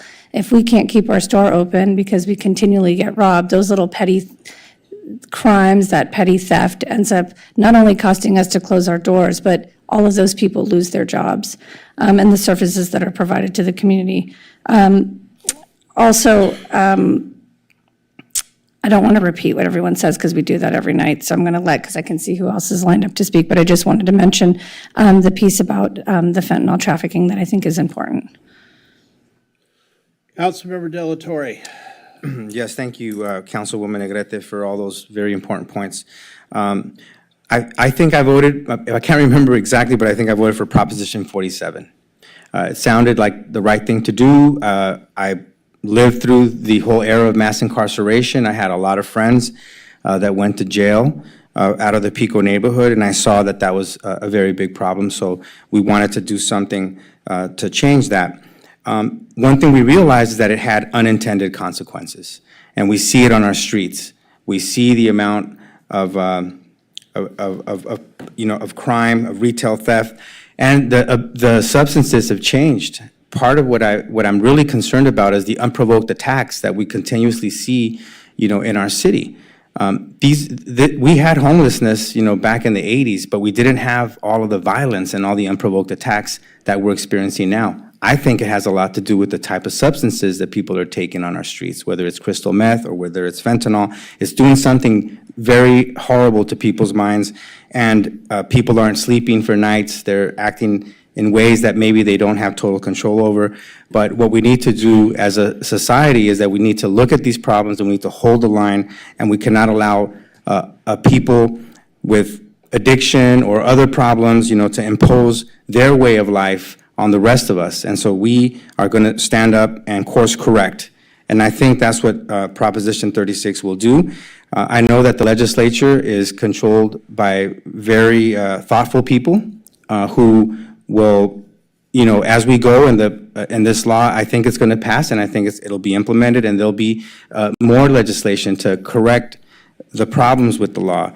I don't think that we will go back to mass incarceration. I don't support that. And I think that this is a more thoughtful course correction at this point, and I support it. Can I get a turn? I just wanted to add one more point, sorry, that Sorry. there was a comment made about, from, I think maybe from the article that was being read, that it's sort of insinuating that our officers have the laws that are needed in order to arrest people. I think we all need to be honest with ourselves. We understand that most of these things are tickets, and if you're unhoused, giving you a ticket and continuing to be on the street to either commit crime or to be vulnerable yourself to crime is not helping. So I think actually we all know that our public safety officers need support from legislation so that when they're out there risking their lives and they're addressing crime, that they know that when they touch that person, they help that person, that they're going to get the help that they need. Maybe it's not incarceration, and in fact, there would be a cost savings by reducing the number of people incarcerated. Prop 36 could lead to significant cost savings in the state. These are funds that would be, instead of being allocated to prisons, could be redirected to the rehabilitation that this proposition addresses. So I just wanted to reiterate that piece of it, because this is about supporting rehabilitation rather than incarceration. And like Councilmember De La Torre, I also voted for Prop 47. It was titled Safer Streets and Schools, I believe. And I don't think that's what ended up becoming of it. But when individuals receive the help they need, they're less likely to reoffend and more likely to reintegrate with the community successfully. And so I just wanted to add that note. No, yeah, go ahead.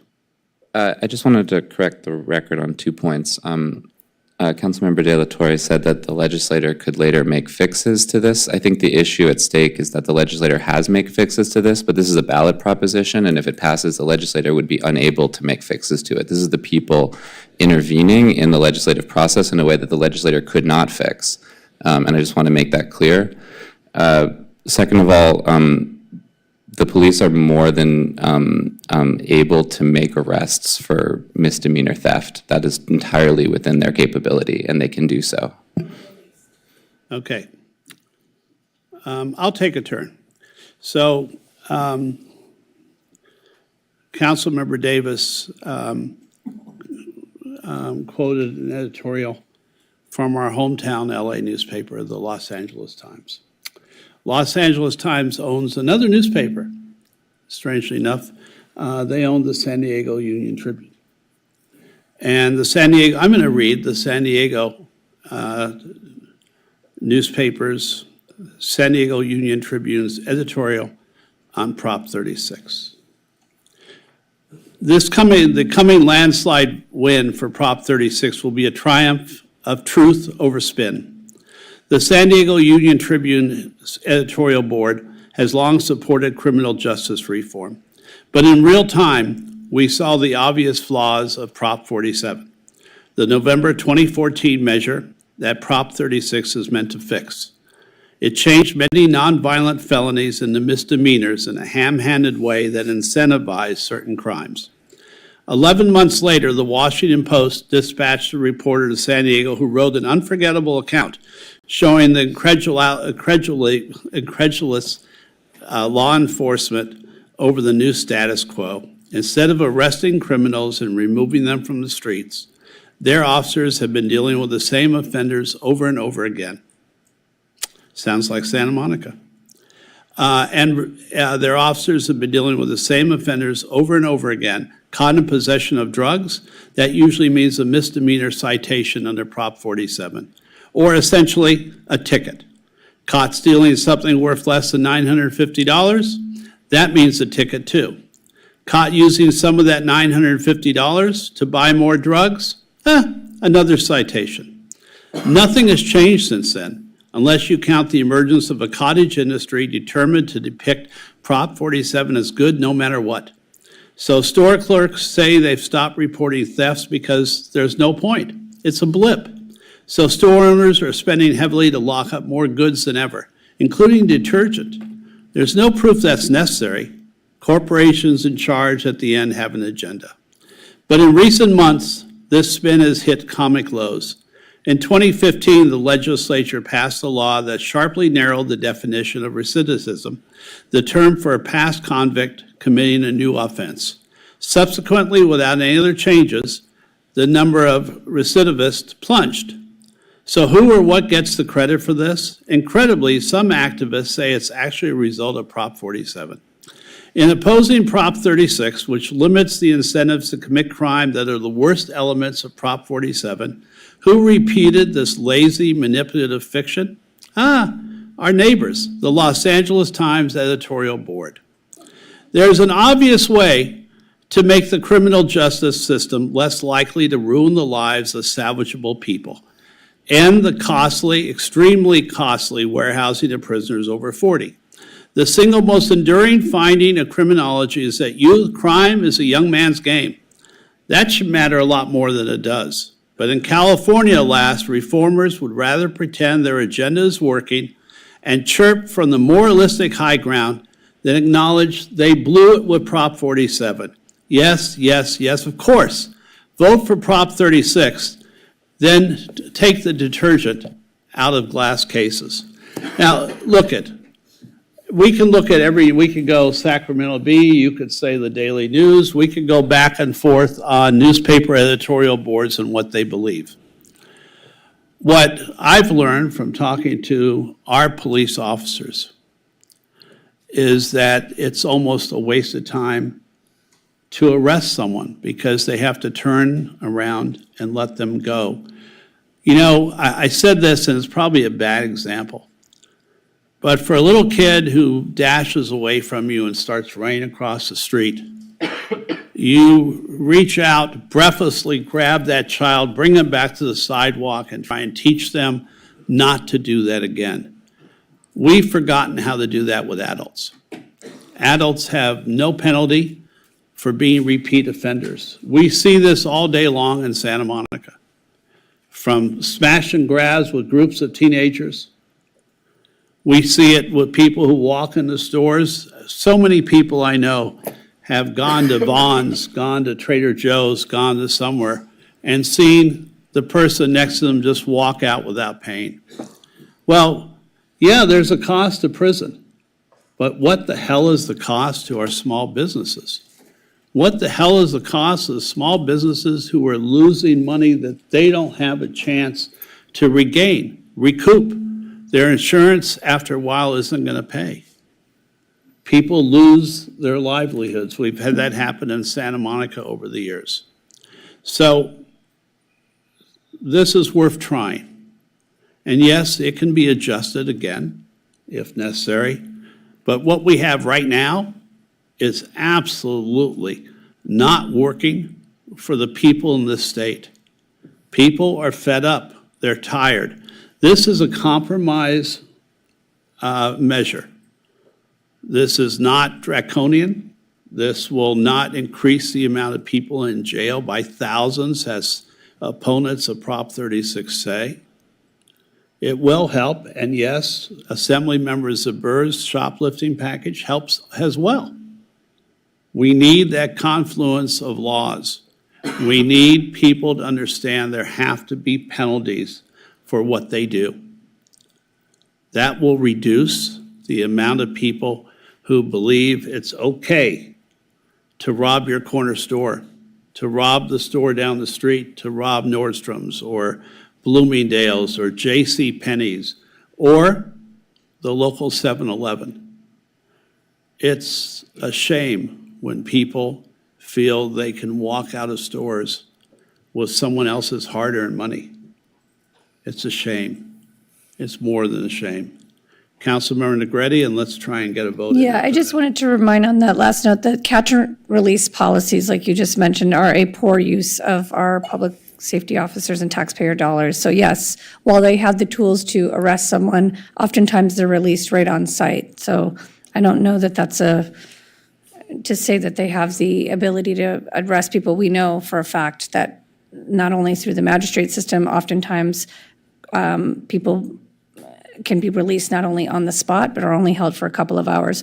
Also, those big box retailers that were mentioned, let's not forget that those are Walgreens, Thrifties, Target. These retailers are giving jobs to many, many people, oftentimes their first job. These are also the stores where people, many low-income people are going to buy some of their house supplies, food and whatnot, and without the ability for them to be able to put something, if this doesn't pass, I can tell you right now, we're already seeing it. Besides things being locked up, the price of these items like detergent, like household basic items are going to continue to go up, and that is only going to impact people of lower incomes. So I think that's something to be mindful when we say that big box retailers are putting this forward. Whatever affects them ends up affecting the rest of us in the community that shop at those stores or need to shop at those stores. And I'd like to move this item. And I'll second. Councilmember De La Torre. Councilmember De La Torre. Yes. Councilmember Torostas. No. Mayor Pro Tem Negrete. Yes. Councilmember Davis. No. Councilmember Para. Yes. Councilmember Zwick. No. Mayor Brock. Yes, And Mayor, I'd like to. it passes. Yes, I'd like to say that my no vote, one thing I didn't mention is that the people who've studied the effect of this is that it will increase incarceration. We know that incarceration doesn't make the community safer. If incarceration made the community safer, the United States would be the safest country in the world because we incarcerate more people per capita than anyone else. And sadly, the worst part about this is that the majority of people who will be incarcerated likely will be people from disadvantaged and marginalized communities because sadly, that's the way the criminal justice system works. Thank you very much. Let's move on. Item 8C, request by Councilmember Davis to direct the city attorney to prepare and return at the next meeting with an ordinance that would prohibit gifts to council members using definitions of gifts and exceptions in the California Political Reform Act and adding an exception for entry and meals when attending events in an official city capacity. May I? Sure. All right, so this is sort of another step. As you remember, we adopted a response to the Supreme Court's decision in Snyder, which basically said that public officials should not be able to accept quote-unquote gratuities, which were defined as payments made after a decision was made, as opposed to bribes, which apparently are things of value given before a decision is made. But Snyder was limited, and what we passed was limited. It said it only applied for a year after we took some official action. And in my time speaking with people about Snyder and some of the other things, you know, it came to my attention that, you know, not just here, but we read about it almost every day in the newspapers about elected officials accepting things of value. Whether or not they're tied to a particular action, but that, you know, the effect of whether you want to call them gratuities or tips or whatever, can in fact erode trust in government. And so it seems to me that what we should do is adopt a policy that basically says, for all intents and purposes, there's no such thing as a free lunch for council members, you know, that we should not be accepting gifts of any sort from anyone in the community, whether or not they might have a matter pending before the council. As you'll notice, at the last time we mentioned this, Councilmember Parra made the issue about, well, what if she was attending a luncheon in her official capacity? And the city attorney has carved out that exception. So I think that, you know, this will restore, I hope, some trust in government by letting people know that council members do not accept, you know, anything of value, whether it's free meals, discounts, or other things that, other types of benefits that might not be available to the general public unless they are, of course, accepting them in their official capacity. You know, so it wouldn't be free lunches, but if you were attending a conference as a council member and someone offered you food, you could take it. So that's the point of this. Does anyone have any other comments? Councilmember Parra is in the list. Oh, sorry. I just had some questions. So when you, and Your mic. oh, sorry. So, and I have to, let me begin before I get attacked, because, you know, tonight's one of those nights. I completely agree. As council members, we should not be accepting gifts of any kind. So let me just start with that. But I do had some questions, you know, in terms of, I know that you briefly touched on gifts, but I just, you know, and you talked about the reasons why you're bringing this forward, because you've been talking to people and you read something on it. But I was just very curious why this is coming up now, you know, especially as a council member that, you know, has been on council for the last 15 years. Have you received any gifts? Has I received any gifts? Yes. Usually in my official capacity, for example, I've been given gifts of travel to go speak at various conferences. I've always reported them on my Form 700, but have I ever accepted, for example, I don't never accept sports tickets, free meals, anything like that. I don't accept, I mean, I don't know what other gifts you might be talking about. But yes, I mean, I have been given things of value in my capacity as a council member where I've been asked to go speak, and, you know, like gifts of travel, but because I've been speaking, and as I said, they've all been reported on my Form 700. Okay, and tickets? No. And cups of coffee? I may have accepted, well, actually, I don't drink coffee, so probably not cups of coffee. I might have accepted an iced tea or something if someone offered it, if I went to meet with someone at their office or something, and they offered a soda or something. That's not what this is designed to address. That's what I'm trying to get This is at. designed to address, for example, I will tell you that I have been in a restaurant in Santa Monica where someone asked me if I wanted the council member discount. And I had no idea there was a council member discount, and I, of course, said no. I have eaten with numerous constituents And they have been very surprised when I have offered to pay for their meal or for at least my half of the meal. I have been to various restaurants where I've asked for the check and they've said, no check, you're a council member. And I said, yes, check, I'm a council member.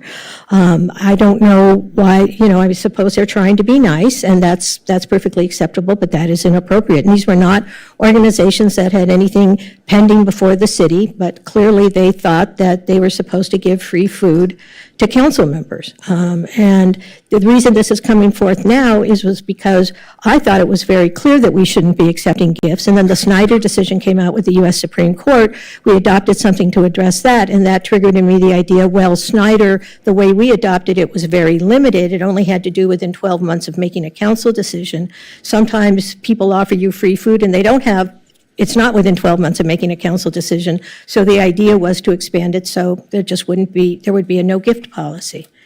I just want to kind of go down this road, did that iced tea influence your decision? I don't even know. Again, and the reason why I'm asking the point is that this isn't tied to a decision. That is the whole point, is that we shouldn't be going, and I don't mean it to impugn anyone here. I'm just saying we should not be getting free. You're absolutely correct. And the reason why I'm going down this route is just that as you and I were the outgoing council members, and it just feels weird to me for us to make this decision on behalf of council members that are coming in. It feels to me, and again, I don't think that we should be receiving any gifts. I pay for people all the time. I pay for my share. I pull out my card every single time. And you're right, I agree on that. But I feel that just like there's already the California Reforms Act in place for that reason, it already says, we already have local laws that say, nothing over $50.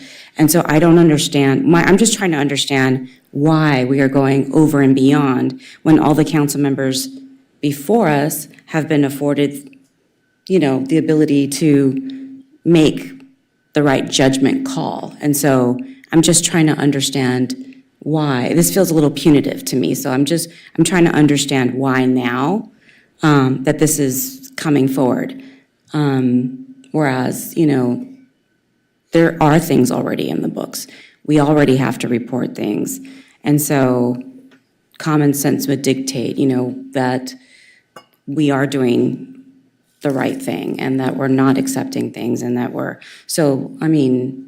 I'm just trying to understand why this is coming forward. That's all. That's why I'm asking you the questions. No, and I appreciate that. And as I said, the reason was, for me, this was an outgrowth of the Snyder decision. I found the Snyder decision, odd, saying that something you received after you did someone a solid was a tip and not a bribe. But we corrected that in the Snyder context, but it seemed to me that what we did previously was just too limited. And that, yes, we do have laws on the books, but as I said, when I went around and asked, despite those laws being on the books, I was asked, do I want the council member discount?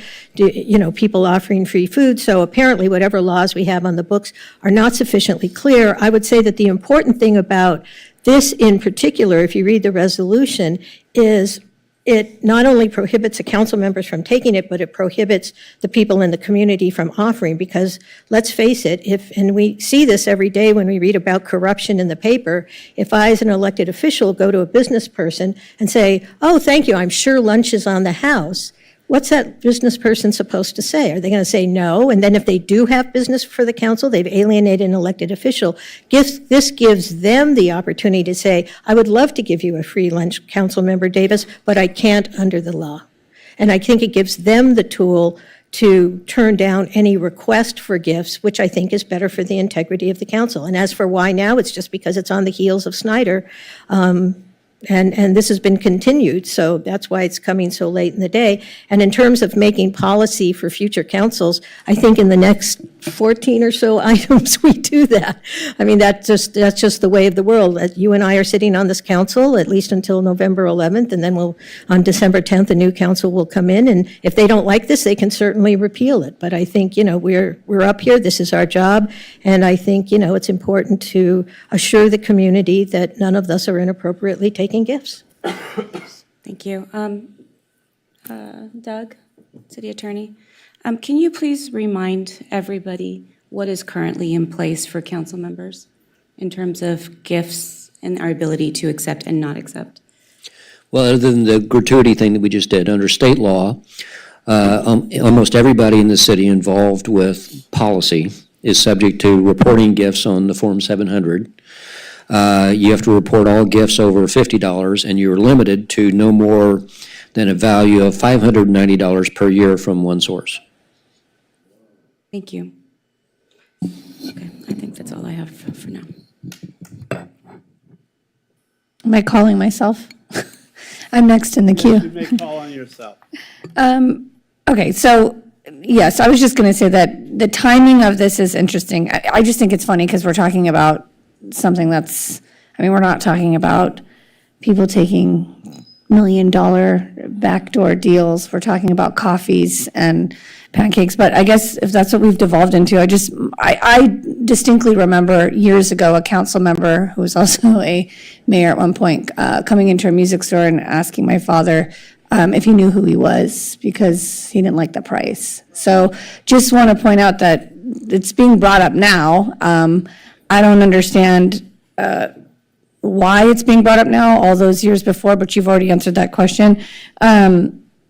My question is really, city attorney, so just explain this. Most of us up here probably receive seasonal socks in the mail from a resident. It's very nice. I look forward to them sometimes. And if I were to receive these socks, of which may be valued at anything from 99 cents to $20, I have no idea because there's no receipt. What would happen under this current law that we have? The policy would be, I guess you wouldn't have to report it unless you knew it was over $50. But what would happen if we put in this new policy? If this were in place, you would have several options. You could return it, you could pay for it, or you could donate it to a nonprofit. So to receive a pair of socks, just to be clear, if somebody received them and didn't know where to return them or didn't return them for whatever reason, they could be liable, and what would happen to them? Technically, it could be a misdemeanor. So a council member could be held liable under a misdemeanor, which would mean what legally? That means you could be prosecuted for a misdemeanor. Which is how much money? It could be, well, we would have to apply whatever, we'd have to figure out what penalty we would want to. So for a 99-cent pair of socks, a council member could be held liable for a misdemeanor. Well, if we were to return with an ordinance, we can detail what level of penalties would apply. It could be an infraction, it could be a misdemeanor. That's really up to you all. Okay, and then, so on that note, would the person sending the socks also be held liable under that misdemeanor, a community member? Yes, for a knowing violation, yes. Okay. So if a resident wants to come up and hand you, say, a rose that they bought by the side of the freeway, would that be a misdemeanor under this new policy? Or potentially infraction, potentially, yes. I guess my point is what it does is, and maybe it's the purpose, is it leaves a really big opportunity for people to decide up on the dais what is and what isn't legal. And under something so small, somebody could be held under something so big like a misdemeanor. I mean, to me, I'm more interested in who has backdoor deals that are much harder to catch and much harder to find on a receipt, and I don't know if those exist or whatnot. I'm sure there's things that have happened in the past, but those are the things I would like to, if I was going to bring something forward on. I think that's something that's worth sitting up here talking about. To me, this just seems like we already have something in place. If you're only allowed to receive, if I understand correctly, like you just stated, $50 in gifts, and that you have to not have to report it, right? After $50, you have to report those gifts. So if you go somewhere, someone buys you a coffee up to the tune of $60, you have to report that, correct? Correct. So if you're going on a monthly meetings with a neighbor and they continue to buy you coffee, you need to keep tabs and you need to report that. What happens if you don't report it? You could get in trouble with the state under the Political Reform Act. Okay, so there is something in place, and we're talking about $50. Anything more than $50 puts you For any one for gift. reporting it, right, for any one gift. Okay. I just think it's silly, to be honest with you, because there are many circumstances where I want to just take note that we talk a lot about, opening the door and having a diverse dais, and I know this may not seem like anything to some people, but, and I, for one, this is not a problem. I don't know that this is directed at any one person or not, but I kind of think it might be. But anyways, it's not, I don't think it's directed at any of, at myself, so I'm not defending myself, but I'm just going to say that some of the comments made, I presume that I understand who this is directed at, but I would just like to say that some of us meet with constituents multiple times a week. I know for a fact that some of us up here actually make time in our busy schedules and our full-time jobs to go meet with residents. I know for myself, I have set days and I go beyond those set days. And oftentimes that is meeting them for coffee and for lunch and whatnot. And we are often, when you're meeting with someone for coffee, I'll sometimes arrive and somebody's already bought a coffee. I'm just trying to picture the whole situation where they don't understand that they can't buy you the coffee and they've bought you a $5 coffee and now you're sitting there like, I can't take that coffee, here's the $5. It's just a silly situation that we're talking about. I think the $50 rule that's already put in place makes sense. If someone's taking you out to fancy dinners and buying you dinners, that's totally different. But there are certain people that are on the council that are maybe blue collar, working class, and continuous to put these things in place. I know you said earlier, oh, I'm going to change the language so that now you can be invited to, some conference and you won't have to worry about it. But I can tell you there will be instances where this will come up. I'm also curious, for example, there are events that we are invited to that are not ticketed events. For example, Snap Summit, but we are invited to them. And then there's items that everybody gets at the event, but it's not to the general public. And in that case, what would happen? I mean, even now, we have to ask, like, what is the value of this? But if it's not a ticketed event, how does that work? Well, it says entry and meals at events, but otherwise you would need to determine the value of that item, or you could decline it. Right. So that's already in place, is my point. Under the Political Reform Act, yes. Right. And there are, and I assume this would apply the exceptions under the Political Reform Act also about gifts. In other words, if you attend an event and you're speaking at the event, then typically the entry and meal associated with that would not be deemed a gift too. Right. Or if you're attending and you decide on your own, like I do, whenever it's for a nonprofit, I donate and I equal or max out the cost of the ticket. So I guess, again, my point is, even if you were at some event that no one else was invited to, it's not a general public event, it's not ticketed, if we're given something, we easily ask the company, what is the value of this? We have to report it. That's correct. And if you don't do that, then what? You're held liable under... Under this? Yes. Yes, that could potentially be a violation. Okay.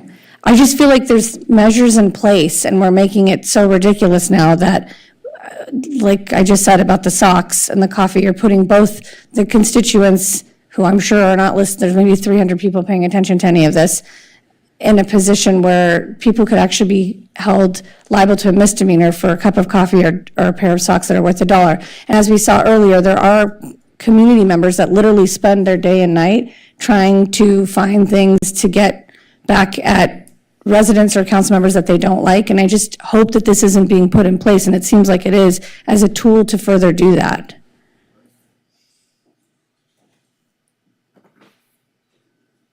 I just wanted. Councilmember Parra. Thank you. And there was, Vice Mayor Negrete touched base briefly on something that I was going to bring up. As someone that takes meetings after work, I'm not able to use the office space here or the conference room. So I actually hold all my meetings at a restaurant, usually for dinner. And so there's a couple people here that I actually usually meet regularly for dinner. And there's many times where, like, I'll buy them dinner or they buy me dinner, and it's at an inexpensive place. So, and that's just standing dinners. And so I do that very regularly. And that's the way that we do it. We go and we meet, we break bread. Also, culturally, that's the way that we show, we show our appreciation and our, we break bread. That's what we do. And so that's another part of meeting and sharing time and space with somebody. And so that's how I meet everybody. Anytime I've ever met with anybody, it's always been with food. And so this would also limit me tremendously. And I never, ever, ever, and you can ask anybody that I've ever met with, have expected them to pay for me. I've always have offered to pay or have paid. And so anyhow, so I think this is kind of silly. But anyway. Councilmember Zwick.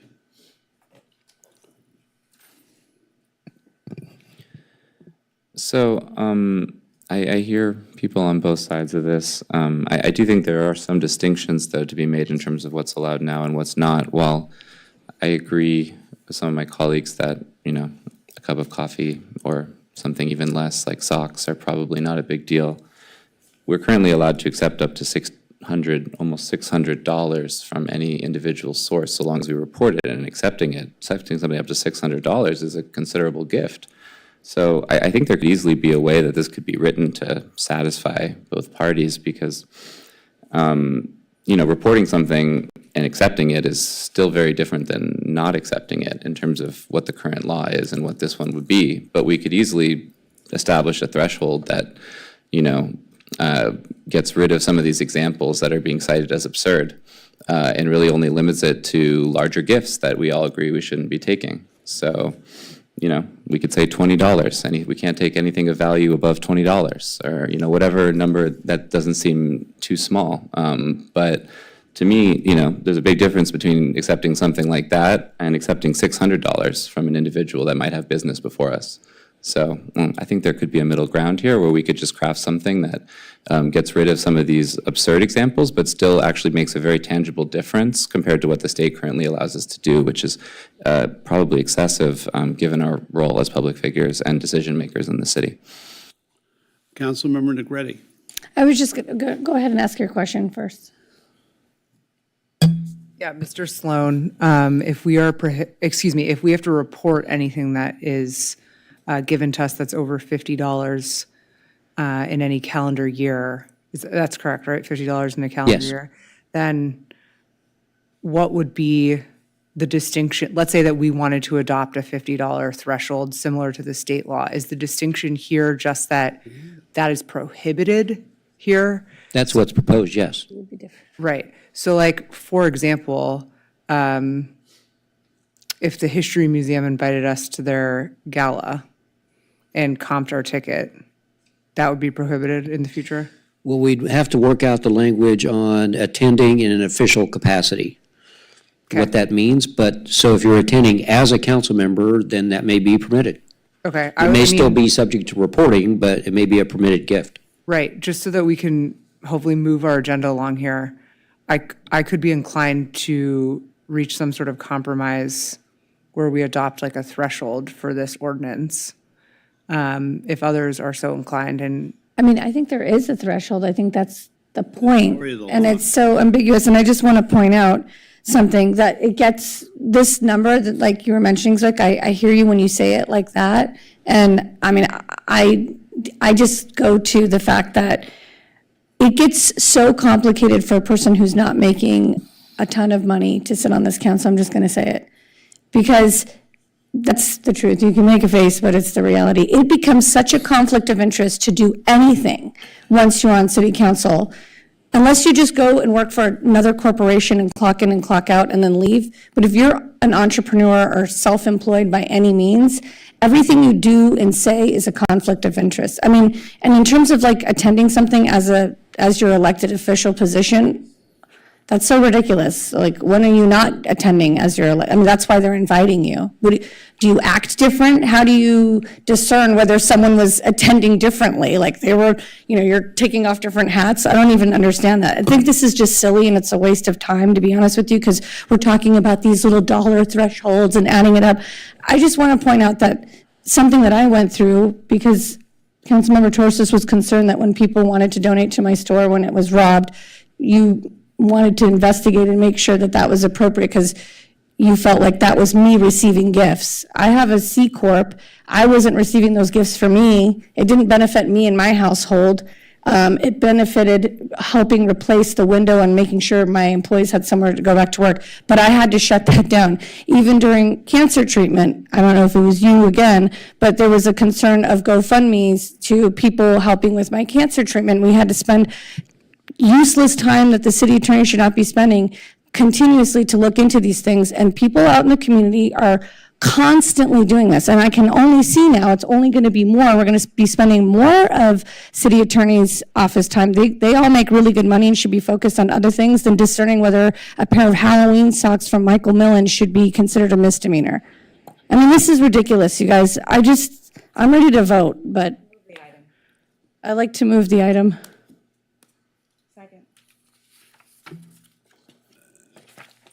Okay. Can I make a friendly amendment, propose a friendly amendment? Which is that, since I have a feeling I know where this is going, but that we have asked the city attorney to come up with a $50 minimum within the ordinance that matches. And the only difference then between local law and state law would be, under state law, you can accept something more than $50, but you have to report it. And under local law, you just wouldn't be able to accept something greater in value than $50. That would be correct. Okay, that would be my proposed friendly amendment to the maker and the seconder. Can you repeat that to the attorney? What's being proposed is that this language be modified to have a $50 threshold. In other words, gifts under $50 would not be prohibited. That's not friendly to me. I think it's just more work, it's silly. As opposed to just repeat what it is, this 590 or whatever? That'd be a lot of coffee. I don't know what examples anyone has. that Okay, they've used. Councilmember, I know we have a motion and a second. Councilmember Zwick, did you still, your name's on the queue? Delatorre, your name's on the queue. Do you need to go? I had a question. Hold on.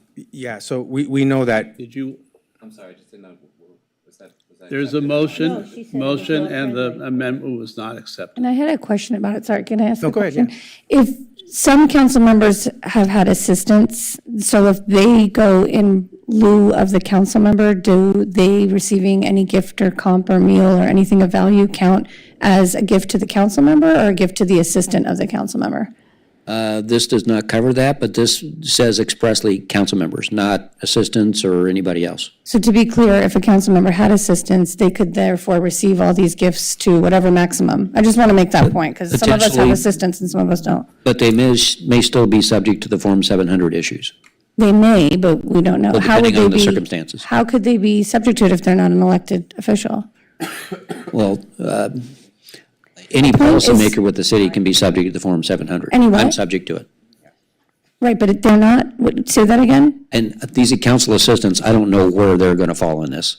Right, I mean, it's, that's my now, point. they can't just be a pass-through. They couldn't accept a gift and then turn around and give that to the council member. But what mechanism do we have to discern whether or not that's happening? That would be a factual issue. Right, so we don't have a mechanism in place because they're not an employee, they're not appointed, they're not an elected position. Okay. I'm just pointing out that as we talk about diverse council members, some of us are not hearing what we're saying up here. Yeah, no, just in terms of, there's a group called the National Association of Latino Elected Officials, and a lot of times they have summits and trainings, and for people who can't afford it, you get to apply for it, and if you're lucky, you get a scholarship. Yeah, how does that, how is that, is that impacted, or how's that handled? That sounds like an official capacity kind of thing, but Okay. we can work out the language. But it's well over $50, you know? Well, and this, I think, is intended to apply other exceptions that may already be under the Political Reform Act, too. And there may or may not be an exception for that kind of thing. I'd have to check. So just to clarify, the state law already prohibits gifts over $50, you have to report them? Reporting over 50 with a limit of $590 per year from a source, but there are other exceptions also. And there are many exceptions. For example, gifts between family members or longstanding friends or medical bills. There are all kinds of things like that, too. Okay, yeah, so there's a state law that protects from corruption, really, is what we're trying to get at. You know, the idea that somebody would come before us, you know, and Coffeegate. yes, give us Coffeegate, give us a dinner, and then based on that dinner, you know, somehow people with one dinner, they end up getting corrupted. I don't buy that, but in any case, that's what we're trying to get at. And I just had that question, you know, in terms of the scholarship, so that was it, you clarified it. And also, just to be clear, for example, company ABC has 50 employees, and this has not happened to me, but I was just thinking of it and asking, if you're meeting with multiple people throughout the year, and then does that count? That counts as you meeting with that entity, not those individuals. Certain officials with an entity count as the entity, yes. Right, as it adding Right. up. Okay. Council member? Yeah, I just want to say, I mean, for example, the example that Councilmember De La Torre mentioned, he can accept a scholarship to go to a conference because he would be going in his official capacity. No, they're not, it's the National Association of Latino Elected Officials. So if they're inviting you, it's because you're an elected official. Similarly, if you go to a charity event and you are comped because you're an elected official, they're inviting you. I mean, I think, I understand the desire to undercut this by coming up with every little, let's come up with some strange hypothetical that's never going to happen. But the fact of the matter is that if you get elected, when you're not an elected official, and Councilmember Parr and I are about to find that out, you don't get invited to the same number of things because people want council members to come. They're not going to comp private citizens. And so I think, for me, the reason for this is that it's an outgrowth of the Snyder decision. And as I said, as I was talking to people about it, I started to bump into these instances where people were, in fact, taking gifts from people out in the community. And it's not, look, gifts are wonderful. I love Christmas just like everyone else. But the fact of the matter is that we see this every day. There's some new elected official who took this or took that or got bribed or whatever. It seems to me one of the ways to restore trust in government is to make it clear. And I understand the de minimis socks and coffee cake and iced tea thing, so put a $50 minimum on it. But I think that if we're able to go into the community and say, gosh, thank you for offering me lunch, but I just can't accept it, I think that's probably a good thing. $50 max? Yeah, I mean, I'm sorry, yeah. Anything below $50 you could accept. So you could take lunch at McDonald's, I guess. Still have something? Yeah, real quick question. Councilwoman Davis, you've served on the council for 15 years, about 15 years. And have you ever received a letter from the FPPC saying that you were in violation of any decision that you've made? No, I've received several, in fact, numerous letters. I actually had an FPPC person assigned to me because there was someone who literally every day filed a complaint at the FPPC about me, and none of them were found to have any validity, and they were all dismissed. So you've never had an FPPC violation? The FPPC has never told you that you should not vote on something because of your... That's not a violation. I went to the FPPC. That was not a violation. I went to the FPPC and asked whether or not I had a conflict of interest. I know we're going to have to go through this again on the Miramar. They said, out of an abundance of caution, you should not vote in it, and I recused myself. I was not found to be in violation because I did not vote on the Miramar project. I took their advice, but there was no violation there. I've never been found by the FPPC to be in violation of anything. And what was the issue? You remind me, it was your... That's a little bit off topic. Okay. Oh, look, he does this all the time. Would you like me to go over it again? No, I'm happy to. I just wanted to clarify that because I think we're good, we're talking about coffee cake and dinners, but, these are multi-million dollar projects, that your husband was a beneficiary from. He wasn't? No, he did not benefit in any way from the Miramar project, and the FPPC did not find that he benefited from the Miramar project. What they found is that, we're going to go on forever, that Michael Dell, in his individual capacity, owned a trust that owns the Miramar. My husband, for a period of years, was employed by Dell Technologies, which is a publicly traded corporation not owned by Michael Dell. He was never hired by Michael Dell. He worked for a company that was bought by Dell Technologies. Once his company was bought by Dell Technologies, I removed myself from any consideration relating to the Miramar. It only came to the council once. I consulted with the city attorney. The city attorney said he did not, at the time, said he did not believe that I had a conflict of interest because they were two separate entities, but that out of an abundance of caution, that I should ask the FPPC, which I did, and the FPPC replied that out of an abundance of caution, I should recuse myself from a vote on the Miramar project, which I did in fact do. Okay, thank you. I did not vote on the Miramar project. Can we try and just stay I know this is evident, I understand this, I'm talking about everyone. I know this is pre-election, and we've already seen the results of that tonight in this council. Let's forget there's an election right now. But seriously, let's try and just move the people's business without regards in any direction to election hearing and election stuff and bringing up emotions if we can. Let's take a vote on this. Can someone restate the motion, please? It won't be me. Who's, Lana? It was made by. I just said to move the item so we could vote, and then you were making a She's asking for the change. motion again, No, I so you're wasn't- just she- moving item 8B. as is. You made a change to it. No, I didn't, because I proposed a friendly amendment. That's what I meant. And Councilmember Parra said that it was not friendly, so it's not. So what's the motion that we're? It's approve the item as written. Original motion on the agenda right Yeah. now. 8C, Yeah. right? Okay, 8C without the friendly amendment. Councilmember Zwick, Yes. Councilmember Parra, Yes. So we're moving, Oh, I'm sorry. No, sorry. Councilmember Davis, Yes. Mayor Pro Tem Negrete, no. Councilmember Terosis, No. Councilmember De La Torre, I'm abstain. and Mayor Brock.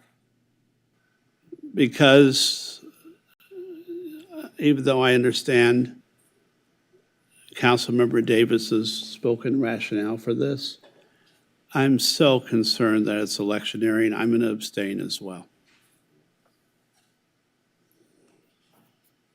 So it's 3 noes and 2 yeses. All right, item, So the final vote on that it was. was 3 in favor, 2 opposed, and 2 abstentions. No, it's No, 3 noes and 2 yeses. what? It was 4 noes, 2 yeses, 1 abstention. No, It was 3 2 noes, abstentions, 2 three yeses, 2 I yeses, 2 abstained. noes. I mean, sorry. I abstained. Oh, you abstained? Della Torre abstained. It was 2 yes, Exactly 3 what I no, said. 2 abstention, it 3 fails. yeses, Right. Okay. 2 noes, 2 abstentions. Okay. Item 8D, request of Mayor Brock that the city attorney and city manager begin the process to amend the zoning ordinance to increase the maximum square footage of an accessory dwelling unit from 1,000 square feet to 1,200 square feet, which is allowable pursuant to state law.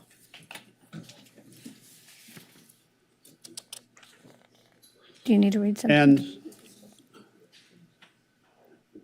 And I'd like to propose, or Councilmember Parra, would you like to propose an amendment to this? Or do we have to make a motion first? You can make a motion first. Okay. I'll move that we pass this item. In favor? Is there a second? Second. Okay. Councilmember Parra, you have an amendment, which I believe will be deemed friendly, Yeah, so while I try and find it. I think this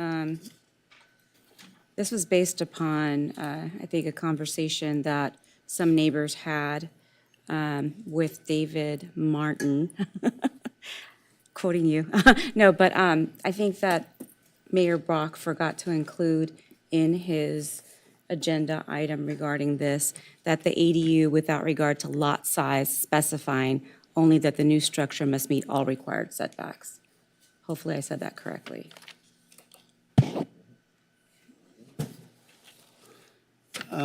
Yeah, without regard to lot size The setbacks. and I'm sorry, I'm trying to find the item. Do you have the exact? Councilmember Park, can you restate that? Just read it. Okay. All right, that's friendly to me.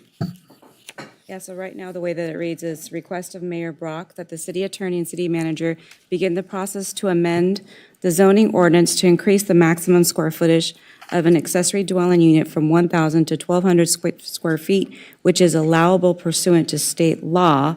And I think that he forgot to include, without regard to lot size, specifying that only that the new structure must meet all required setbacks. Correct. Thank you for doing that while I scramble to find it. Is there any discussion? Councilmember Zwick? Would the lot size have anything to do with what we currently allow or not allow as far as ADUs? It just makes us more into state law. Okay, I'm not aware of any lot size limitations on ADUs, but regardless, I appreciate the motion. I think we should be doing what we can to support these structures. I would say, in that spirit, that we should also consider, and this would be, I guess, a friendly amendment, that we consider a program whereby someone would be allowed to build a second ADU if they promise to rent it out on a 30-day basis. Okay, so that's a second friendly amendment? Yeah, you can't have a second, I think you'd have to do a substitute motion. Yeah, No, I'm let's, just proposing it as an amendment. She has an We already have an amendment. amendment motion. We can't have- two amendment motions Yeah. before. There's no Hers limit was on proposed accepted. friendly I'm just amendments. proposing my own, yeah. This thing is a friendly amendment. okay. That's Yeah. what we're doing.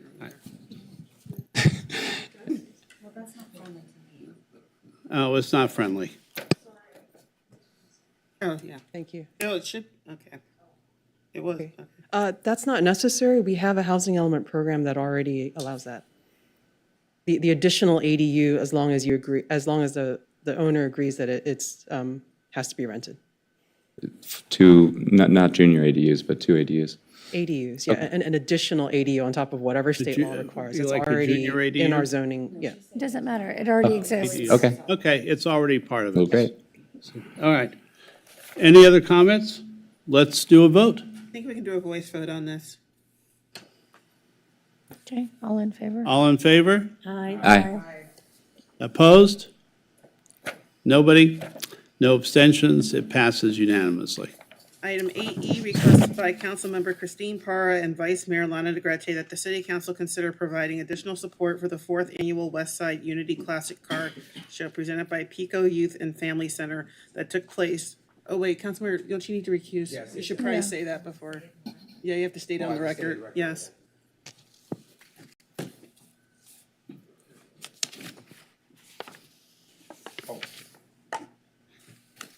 Yes, I'm involved with the Pico Youth and Family Center. I'm recusing from this item to avoid any allegations of conflict of interest. Thank you very much.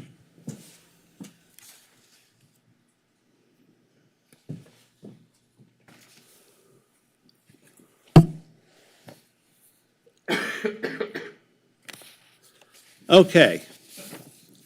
Are there any comments? Anyone Oh, want she has to read it.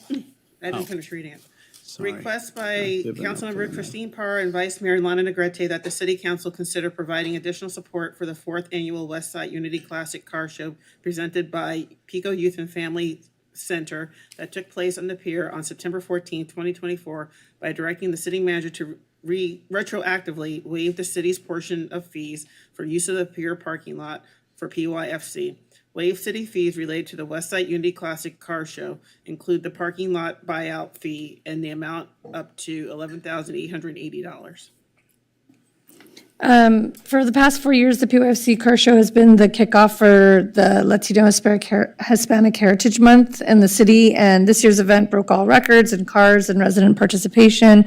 This is not new money given, just to be clear, this is just the fees that we often waive for a lot of community events on the pier. So, do you have anything to add?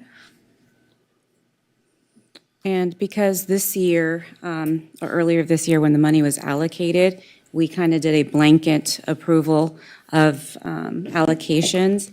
And when we did that for this event, we forgot to also include these fees to be waived and so this is what this is about. That's it. Any comments? Okay, let's go to a vote.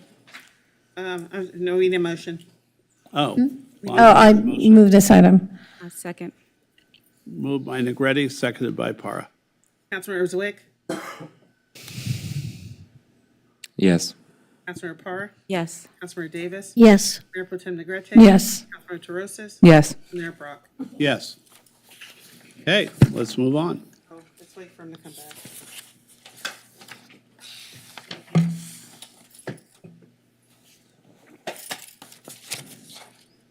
We'll get to tonight's items eventually, I'm sure.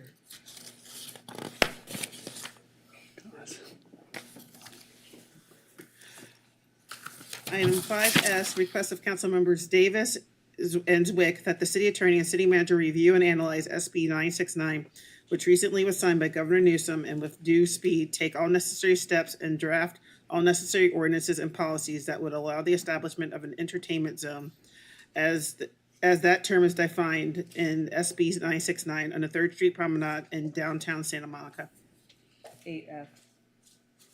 Sorry. It's 8F. 8F. 5F. Oh, sorry. That's okay. I think we're all now having an off night. Okay, Councilmember Davis? Yes, so the governor signed SB 969, which allows localities to create entertainment zones. There are a number of restrictions on it, including that there must be consultation with the police, but the idea is that a locality can create an entertainment zone within a limited area, and one of the characteristics of an entertainment zone can be, if the locality decides to allow it, the open carry of alcohol outside of an establishment that serves alcohol. As people may know, actually during the last legislative session, a similar law was passed, but it only applied to the city of San Francisco. They implemented it on Fremont Street. I don't know if any of you have been to Fremont Street. It is packed. It has really taken off because of this ability to offer this unique situation, which we don't see frequently in California, which is the open carry of alcohol. For those who are concerned about it, this is actually not that unusual outside of California. And I'm not even going to mention New Orleans, but I'm going to mention Savannah, Georgia, which revitalized its port area by establishing something akin to an entertainment zone. If you've been to Montreal in the summer, they closed down the main drag and allow open carry. It is well regulated and actually surprisingly easy to regulate because and obviously we'll leave this to staff, but just to give you an example, you can't walk into the entertainment zone with a 6-pack of Bud Light, sit down and start drinking. You must purchase from an establishment within the zone. You are served in a particular cup, and yet if you're drinking anything outside of that cup, out of a bottle or anything, no go. So it's very easy to monitor. It has revitalized, as I said, Fremont Street in San Francisco, the port area in Savannah, Georgia. They're experimenting with it in Nashville, Tennessee, where it's been a big success. Montreal is amazing. I recommend it to you all in the summer. The reason that there's some urgency to this, I believe, is because I know that other communities within Southern California, specifically Pasadena and Old Town, WeHo, because they love this kind of stuff, and Long Beach even, are considering these kinds of entertainment zones. And I think because it would be a novelty for the Southern California area, being the first to get our entertainment zone up and running would bring back a lot of people to our downtown and really help revitalize it, because it would be such a different and unique opportunity for people to enjoy themselves. I will say that in San Francisco, when I talk with officials up there, they've not had, an increase in drunk driving or drunk and disorderly. I spoke with officials in Savannah who said similar things. So the idea is simply to give us a mechanism to revitalize our downtown. Downtown Santa Monica is in support of it. And so with that, I don't know if Councilmember Zwick has anything to add.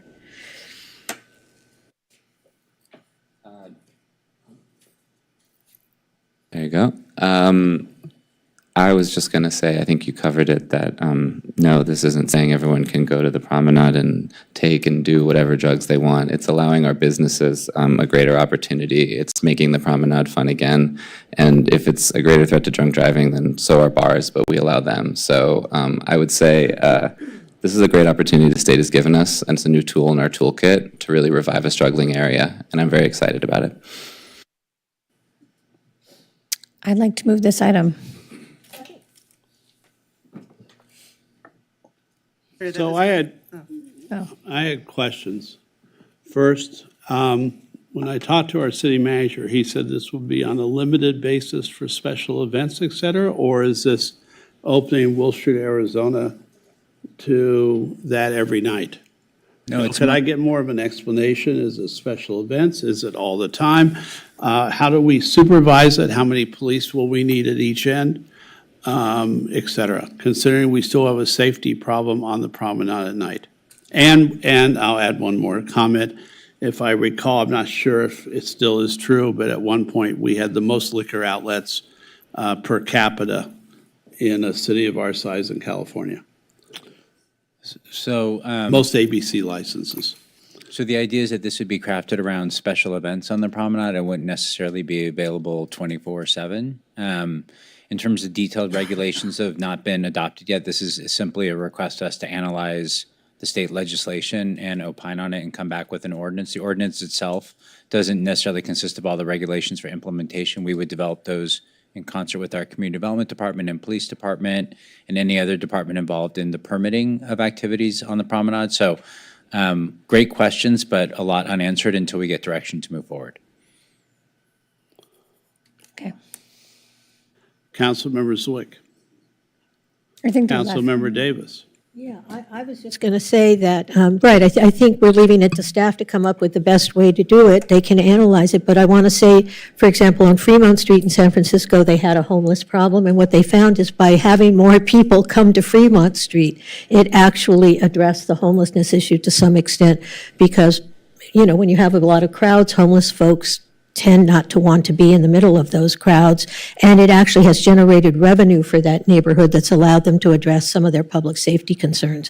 So I think this is something, you know, if we really are concerned about economic development and we do want to address the challenges that our city faces, one of the things we need to do is find a way to get more people to come to the promenade, and making this kind of, whether it's a special event or Friday and Saturday nights, or however staff decides would be the best way to deal with it, will revitalize the area, put money in the city's coffers, and, as Councilmember Zwick aptly said, make the promenade fun again.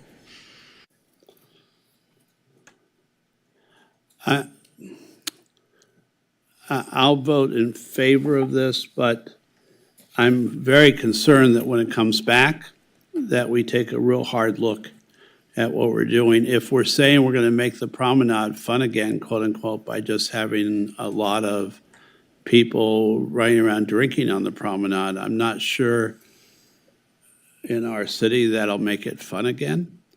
So I'm still concerned about that, and concerned about the policing of the area.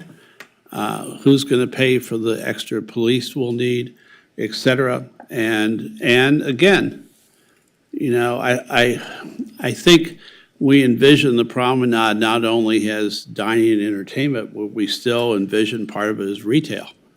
So I'm not sure those people walking in the stores with their double margarita are really going to be buying things. So, and may have more problems. Yes, I know, Gleam, I see your eyes going, yes, they'll buy more because they're drunk. But I understand your idea, but I don't think that's what most of the residents of Santa Monica are going to want, while they still worry about the safety of the promenade and the surrounding area, especially at night. So I'll vote in favor, but I'd like staff to look long and hard at this.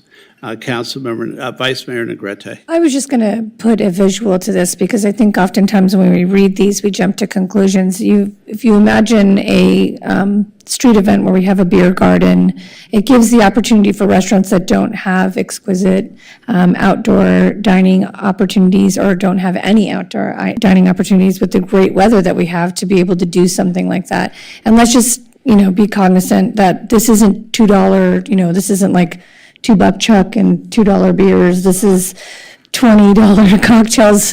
It's not, I don't think it's going to attract any different, people are coming here and hanging out. If you look at 1212 and the vibrance that they bring to the promenade, when you see them having those outdoor dining opportunities, it would be that expanded, but it's not all the time. So I would imagine there are times that you let's say Santa Monica Brew Works or an equivalent do a beer garden that's still fenced off, that's enclosed. Well, the fenced off area would be that it would be just to one area, that you could go up and down the promenade maybe with your drinks, but you couldn't go wandering off and walk to the parking lot with your beverage. Right? Savannah, it's really fun. I've done Savannah and I've done New Orleans a lot of times, and New Orleans. And I will say that I talked to the restaurants on the promenade because I was concerned that maybe they would see, oh, will people be bringing in their own drinks? They were all in support of it. And they said that it would actually bring people down, hopefully, to do more events. All right, I'll vote to let it be investigated. Anyone else? Or are we ready for a real vote? I think we're ready for a vote. I'm sorry, can we just repeat the motion and a second, please? The motion I made the is as it motion, stands Davis made the second, in 8F. is exactly how it's written. To review and analyze SB. No, I'm sorry, just who made the motion? Oh, I made the motion, Councilmember Davis made the second, I believe. We can do a voice vote. All those in favor? Aye. Okay, item 8G, annual appointments for the following boards and commission.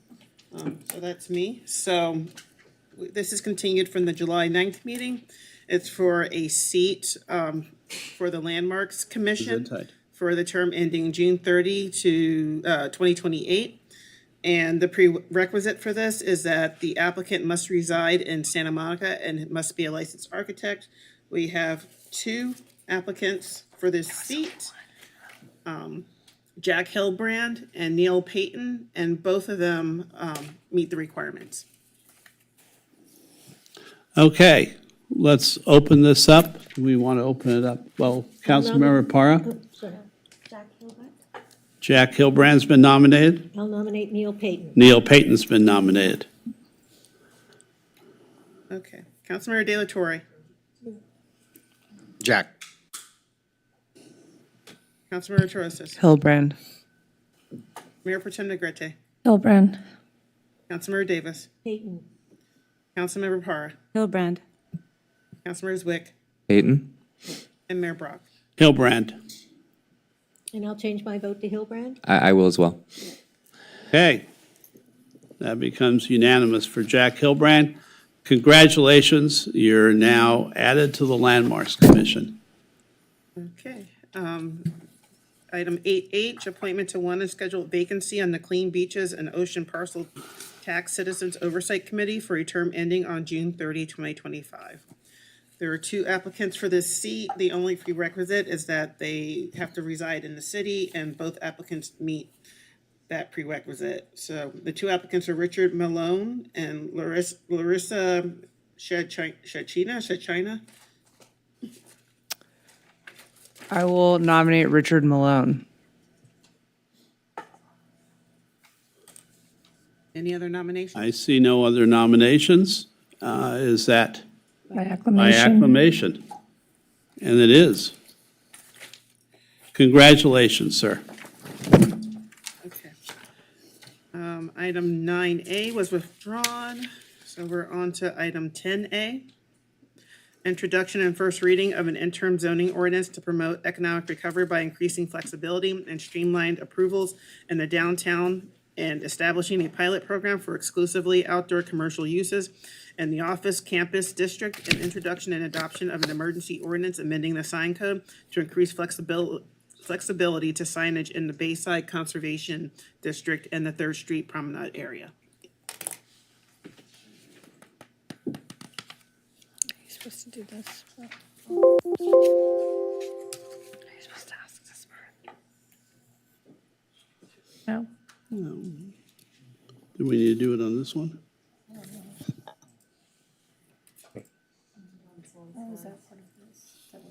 No, we're not doing that tonight.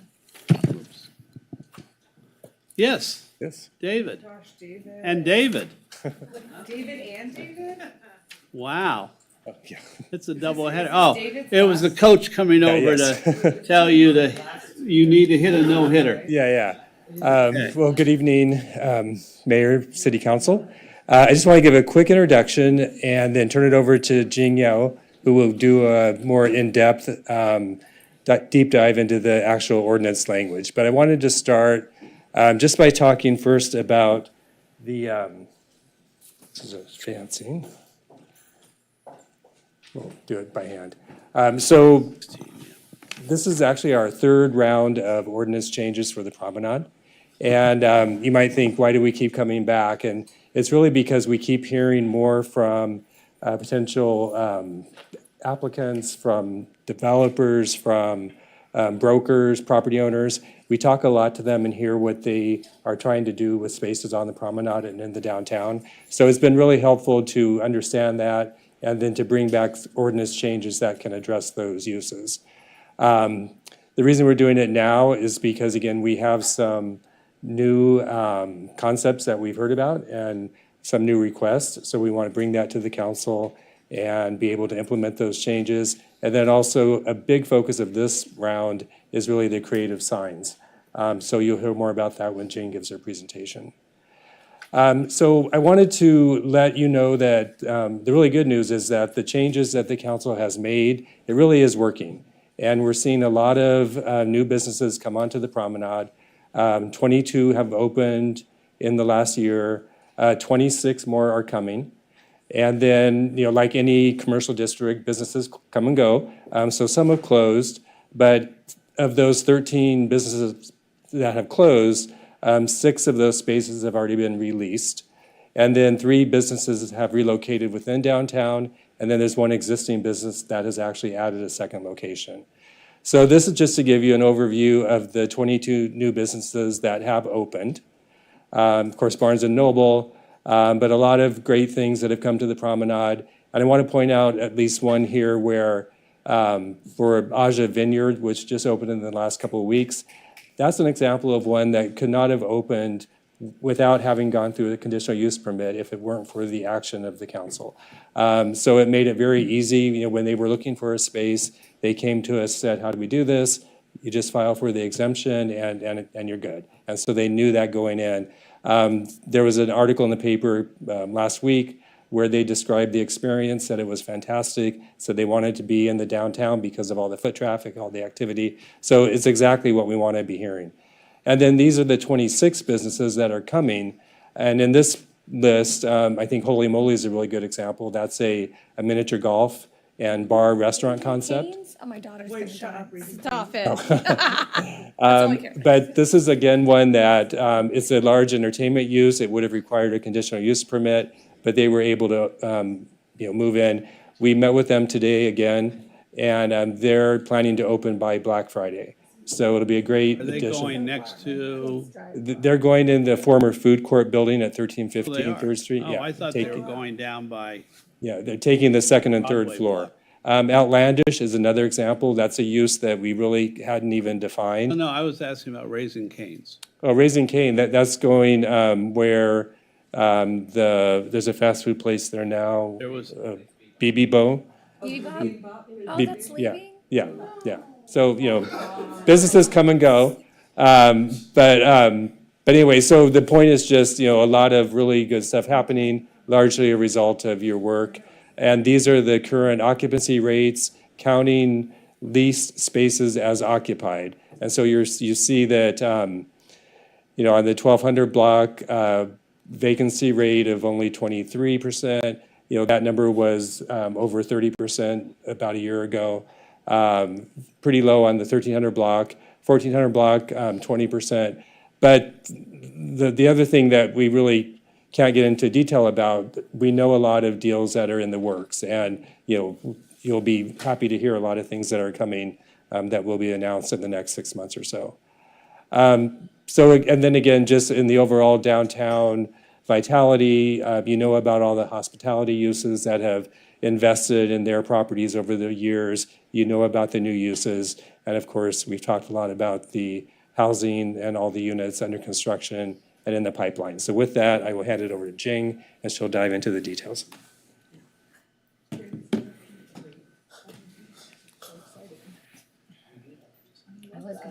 It's not working. Okay. So As David mentioned, the changes here focus really on two areas, and we're really looking, it's really in this spirit of experimentation. This is being brought forward. We've often heard, we can't keep ahead of all of the different ideas that people come up with. So we're really kind of taking the gloves off, if you will. When we presented this to DTSM, there was a question of like, well, what are the controls, and it's really, this is a very much an experiment, and it's the city putting faith and trust in property owners, to go forward and come forward with creative uses. So we're addressing not just land uses, but also signage, because signage is a big part of sort of creating, that experience on the promenade, particularly because it's a pedestrian street.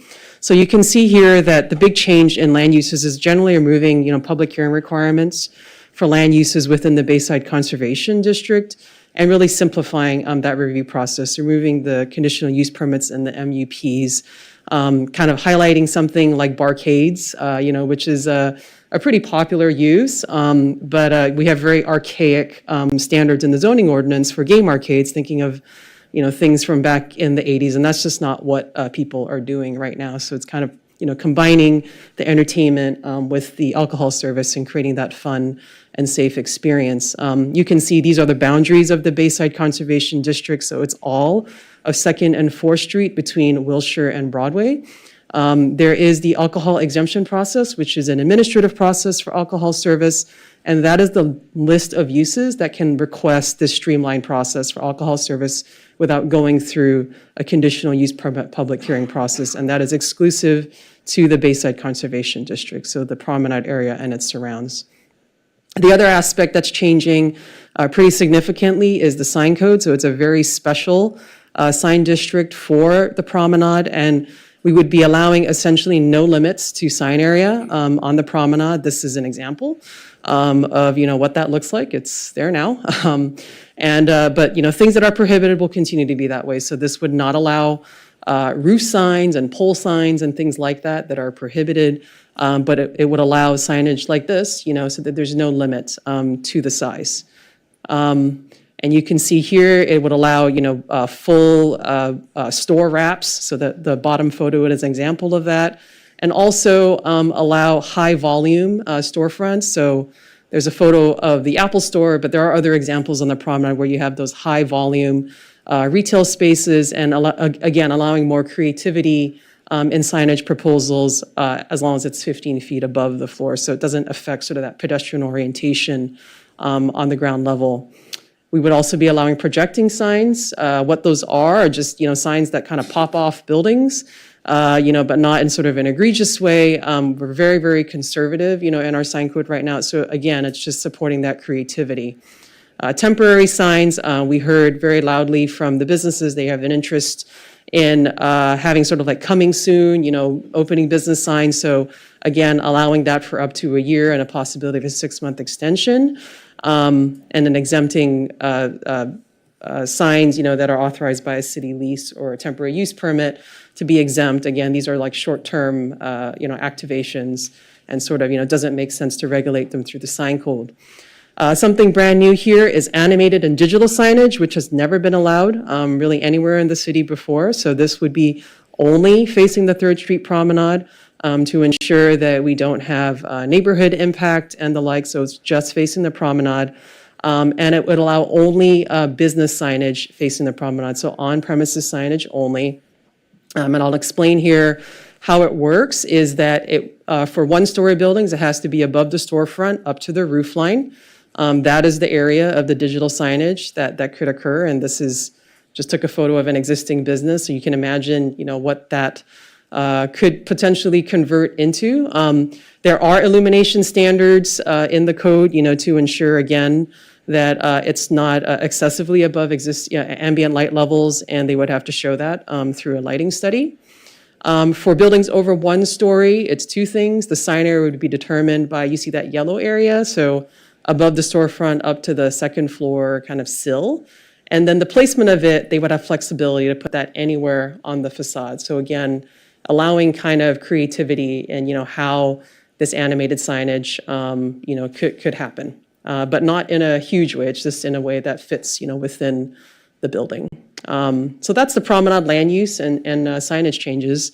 And then finally, want to end on council direction to evolve our outdoor space program on private property, which has been very successful, and we're continuing to work with businesses to do that. And so this is an evolution of that to allow exclusively outdoor activities in the office campus district. It's a pilot program in the office campus district because tendency to have these big sites, that can accommodate those kinds of uses and have sufficient distance from residential districts. We've outlined here, where the office campus districts are in the city. Some of them are governed by development agreements, so those would still be applicable, as they would be. And you can see here just examples of, some of the things, antique markets, food markets, and the like. But again, exclusively outdoor uses. And some key things we want to highlight there. It's limited in hours, minimum 500 feet from residential uses, and no amplified noise beyond the property line. So it's a strict regulation, but it's intended to ensure that we allow kind of an evolution of that program on sort of this pilot basis without affecting adjacent neighborhoods. So with that, we would recommend that the council adopt the two proposed ordinances, the emergency ordinance for the signage changes, and then the amendment to an existing IZO for the remainder. I'm happy to take your questions. Councilmember Terosas. Are we just doing questions right now? You can. Do you want to make a motion? Oh, yeah. I'm happy to move to approve the item and recommend that we adopt the proposed ordinances. I just have Councilmember Vice Mayor Negretti is giving a Seconded. second on Okay, your great. motion. Now you want to keep the floor. So I think we're very excited about this. Thank you for all of your work. Excited about economic development, want to be forward-thinking and invite more foot traffic. At the same time, I want to be strategic about the signs. I think that, it has the opportunity to bring a double bottom line here to the city, hopefully. And just wanted to ask, how are we thinking about a broader sign program? So a broader sign program in terms of, so I assume you're talking about off-site advertising or? No, I'm sorry. So I'm talking about the light up signage in and digital, excuse me, thank you, in and around Third Street Promenade. I understand that it might be premature to subject something to the whole city, so let's just talk about it with the respect to Third Street Promenade right now. Right. Do we have a process in place for folks to bring forward projects that have digital signage? No, so this only allows these digital animated signage in a limited fashion. And again, it's only for on-premises signage, and it has to face the Third Street Promenade. So it cannot wrap the corner to a side street or anything like that. It must face the promenade only. Okay, so I would just say that I have an openness to signs that face externally and might reach visitors that are also not just on Third Street Promenade, but going on Arizona, on Santa on the through streets, right? So that they're also visible to the cars that are passing through Third Street Promenade. You understand what I'm saying or no? I do, but I want to be really careful there because our CEQA exemption is based on the standards, and we went through best practices for many cities across LA County that allow digital signage. And, I would not advise kind of going above those illumination standards. And, we're very mindful of potential impacts to the neighborhood, distractions to motorists. When it's facing the promenade, it's pedestrian only. Right. You don't really have those concerns. I think if it was an expansion of that, we would honestly have to take a careful look at that. Okay, so as part of this motion, I guess I kind of made it prematurely. Would you also be willing to take direction to return with information regarding the potential for a larger scale off-premises digital advertising on Third Street Promenade program? That would be separate direction. Yeah, I was gonna say, I have a question. That's not under this item. I will say, there's. But we're talking about signage, so I thought it would be an appropriate time to talk about it. Yeah. I mean, I think that if council wanted to give that direction, you certainly could. We would certainly advise that direction include consideration for economic Right. and legal considerations, and, sort of thinking through options for policy approaches and the like, just because that's really an entirely different program than what we're. Okay, so without, As a seconder, can I just say, isn't this about signage for stores? Like if you're Yes. Pacific Sunwear and you're advertising with lights, we're giving people a broader opportunity to advertise their storefront. What you're talking about is like a billboard program, which is purely, that's different. I don't think that's part of this. That's separate. okay, so, I mean, we are, okay. But what I would say, though, is that we know that there are other jurisdictions, particularly West Hollywood, where I've talked with their mayor about how they've been able to very successfully implement a sign program. And so I just want to make sure that as we're thinking about economic recovery, we're thinking as like broadly and strategically as possible. So I guess what I would say then is maybe we should move this item and then also could I give additional direction for staff to return with this information potentially related to like a larger scale program in and around the downtown area, or I guess in and around Third Street Promenade for digital advertising. And that information would also include financial and legal considerations, and then also possible policy approaches that we could take going forward. So would you prefer that I make that as a separate, If just that like was direction, it would just direction? be afterward. Okay, Direction, okay, after the all right, motion. great. Then I think I'm prepared to vote on this. Councilmember Delatorre. Councilmember Zwick. Oh, Zwick, oh, sorry. I'm sorry, Councilmember. Thanks for this. I'm excited about all these changes and all the flexibility that we're introducing in our code in order to make our downtown as vibrant and thriving as possible. To Councilmember Teros's point about other jurisdictions, I mean, it does. I will concur with her that it does seem like there are a number of cities, including West Hollywood, with large digital signs facing the street throughout the entire city of, Sunset Boulevard and whatnot. And so I guess I would say that it sounds like we're being overly cautious when it comes to the impact, on drivers, say, for instance, if they're able to do that throughout the entirety of Sunset Boulevard in their city, it generates a lot of money for their city. And similarly, I know that this council was considering digital signage that would be facing 4th Street through a potential development agreement with Macerich as a way of a gateway into the city. So again, if we as the council were considering a development agreement on digital signage that would face a street off the promenade, I'm a little confused why we're introducing that restriction here in this ordinance potentially. Additionally, I understand there's a distinction between this on-site advertising and off-site, but to Councilmember Teros's point, I would say that the council, I would back direction that says that the council is really open to opportunities of both kinds, because again, it will help our businesses, it will help revive the area, and it will bring money to the city. So, thank you.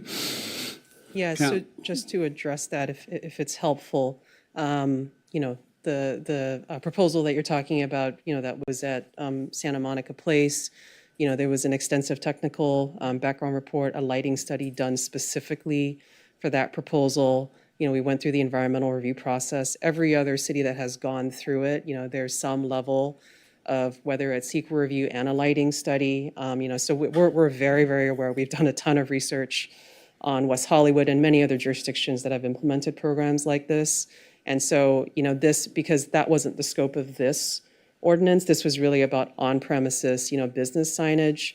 Certainly, if council gave that direction tonight, we're more than happy to come back with you, to you with more information about, off-site advertising possibilities. Councilmember Delatorre. Yeah, it's, I had a question regarding the art and lighting in the alleys. Can this impact that as well, sort of not just the front side of the business, but on the back side of the business? So in terms of what I'll call the static signage, so the non-animated signage, that would be allowed to wrap the whole building. If it's facing the promenade. If it's on the corner on a side street, it would not. But if, there are some instances where you have like a 2-story building next to a 1-story building. So if they wanted to wrap a whole building in that, that's totally fine. That would be allowed. Okay, so that's great. I mean, I think it's safe to say that we are the most business-friendly council in decades. I like the momentum that we are taking here. to be flexible in our ordinances, to allow for economic recovery. So I'm really happy that staff is bringing this forward. Thank you. Councilmember Davis.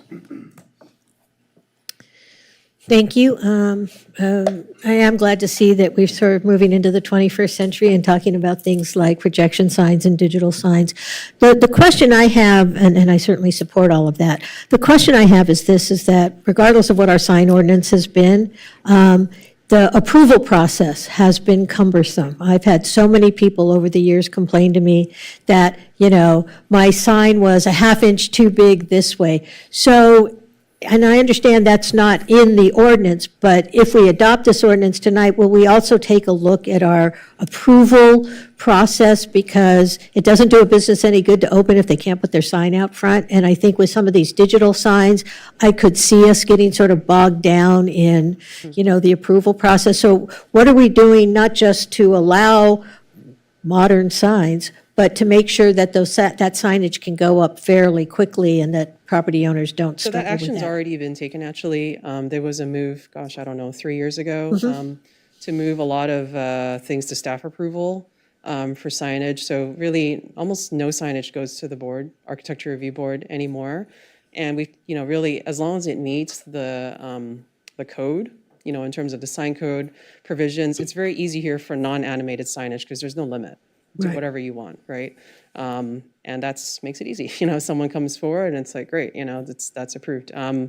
For digital signage, the reason for the limitations in the sign area was really trying to think about how do we introduce this new thing in the context of the architecture of the building that's there and sort of have it fit in.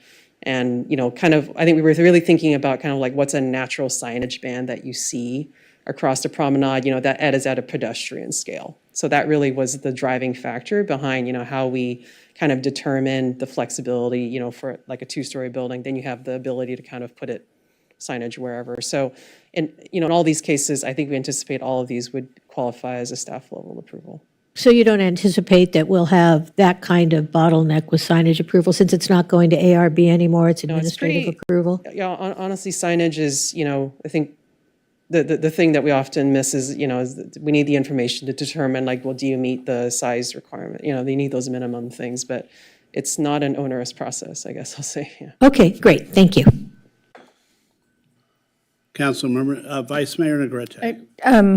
Councilmember Davis actually asked my question, but I also just wanted to say, or ask, what is the process now to see where you're at in the approval process? Is there a way for applicants to see online exactly where their approval process is? Because That's great. So great question. Our existing permit system right now doesn't support that. But good news is that we just kicked off this week implementation of a new permitting system, that is anticipated about 16 to 18 months over a series of sprints. So we're really, really excited. it's going to take 16 to 18 months to That get. is the timeline. But we're very excited to initiate that process and really bring major improvements to the customer experience.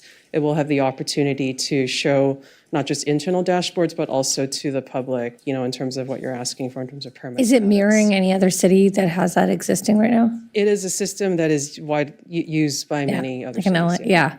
Because I have a location in another city, and I just noticed that it's so much easier. And we often get calls, and I know you guys get bogged down with those requests as to like where the process is. So when is that going to be rolled out?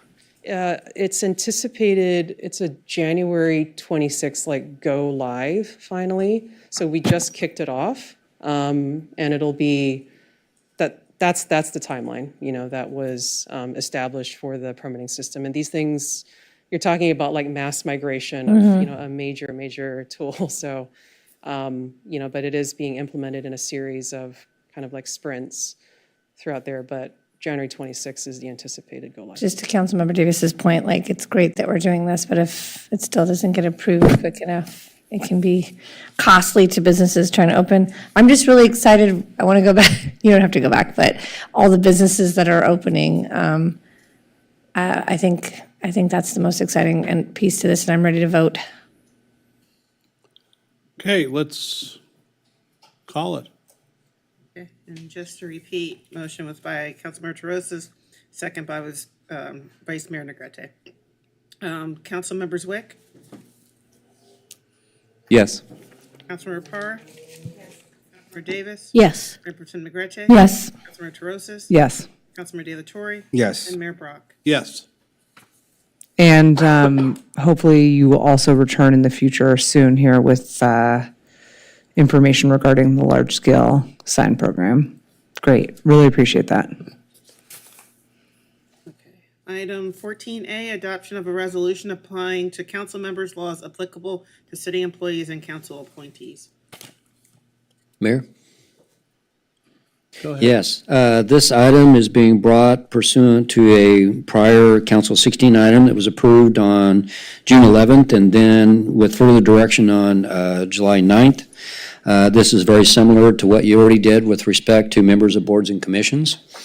This resolution, that if you choose to approve it, would make policies and laws pertaining to confidentiality, harassment, discrimination, hostile work environment, retaliation, and gifts and so forth, expressly applicable to council members that may be applicable to other city employees. It provides for a process for reporting, investigating, and resolving claims of violations. It is written in this particular resolution that it would be prospective only. In other words, only for events that may come up after approval. Also, in addition to the resolution that you asked us to provide, you asked us to provide information on what other cities in California are doing as far as ethics commissions. We provided you a lengthy memo on that, but to summarize, here are some of the things that other cities have done with respects to ethics commissions. Some make recommendations to the council, just like some of our other boards and commissions, about changes to rules and so forth. Some provide for education and training on ethics issues. Some actually investigate or direct investigators pursuant to or pursuing violations. They can provide input to the city attorney or attorney investigators as far as investigations. Some audit disclosure statements as far as gift reporting and that kind of thing, and in campaign reporting. Some provide hotlines for complaints. Some actually perform hearings and grant or do opinions on potential violations. Some actually have the ability to enter or find penalties or censures against public officials. And just so you know, to do some kind of ethics commission, of course, it would require staffing and resources, and then we would need to cover the cost of investigations. So two separate things, one, the resolution, and then if you want to have a discussion about an ethics commission. Councilmember Terosis. Can I just ask a question, City Attorney? In researching this topic, it's my understanding that if we wanted to establish a truly independent ethics commission, we would need charter reform. Is that correct? Not necessarily, you could do it by ordinance. Okay, and how do we establish an ethics commission where they are independent from the council, i.e. the council does not appoint the members of the commission? You could provide that, for example, the city manager can make appointments. There are And various that, ways to do and we that. do not need to change our charter for that? No, you would not need to change the charter. Interesting, okay. You might want to deal with the two topics separately, one, the resolution, and then separately the. Got it. I would Sorry, we're think- smelling the smoke commission. over here. Yeah. I don't know. If the emergency response people are listening, hopefully nothing's on fire in here. I don't know, it just smells like there's a burning situation back here. Susan to the rescue. She's been Because I did make tea. investigating. Okay, so I guess just to the 2 points. So for the, I guess, because you just asked what we should take these items kind of separately, or not separately, but I just would say I'm good with the resolution. And I'm ready to move that. And I think all of our commissioners and staff have signed, right? Have signed this pledge. So why should we not be also subject to it? That seems like a no-brainer. And then, sorry, should I stop talking? I can. The smell is getting stronger. I'm sorry. No, it's totally fine. We have Christine, the emergency responder. Let's take a 5-minute break while Okay. we're trying to worry about this. We'll take a 5-minute recess. Smells Jason Bassbaum like burning in the car. burning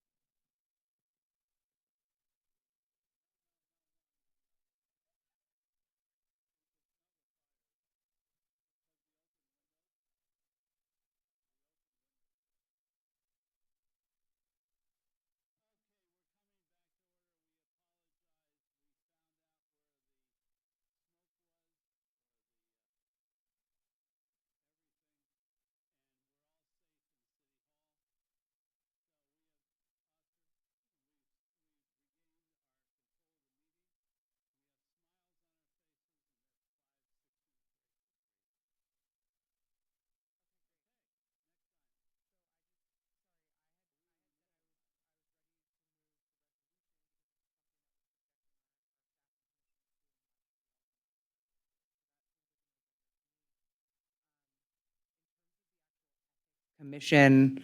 I did have like legal concerns that it could be truly independent, just given some of the other research I've done on these ethics commissions, but Doug is saying that that's fine. However, I am also concerned about staffing and resources. So Doug, realistically, like what could you implement? What could the city attorney's office implement, in the next couple of months within existing resources of these recommendations? What could we draft, or what could we actually get started doing? Well, draft first. I mean, yes, draft, but also what could you get started doing? Or is that like, oh, I don't have an answer to that because we have literally no Well, maybe think resources? something similar to the PSROC. I think that's what we're talking about, and that would take a while. It would take a few months. And Okay. Okay. Let's just do the resolution for the moment. Did you move the resolution? I thought Did, you yeah. moved the resolution, right? Yeah, and Negrete, I thought seconded. So the resolution was moved and seconded. Why don't we deal with Okay, that? great, let's do that. Okay, that's, Oh, huh? She's in the queue. Oh, sorry, council member.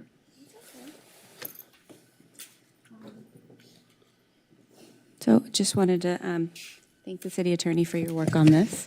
And I had a question regarding the item in terms of, for example, gaslighting and bullying. Would that fall under harassment or abusive conduct? What would it fall under? Potentially a hostile work environment, that kind of thing. And is this something that would fall, because this is something that has come, I had to recently take some training at work, and this is something actually that has been very predominant in the workplace, and recognized as like a peer-to-peer or supervisor to subordinate, and it's very prevalent, and so I'm just wondering, where does this fit in? Yes, as far as our existing policies, I don't think it specifically addresses gaslighting. Hostile work environment, some of those types of things. I mean, you usually look at a standard of whether it's either really severe or a pervasive kind of issue.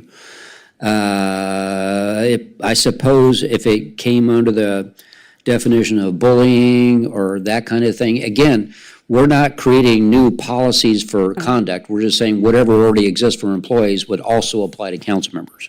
That's what we're doing here. Okay, because I'm just, for the record, so the way that I understood it and the way that I had learned about it, it was under harassment. So gaslighting and bullying falls under harassment. Potentially could be hostile work environment or harassment. Okay. And then one of the other things, and I don't know if this is something that we would give, because I mean, I know that quite a few of us here experience some of that on council. And the reason why, and that's one of the reasons why I brought that up. But one of the other things that I wanted to bring up, and I don't know if this is direction, is that early on, we received a really great presentation by Lisa Parsons regarding DEI, and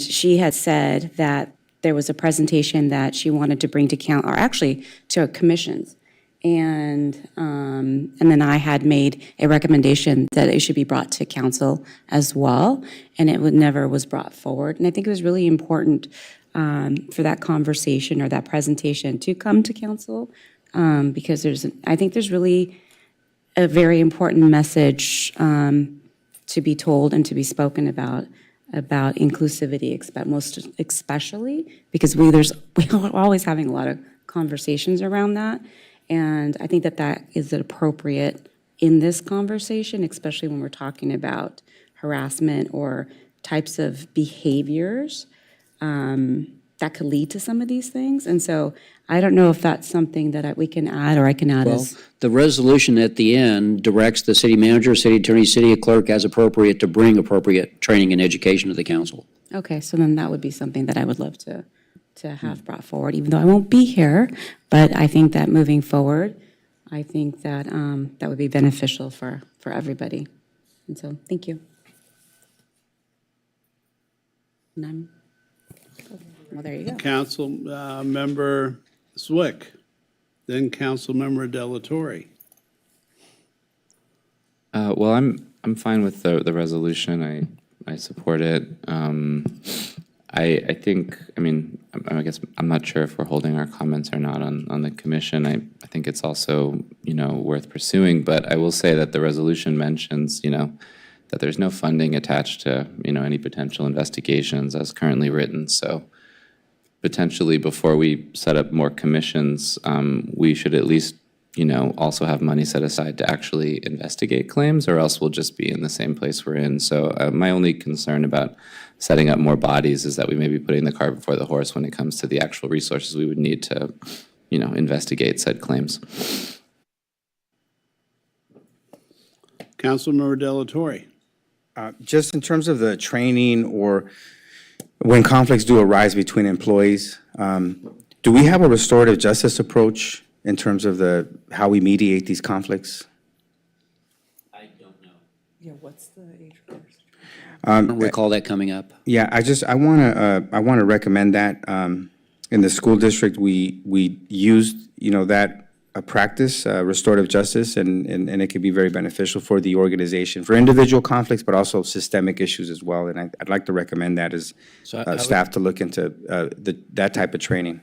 So I think City Attorney, I would need to confer because discipline processes and how they're addressed are well articulated and outlined in memorandums of understanding with our bargaining groups. So I don't know if we were to introduce something like that, if we have to go through a meet and confer process, if it would be an alternative discipline process, or mediation process. So we can take the recommendation, but I think we need to talk with our HR and attorney experts to understand where that conversation would occur and how it would occur, if that's policy direction council wants to give us.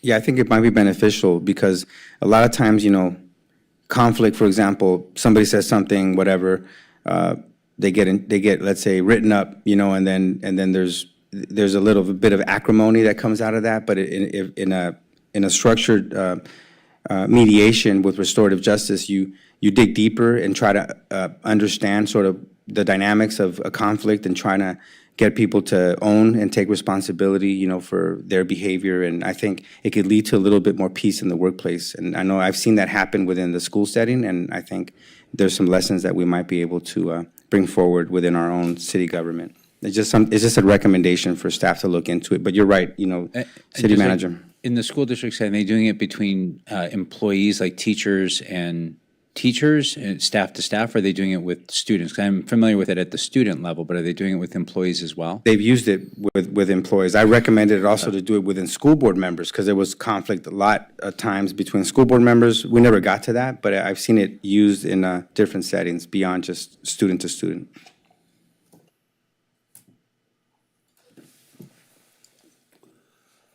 Okay. Are we ready to take a vote? Can we just confirm Okay. who made the motion in a second? Councilmember Zwick? Yes. Councilmember Parr? Yes. Councilmember Davis? Yes. Mayor Pro Tem Negrete? Yes. Councilmember Torosis? Yes. Councilmember De La Torre? Yes. And Mayor Brock? Yes. First we need a motion to continue past 11. Move to continue. Second. All those in favor? Okay. Item 16A, request by Councilmember Oscar De La Torre that the city council consider allocating $10,000 from the council discretionary funds to the Association of Mexican American Educators in support of the Santa Monica High School student group Legado Latino. This funding will provide scholarships and support culturally relevant programming that promotes academic excellence while honoring and celebrating the students' vibrant cultural heritage. Mayor, may I speak on it? Yes. Okay. It's your So- motion. Yeah, so a couple of meetings ago, a group of Santa Monica High School students came with their faculty advisor to ask for support during Hispanic Heritage Month, and I wanted to bring this item forward to support their call for support. So that's why this item is here before us today. And the Latino student population at Santa Monica High School has grown considerably since I graduated in 1990, where it was like 26%. Now it's about 38%. So this is a sizable number of the student body at Santa Monica High School that we're talking about tonight. Thank you. Councilmember Parra. Thank you. And Oscar, thank you for bringing this forward. I had an opportunity to speak to a school board member who also was speaking for another school board member and who indicated to me that this is a worthy cause and that there are quite a few leaders in the group and that they were excited to see this item on the agenda. I know that we have quite a few competing items and very limited discretionary money left. And so what I wanted to see is if you would be willing to maybe, instead of allocating $10,000, Councilmember De La Torre, would you be willing to accept $5,000? I know there's need, but maybe, if there's any money maybe left over later, and, if they would be willing to come back later, maybe? Is that Yes, I think that's agreeable. I understand that there's other demands on the discretionary fund, so thank you for that recommendation. Okay. Would you like to make a motion to that? Yes, I'd like to move the item At $5,000. at $5,000. You're making a motion? I'll second. In the queue or no? I don't know, I just had a question. Ms. I just don't want to, put us on a slippery slope here where now we have clubs from I'm sure there are lots of really worthy clubs at Santa Monica High School who need this. So, and now we have, we got emails and public commenters asking us to put stuff on our next agenda. And I think I'm just a little bit concerned about, is it a first come, first served situation? I think this is a bigger question for the future of like how we allocate our discretionary dollars, because it seems like we come to the end of the year, we have less money, and everything is worthy. How are we making these tough choices? So that's all I would say. And if we do the 5,000, are we still going to have money for everything else that we talked about tonight? In this case, remember, we've already allocated a majority of money through next June. Right. That's pre-allocated. We had two items that weren't, which is this item and the band trip to the UK. If we give this group $5,000, the bands have requested $15,000. We would still be under our limit. Okay.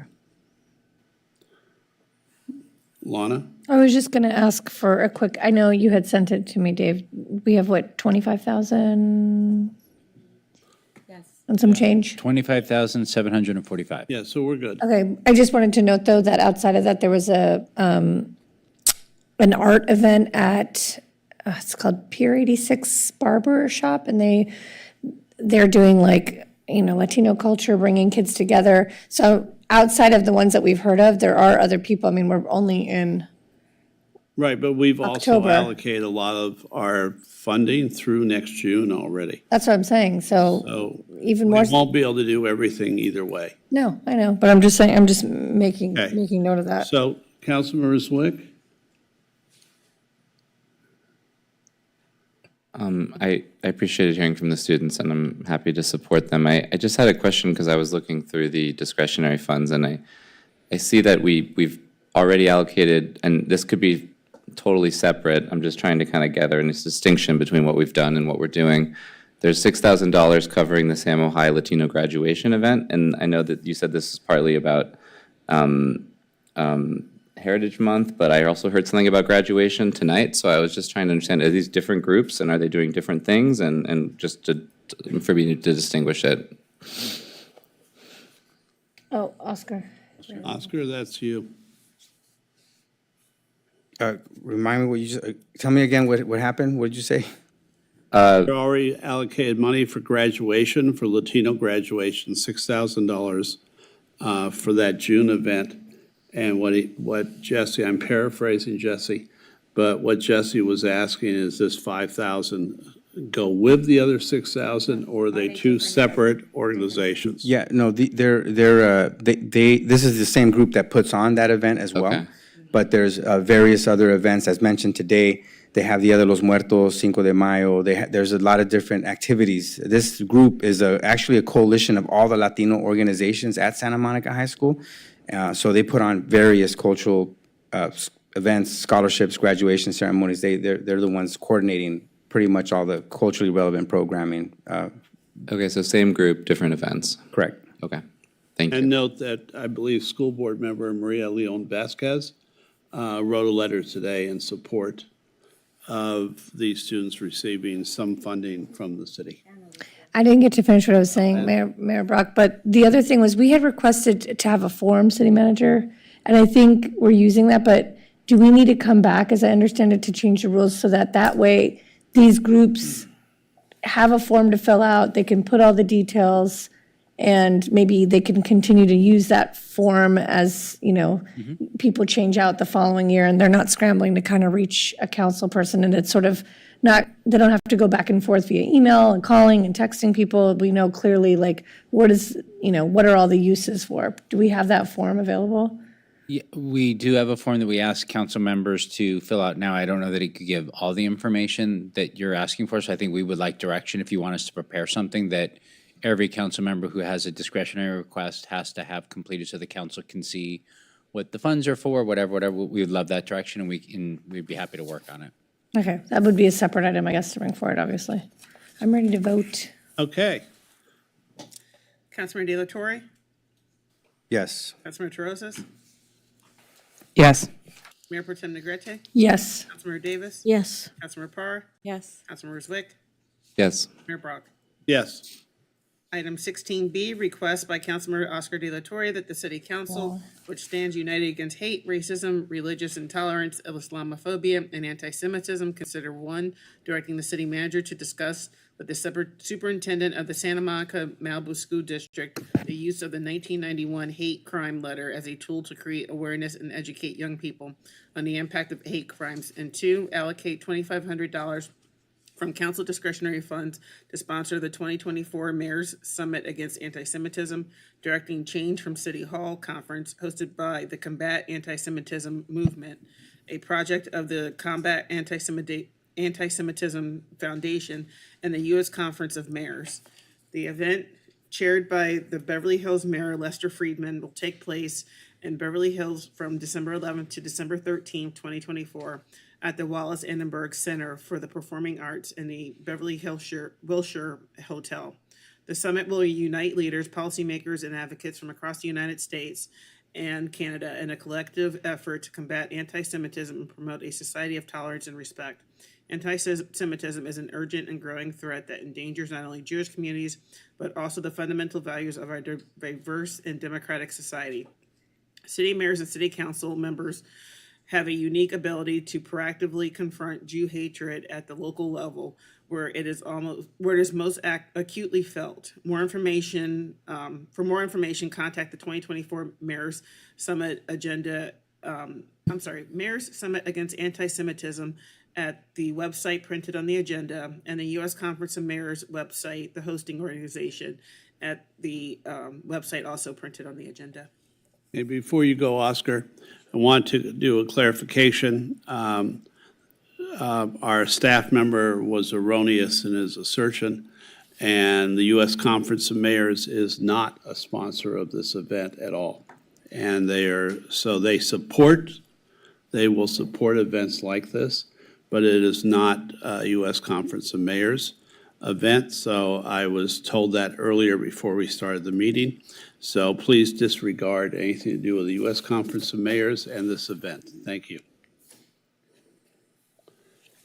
Councilmember De La Torre. Yes, the item is very, very, very interesting for me because when I read a letter to the editor by School Board Member John Keene, it reminded me of how I felt when I received a hate letter in 1991. This hate letter was sent to more than about 900 families with Spanish surnames. The high school's bulk mailing permit number was used, and also the high school's database was used.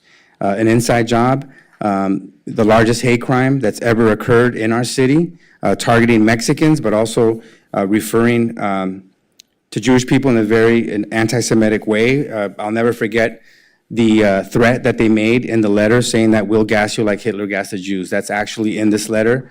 You all can read it. It's online. I was 19 years old, organizing a press conference in front of Santa Monica City Hall, right in front of these doors, right in front of these, in the front of this City Hall that I'm now privileged to be on the seat on the city council. And it was a demand for justice. Unfortunately, to this day, this hate crime is unsolved. And so there's no justice, and it's still a lot of hurt that is there. I figured that it would be important for us to direct the city manager. He meets regularly with our superintendent of public education, Dr. Antonio Shelton, and I think it would be good for them to talk, since this hate crime here in the letter is, there's a lot of messages within this letter that we still hear in political rhetoric in our country. And so it's still very relevant. And I think it'd be an important part of the local curriculum for us to understand how hate impacts communities, and to build more awareness of hate crimes in general. So I think it's very important for us to, because this is a city issue, for us to find ways to include this as part of the curriculum. When we organized the press conference and a protest against this hate crime, we had demands on the school district, we had demands on the city. One of the demands for the school district was to create a multicultural curriculum. That's what we called it back then. Now that's known as ethnic studies, which is a mandatory high school graduation course, a requirement for graduation. So we think that through the ethnic studies program, or also through the social justice standards, there's an opportunity, there's at least two opportunities that this hate crime and this letter can be used as part of the curriculum. And even though we don't have justice, there could be some more healing and more awareness and more learning that can come from an understanding of hate crimes. And we have our own story to tell here in the city of Santa Monica, and people organizing in coalition against these types of crimes. And I think it's very important. The other part of the item is just equally as important is the direction to support the 2024 Mayor Summit against anti-Semitism. There was an allegation made that somehow I'm bringing this forward because of the false allegations that have been raised against me in this election season, and I just want to reiterate, and Josh Kerpies and Mayor Friedman from Beverly Hills can attest to this fact, that I brought this item forward at 1:15 p.m. on Thursday, and the letter from John Keane hit the newspapers on Friday. So this is not a response to John Keane's false allegations against me.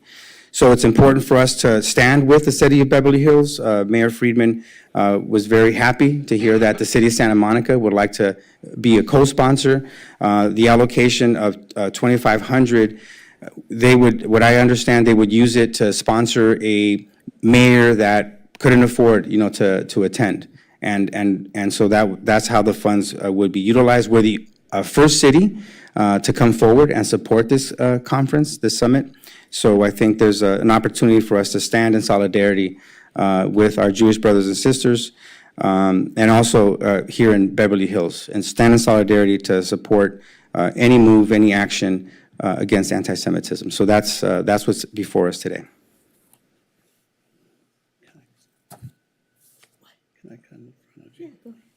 So I apologize, but Councilmember Davis is second in line in this case. I'm just going to make a couple of different things because I'm attending this conference. And I have checked. The anti-Semitism conference does not need any funding whatsoever from Santa Monica. So I'd like to ask that you remove that part of the item. And is there a way to bifurcate? You have two separate items here. And is there a way to bifurcate the items? One is your 1991, the problem that we had in Santa Monica, which has been well publicized over 30 years now. And that, I think we did this once before since we were elected. And I thought that you brought this up. And if you did, what was We the... investigated it. It was investigated too? So my question is, are we beating, unfortunately, a dead horse that's already been beat on this one? And that's my first question. because, oh, wider probe. Okay, so my question is, has that already been decided? Because you're really equating two different items completely. I would support the anti-Semitism conference at the Wallace Center in December. And I think that's relevant to show our support for that. As a body, as a city that has had anti-Semitic drawings on the sidewalks and comments throughout the city, I think we need to continue to act to try and solve those things as much as we can, to lend our support from the dais and on the streets to the fact that anti-Semitism has no place in the city, or any city. But I'm not sure the two items equate, so I apologize for that. But I just wanted to mention that, and I absolutely, I can tell you, I would not support any funding of that when we can't fund everything we need right now in our own city. Councilmember Davis, sorry to take your place, and thank you for your forbearance. Oh, no, that's fine. And actually, I mean, maybe I'll start with the second part, because I agree, having worked with the U.S. Conference of Mayors, generally, they will advertise these programs, but not necessarily be a sponsor. And I too checked, and they were not a formal sponsor. And I was going to ask what the $2,500 was for. And with all due respect, Councilmember De La Torre, sponsoring a mayor from another city, because I'm assuming when you said it was a mayor who couldn't afford to go, that wouldn't be someone from Santa Monica, presumably. And so sponsoring a mayor from another city to attend, well, I think that's a laudable goal. As the mayor points out, we're over here fighting over crumbs in our discretionary account.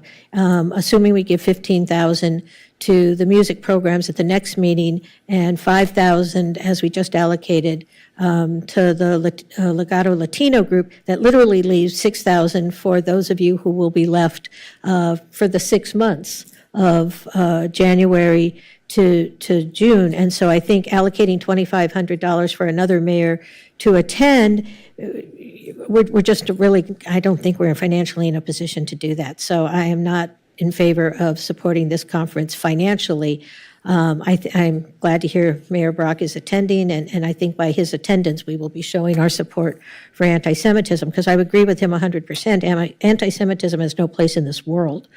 And I think that we should condemn it at every turn, and regardless of where it's coming from or who makes the allegedly anti-Semitic remarks, we need to be united in our condemnation of anti-Semitism in any way, shape, or form.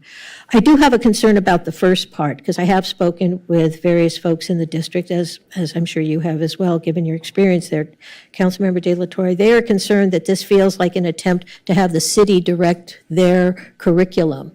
And while we do know that the city manager and Dr. Shelton, the superintendent of the schools, meet with each other regularly, it is about our relationship, our financial relationship primarily. I don't think it involves the city manager suggesting curriculum changes to the school district or to Dr. Shelton. I think certainly what happened in 1981 was despicable. I think if it can be used as a tool, as you say, to create awareness, I think I was recently at a school board meeting. They're right across the street now, and you can go there and ask the school district to use that letter as part of the ethnic studies program, or to create, some sort of program to address this. But I think, in all honesty, having the city try to direct curriculum over at the school district is beyond the relationship between the city manager and the superintendent. And frankly, I'm not sure we should be trying to direct curriculum. So while I want to make it very clear, I believe that hate has no role in our community. I think that anti-Semitism is pernicious. I sadly say on multiple occasions I've had to call the city 311 number because I've seen swastikas spray painted on various city things in the Ocean Park area, and I don't know who's responsible for it, and I would like for it very much to stop. But anti-Semitism is intolerable. And I think that we should all support any effort to combat anti-Semitism, but I don't think in this particular instance, somehow trying to get involved in dictating school curriculum or giving $2,500 to a program that doesn't appear to really need our money is what we should do. I think we should all, by our actions and by our statements, reflect our commitment to fight anti-Semitism. If we have made any anti-Semitic comments, we should apologize for them. And if we see them being made, we should intervene and call them out. Amen. Councilmember Delatorre. I think it's important. I think we have an opportunity to enhance, we have voted here to make April, we have a week in April where it's a hate awareness week. So we have approved that as a city government. So more than just like a poster, here's something that we can contribute, and work in partnership with our school district to bring awareness to the impact of hate. The case is unsolved. This is a responsibility of our police department. Back when we made when we addressed this issue, we were very critical of the failure of law enforcement, the FBI, the Postmaster Service. We called on both of those agencies to engage, along with our Santa Monica Police Department. The case is unsolved. And so there is still hurt in the community. There's people that still remember this. I mean, Councilwoman Negrete, her family received that letter as well. So there's still many people in the community that remember this incident. And because it's unsolved, I think it's an opportunity, for us to, as a city government, either we offer a reward, maybe there's new DNA, maybe there's new technology that might be able to, come forward. People might come forward after years, they know something. But when I brought that forward to ask for a reward, I was, people said the same thing. They said, we don't have any money, where are we gonna get the money from? So I thought that maybe then if we can't get money for a reward, leading to the arrest of the perpetrator of this crime, that we might be able to use this, in a way to educate and to build awareness. And so that's really where it's coming from. I understand that the Mayor's Summit on anti-Semitism probably doesn't need the money, right? So I'm hearing that. I could totally understand that. So the commitment to the Mayor Freeman in Beverly Hills is that the city of Santa Monica would like to sponsor. It doesn't mean that we have to put a monetary allocation to it, but that we might show support, and maybe with our Mayor Brock participating, that might be it. So I'm totally open to that, but I think it would be important for us to vote, to direct our city manager to bring it up, to discuss this with the superintendent, and maybe the superintendent says, hey, he would prefer a different avenue, for us to bring this incident and this crime and the hate letter forward, so that it can impact curriculum. But we wouldn't know that until the city manager would talk to him. And I think you have a monthly meeting with the superintendent, maybe, or yeah. So they meet within their monthly meeting. If we support this, all this means is that it's put on the agenda for them to discuss. The city manager might come back and say, that maybe it's not the appropriate thing, or maybe Dr. Shelton says, yeah, it's definitely something we want to include, within our curriculum, and we make progress in terms of, bringing more awareness to the issue of hate and hate crimes in particular, being that we've already supported, April as a hate awareness week. There's a week in April where we've voted to support that. Councilmember Terosas. Yeah, I would just say, I definitely do not want us to be a sponsor of this event, because I have been contacted since this item came on the agenda by several members of the Jewish community who are very concerned about the combat anti-Semitism movement and who is heading that up. If you look at their board of directors, there are several highly problematic folks on there, including people who are known homophobes, as rated by the Gay and Lesbian Anti-Defamation Network, GLAAD. There are folks who are Trump mega donors. And people had reached out to me to say that they were very, very concerned that this was the organization, if we're going to talk about combating anti-Semitism in a restorative way, that this was not the organization that they wanted us to sponsor or give money to. So I would urge everyone to do their research about who these folks are. I totally support the intent of this. I was not aware of the CAM folks until I looked them up. And so I can't support us sponsoring the event, but always in favor of education and want to do it in the way that works for the school district.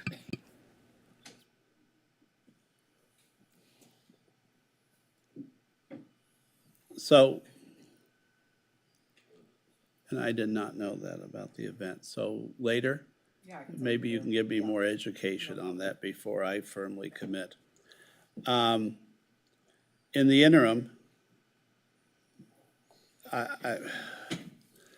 so the city council discussed this 6 months after I was elected. On June 6, 2021, we had a discussion about your first part of this item, which is the school district letter. Do you remember what we decided at that time? Because June 6, 2021, we had a directed the discussion. police to reopen the investigation, and they reported back that they were unable to determine, in part because it happened so long ago, but that they were unable to determine who sent the letter. But they reopened the investigation and reported back and that they had done as full an investigation as they could. So, Thank you for that clarification. yeah, so the case remains unsolved. And so the only thing we can do now in terms of achieving we can't achieve justice on the case, but we can use this as a teachable moment to educate. And all I'm asking is to have the city manager to put it on the agenda, to have a discussion with our superintendent to So see. just a private discussion? Correct. Not the agenda, but just. Yeah, it's part of their monthly meetings. They can talk about it to see if during April, when we, as a city, have supported Hate Awareness Week, that we can find a way to do something around this hate crime that affected many families, many Latino families, many families in the city of Santa Monica. Can I just ask a quick question? Yeah, of course you can. I mean, I understand what you're saying. I guess my question is, why not just go directly to the school board?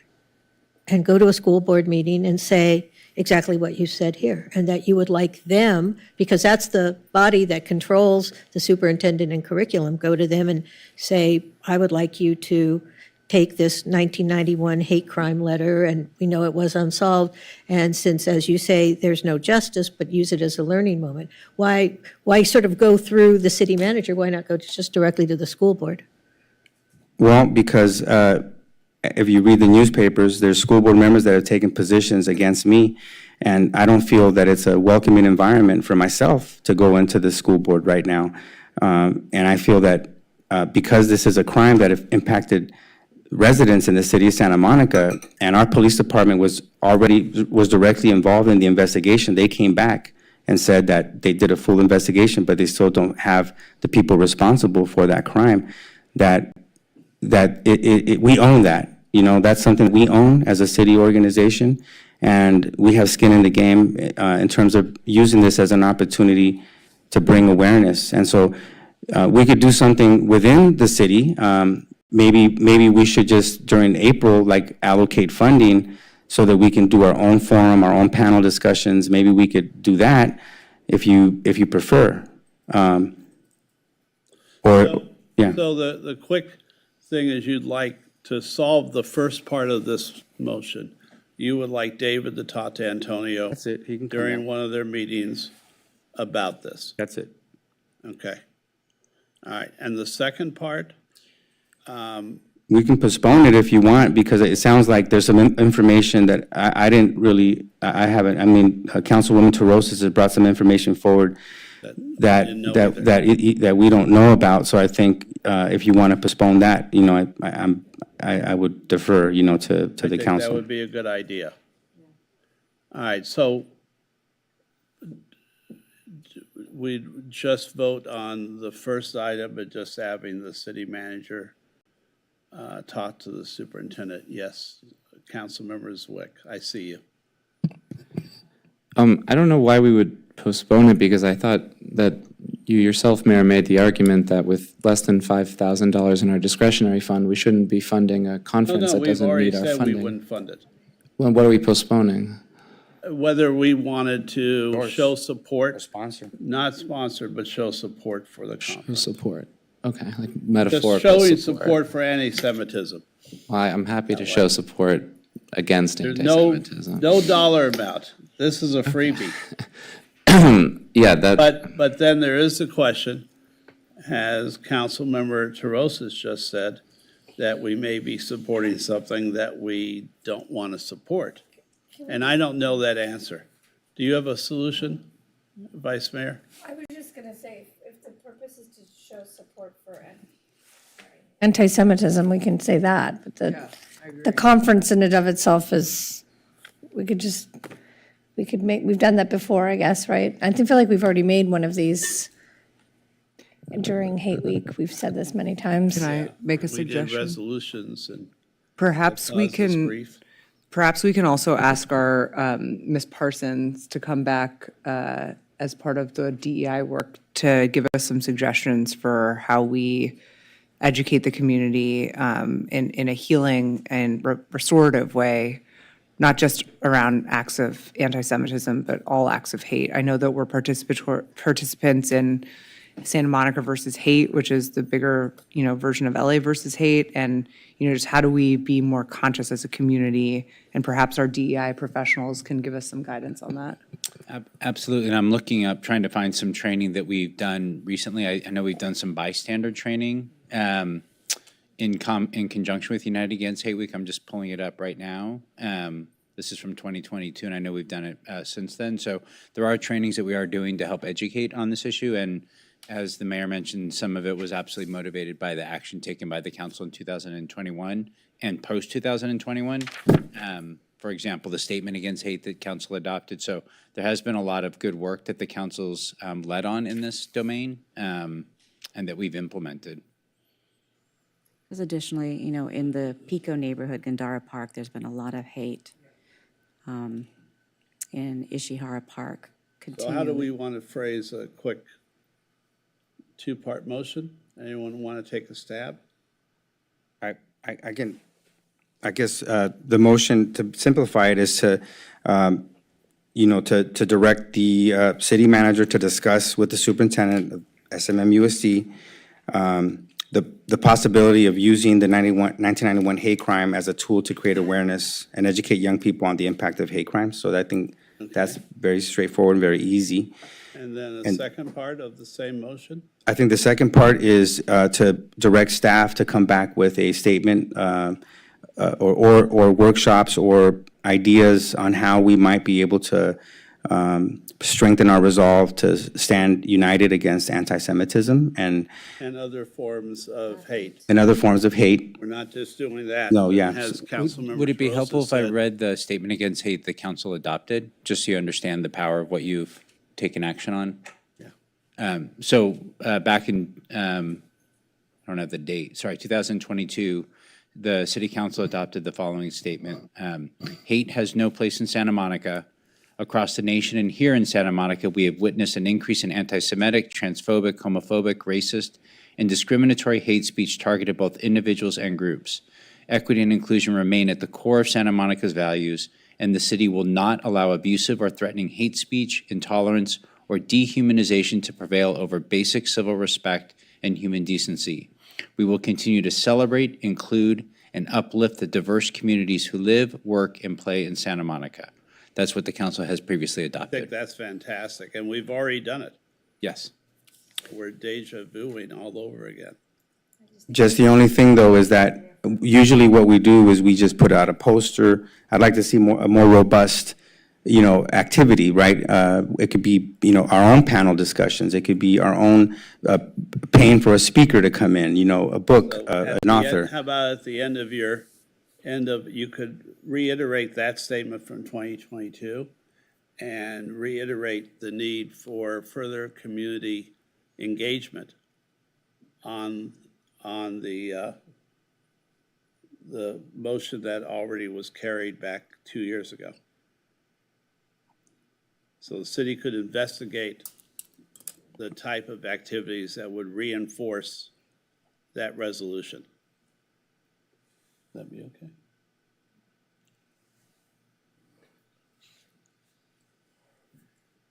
Mr. Zwick. Look, the way you've stated that, Mayor, sounds fine to me. Again, happy for the city to be proactive and investigate programs to further the combating of anti-Semitism. I think I would be remiss tonight because of everything that's been said, including during this discussion, and as the only Jewish member of this council, to just say that I've read all the letters as everyone else has. That's how I've learned of these allegations. I'm not going to cast stones or guess what's in anyone's heart, but I do feel like it's strange to have a discussion about taking action on anti-Semitism without discussing the allegation and simply saying, this isn't someone who came up to the dais with a few screws loose who said something that we found offensive. These are other elected leaders in our society that are making allegations that Councilmember De La Torre said something that was anti-Semitic. I don't know the truth, but I do know that there are credible allegations about anti-Semitism. I don't believe in canceling anyone, but I do believe in taking responsibility if something happened. And I guess I'm just trying to make clear here, I feel it's my obligation as the Jewish member of this body to say, Councilmember De La Torre, are you saying that you did not say those words? Are you denying what these three members of our community have come forward to confirm, that these were never words that you spoke? I wrote that exactly. I'm saying exactly what I said in my letter, is that I never said that. I deny ever making those comments. That comment that was made allegedly came from a conversation that I had with a consultant that has a relationship with John Keane. I did talk to that consultant about how in our school district, the majority of the elected officials on the school board reside north of Wilshire. And I did say that the wealthier part of our city is well represented. I think it's fair to say that the majority of the school board members since the school district's inception have lived north of Wilshire, and that the achievement gap resides in the south side schools, John Muir Elementary School, Will Rogers, John Adams Middle School, the schools I attended. And so the lack of political representation of south side families on the school board is detrimental to those children attending schools in the south side. I was very clear about that. And so I've always talked about class and race. I've never brought up religion or cultural identity in any of these discussions. If there was a misinterpretation by the consultant, or she had never heard a Chicano like myself from the Pico neighborhood discussing these social dynamics within our city, I don't know where that comment came from. But I can just tell you that the people that you say are credible are not credible to me. They have opposed me many times on the school board. They voted to eliminate Head Start. I voted against that. They voted to cover up the PCB toxic environment within the Malibu schools. I voted against that. I took multiple votes against the majority of the people on that school board, and I opposed them in the last election. So these are not unbiased people. These are people that have it out for me, that have written op-ed pieces in the past against me, I feel that these are dirty politics and these are political attacks. The allegation of the comment I made occurred allegedly like 5 years ago. So it wasn't brought up back then. The conversations I had back then with the school board around that was around, I can't remember exactly what it was, but it wasn't an anti-Semitic moment. I can tell you right now, and let me ask you a question. Do you believe that I'm anti-Semitic? You're the only, as you said, you're the only Jewish city council member. Have I ever treated you in a way that you feel that your religion or your culture is the reason why I'm treating you badly? No, it's never come up to me. I'm just asking about this event because it's been very public in the community, and I felt an obligation to do so. I guess you're saying that you spoke about class dynamics in the And city. race and class. And somehow the consultant took that to mean Jews. That's all I can think, because John Keene, all right, John Keene is Jewish. She's Jewish. I knew that when I talked to her. So I don't understand if that's what happened, but that's my assumption. It's exactly as you've explained it right now. That's my assumption of what happened in that conversation. But I can tell you right now, it was not an anti-Semitic moment. When we had those discussions, it was about the race and class, the dynamics that impact the achievement gap in our school district. I've been a strong advocate all my life addressing these issues, and never have I ever included religion or even gender, but definitely not. I've never brought up religion in any of those conversations. And so my only assumption is that it was misinterpreted by a woman that doesn't know me, that met me for 45 minutes in a conversation. I ended the conversation when I found out that she had a personal relationship with one of the school board members.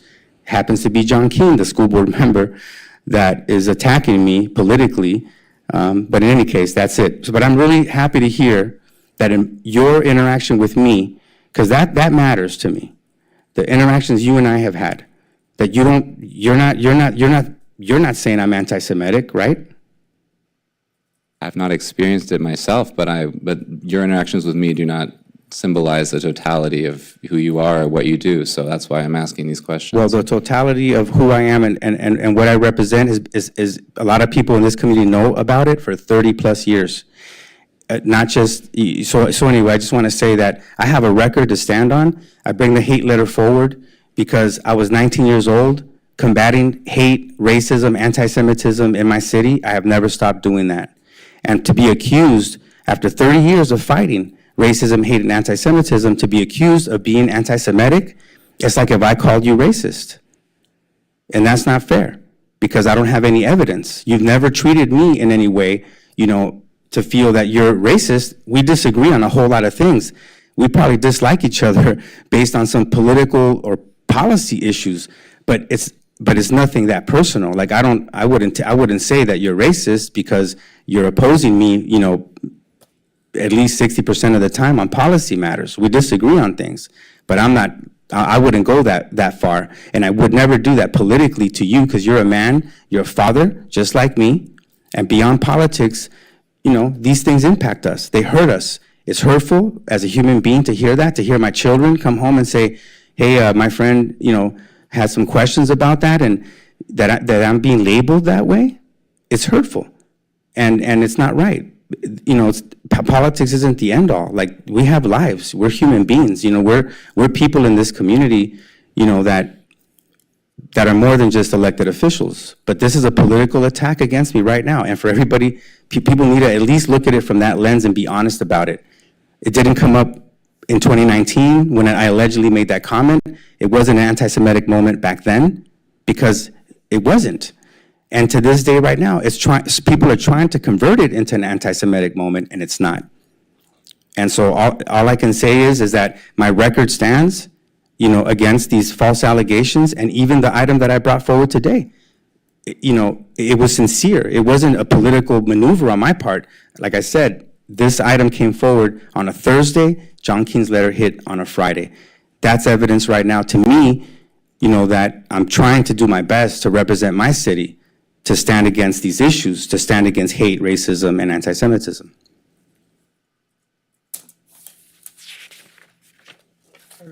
Are we done with that? No. For the moment? No, I know, there's a few people in the queue. Councilmember Delatorre, are you in the No, I'm queue out, still, yeah. or are you done? I'm done. Madam Davis. You get ready to retire and they start calling you madam. I wasn't going to buzz in, but I sort of feel compelled to now. And I want to say a couple of things. And the first thing I'm going to say, Councilmember Delatorre, is you have called me racist on numerous occasions on this dais. Mm-hmm. And so what's sauce for the goose, as they say, is sauce for the gander. And I think,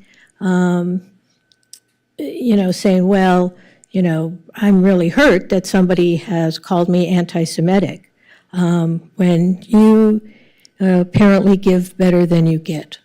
And I think that, you know, if this is going to be a healing moment, everybody needs to heal, including you. I also want to say that I believe John Keane, I believe Richard Tavilder and Jess Wine, and I believe Lori Lieberman. Not just because of the letters that they've written, but because actually soon after the alleged event, I heard about it.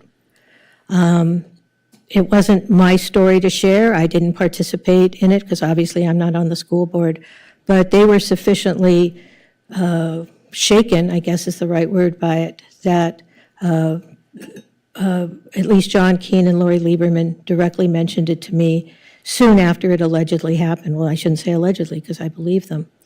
Now, maybe you're right. It was a misinterpretation. I wasn't there, so I can't say. But I do feel compelled to say that I have heard you make other comments that at least could be interpreted as anti-Semitic. One was made directly to me. You and I used to meet frequently when we were on better terms. You know, maybe frequently is not the right word. I don't know. I don't know your religion. I've never asked your religion. I don't know. I'm not Jewish. It wasn't about me. Oh, okay. It was an anti-Semitic comment that was made, or at least I interpreted that way, and I remember it quite vividly. We'd had breakfast at Laris Restaurant. You were at the time executive director of the PYFC, and you were mentioning to me that What year? You know, I honestly don't remember the year. It was probably at least 7 or 8 years ago, maybe even longer. But the comment stuck with me, and I never said anything about it to you or anyone else because it was stunning to me, but I also thought maybe it was just an awkward statement. But you were commenting that some of the youth attending the PYFC were having difficulty getting employment because they'd had run-ins with the law. And I told you that I recommended to you that you contact Jewish Vocational Services. Because they do excellent work in terms of record expungement and also working with second chance employers who are willing to work with youth who've had run-ins with the law. And you looked at me and you said, what do Jews know about getting jobs for Mexicans? And I remember. I don't recall ever making that I'm sure you don't comment. recall And it. let me just say this for the record. Jewish Vocational Services, the Pico Youth and Family Center had a contract with them for many years. Well, So I worked with them. So you can't say that I made that comment and then it impacted a decision that I made. I'm We not worked sa- with Jewish Vocational Services. You know what? Let one person. I'm not saying whether or not you had a contract with them. I don't know anything about your relationship. I'm just saying that is a comment you made to me. You may well not remember it. I remember. I did not ever make that. Councilmember De La Torre, may I finish? You can finish lying. Well, I never said that. we're dissolving again. All I am saying is, Try and be mature adults. I'm I know this is difficult on all sides. I wish that council members would let us finish the motion without starting an attack. I don't think he But started an But attack. it's going now. But it'd be nice if you were civil, Councilmember Davis, Council. How can I be civil when people are making lies? Wait 8 years ago We are a at council- Lada's restaurant, I never said that. I never said We're a that. council that operates as one person speaks, then the other person. Councilmember Davis. All I'm going to say is I have a vivid memory of that because I found it to be a stunning comment. And I'm not surprised that you say you don't remember it. But I do remember it quite vividly. You know, I wasn't going to say anything except we got into this discussion about, and you said you'd never made an anti-Semitic comment, and I will tell you, I interpreted that comment as being anti-Semitic. I don't know about the relationship between PYFC and Jewish Vocational Services, which is now known as JVS. What? Jobs, vision, success. I know, that's what they're calling it now, but you know, you did make that comment to me, and you just called me a liar, which is fine. You certainly have the First Amendment right to do so, but I just felt compelled to say that because you've attacked people who I believe were telling their truth, or as they've said, the truth. And, you know, I think this is a moment for all of us to reflect on things that we've said or done. But I think, you know, it's fine for you to attack other people and call them liars. You have that First Amendment right to do so. But I think you need to confront the fact that you've also called other people racist without any evidence that they're racist. You know, and you've said some pretty hurtful things to me in social media. That's okay. That's your right. But I think that we all are public figures, and it comes with the territory. And I just think it's important to defend people that I believe are speaking the truth. Councilmember Delatorre. Yes, well, I want to, first of all, let me just say this, because I don't think it's personal, but it's not so much personal. But I do want to say, I want to clarify something. I don't think I've ever called you racist, like straight up like that. But I'm going to say this. When you voted to defund the Pico Youth and Family Center, and at the same time voted to fund another organization that had hurt children, when we hadn't hurt any children, 80-something speakers, you remember that night, a lot of youth of color came to speak before you, and you defunded the Pico Youth and Family Center. You took all that funding away. I saw that as a racist decision. And I know that you can, all the reports, the staff reports and so forth, it was very hurtful, because here's an organization that was saving lives, like working with gang-involved youth, helping people out. You heard them speak to you saying, please don't defund us. It was $190,000 at the time, which was 0.00003% of the city's budget. And you cut that funding. I saw that as a racist decision. When you lied in court and you said that you were Latina, when I've known you all your life, school board member, you ran for school board, ran for city council, never did you identify as a Latina. You in court, said, yes, I am a genetic Latina, in order to thwart Latino voting rights. Now, that right there, I think, was also racist, because, if I would have discovered my Irish roots, and I go to Ireland and I celebrate, Irish culture and support Irish people, that's one thing. But to identify as a part of a racial group, to hurt that group's ability to gain a seat at the table, I think that was racist. And so there are decisions that you've made that I would consider from a position of privilege and power that are racist decisions. So I'm not just saying something out of nowhere. These people are saying something out of nowhere with no evidence and using it in a political attack. It's dirty politics. The fights that I've had with this city have all been around inequalities, where the north side, people with power and affluence have more influence in our government. And people in the Pico neighborhood, we have had environmental dumping, we have had gang violence, we have had trauma, generational trauma. We have had child molestation. We have had a whole lot of things that happen because of the lack of political representation. And so those are the things that I will continue to fight for. I do not apologize for taking that position, and I'm sorry that you're offended by that. But I'm not going to call anybody racist just for using the race card. Just like some people are using right now, I criticize a candidate for being a carpetbagger, all of a sudden that's anti-Semitic, but I didn't even know the religion of the person. Natalia, I don't know her religion, I didn't ask that question. So or cultural identity, I didn't know any of that. So there's no malice in that type of question. And so it's very important to understand that what I'm advocating for, is for people of color, for low-income people in this city, to have agency, to have representation, to be treated with fairness and respect.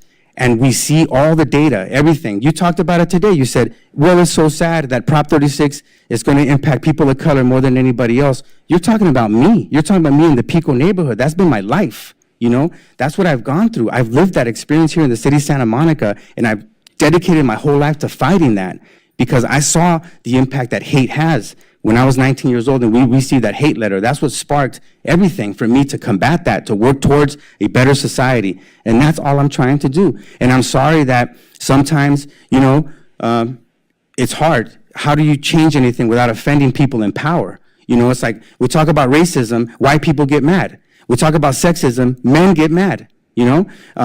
it's kind of hard. You know, I still haven't figured that out. It's so if someone can teach me, like, look, this is the way you can do it, but you look at all leaders throughout our history, everyone that's trying to challenge the status quo to make change, to bring justice or equity or whatever, those individuals run into a lot of problems with the people in power.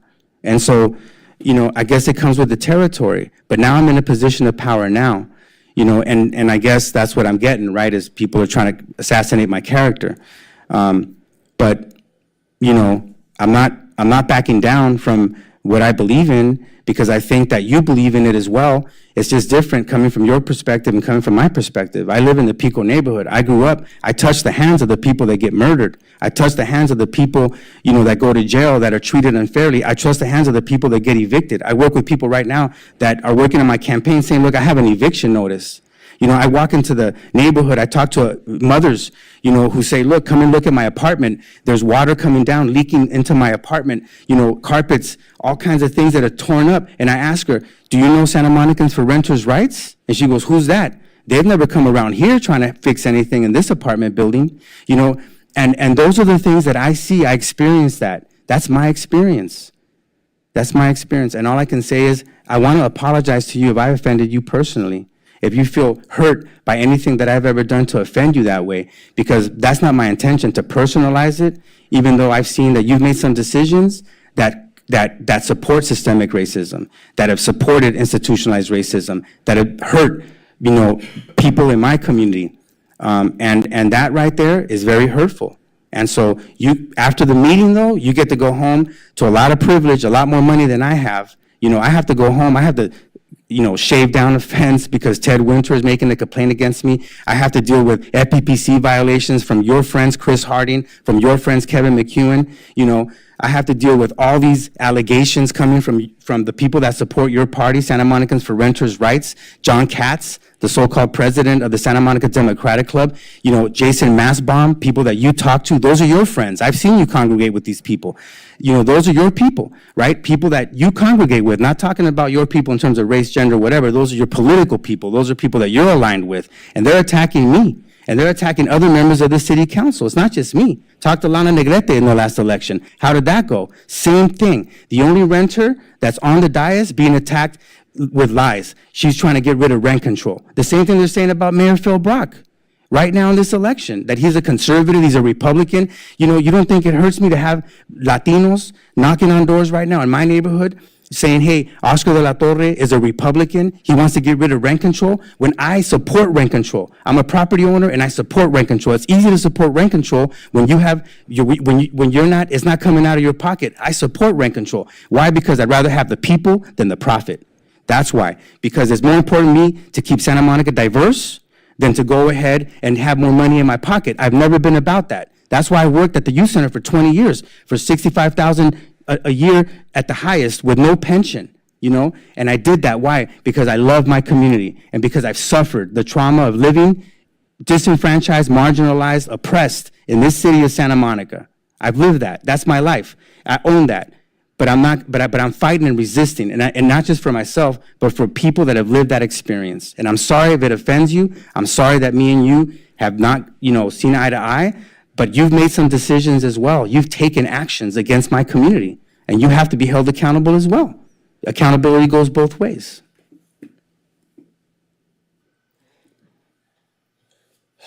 Councilmember Davis. I don't want to speechify, but I do feel compelled to correct one thing, because at the same time, at the same meeting, at the same breakfast at Laris, which was quite some time ago, you did say something actually that was quite nice to me, and I want to say it now, which is, that was when I told you that my birth father was Mexican and my birth mother was Irish.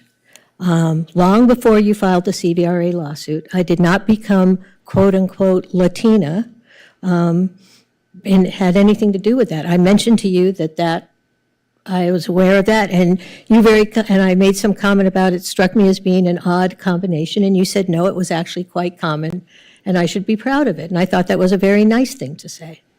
But you just recently accused me of trying to claim Latina heritage in connection with the CVRA lawsuit, when if you remember the comment, I told you about it long before you ever filed the lawsuit.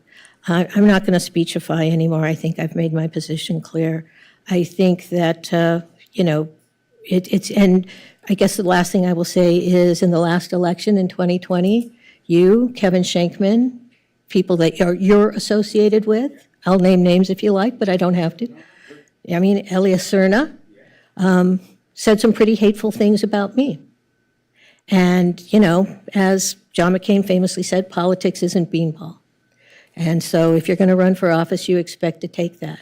I've never tried to make an issue out of it. You have a First Amendment right to say hateful things about me.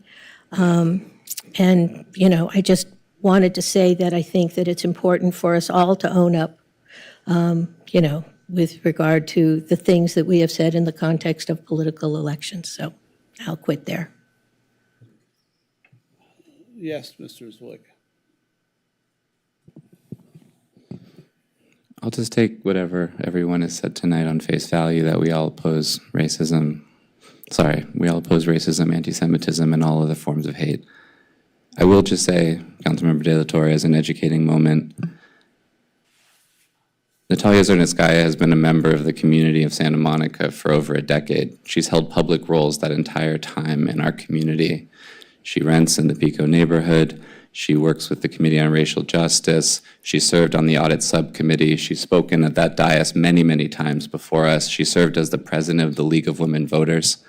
I find it very unlikely that you don't know who she is. And I find the comments about people who move to this city, calling them carpetbaggers, while it may not be anti-Semitic, I do find it offensive because that's essentially an anti-immigrant stance. I feel like in this city we should be welcoming people and not labeling them and calling them names just because they weren't born here. And that's just something I would like you to know. Yeah, so I want to apologize for that, if I offended her. I mean, with that comment, I didn't mean it in a way to disparage her. It was more, it's in a political context. I'm being attacked left and right. They're throwing everything in the kitchen sink. Natalia has come before this council to oppose district-based elections, and so she's taking a position. And she came into the Pico neighborhood. She lives in the Pico neighborhood. Not one time did she call me, or not one time did she call the Pico Neighborhood Association to ask, hey, why do you guys support district-based elections? I would think that if I moved into Oregon and I went there and there was people of color that have fought for 10 years fighting against gentrification and for, a better election system, that I would at least take the time to understand their issues from their perspective before I decided to take a position. And that's the only beef that I have with Natalia. That she never came to try to understand really fully why we were taking this position and the history, of the city of Santa Monica and its neglect and its environmental dumping in the Pico neighborhood. It's hard to move in right now to the Pico neighborhood and say, oh, wow, this is a very nice neighborhood. Yeah, it's very nice. You have to understand that a lot of people sacrificed a lot to get it nicer. The gang violence doesn't exist anymore because we worked 20 plus years fighting the gang violence. But I'll say this, before the libraries that we advocated for, the parks and all that, it wasn't a very nice experience being raised in the Pico neighborhood. And you know what? Politicians didn't even run for office. They didn't even knock on a door in the Pico neighborhood when I grew up. And there was police abuse and there was neglect. And the Southside schools, we got suspended. I got suspended 3 times by the time I was in the 9th grade. So, we've changed all that in the school district. And we're changing this city and we're making it a better city. And I'm happy to be a part of that. But I'm not, in politics, we're saying a lot of nasty things. People are saying nasty things. I think we're going to take this election cycle this year. I think it's going to be a new low for the city of Santa Monica.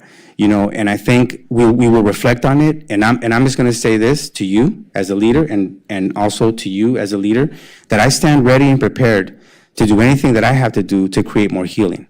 That if even John Keane said, hey, I want to form a panel discussion and talk about anti-Semitism, I will willfully join that panel and I will talk about it because I've fought against it all my life. And so I'm ready to engage. But it's very difficult within a political contest, right, to deal with these issues because, I know how the game works. You try to accentuate people's negative, you know what I'm saying, and play down their positive. And that's just how politics is.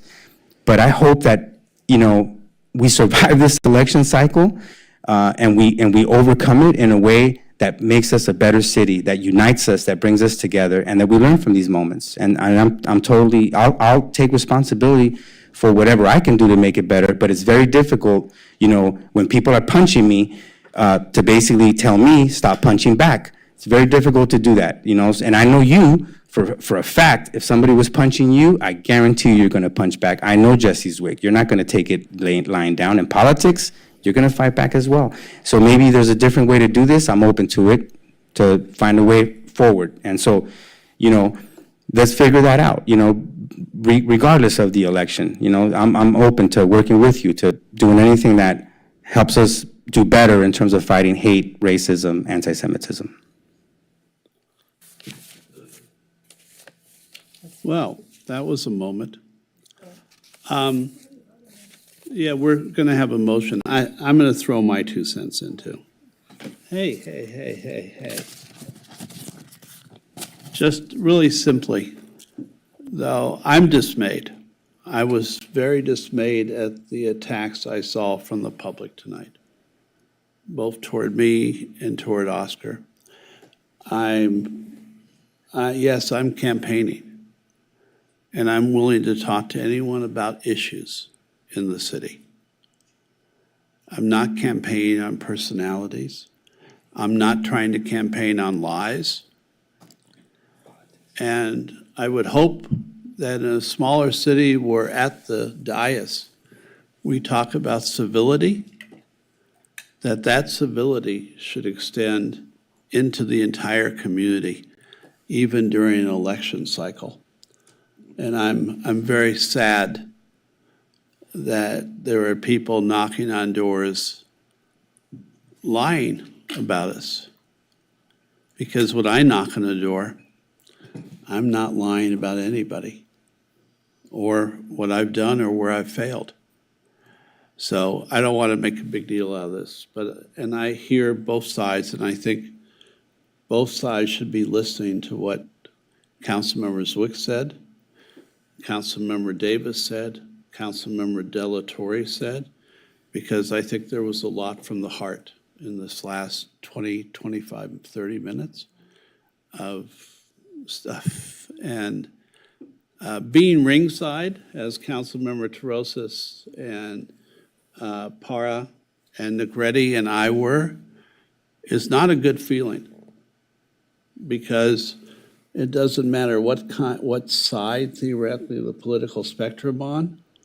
I respect all of you, and I would hope that would be mutual, because we're supposed to be working to help the people in the city. And to me, that means all the people in the city, regardless of whether they support me, support Jesse, support anybody. Our job is to help people. That's why we're supposed to be up here, not to denigrate others on any side. And I would like for the next 2 weeks of this campaign to be a campaign on an ethical basis, with people deciding that they'll be glad to discuss issues, not personalities, not have fake identities and lies and other things. So let's move on. We were in the middle of a motion. I can't remember if the motion was made or not. It was so long ago. But Councilmember Terosas, where were we? Because you were making the motion, I think. I think I was just making a suggestion that we reaffirm that we are united against hate, racism, religious intolerance, et cetera, as outlined in this motion, and that we will give direction to our city manager to work with our DEI professionals to bring back healing and restorative options to educate us about anti-Semitism and all forms of hate.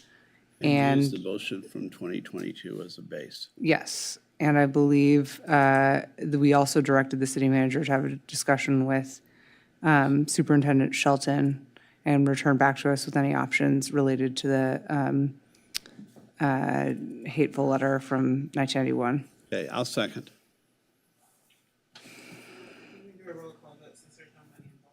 Okay.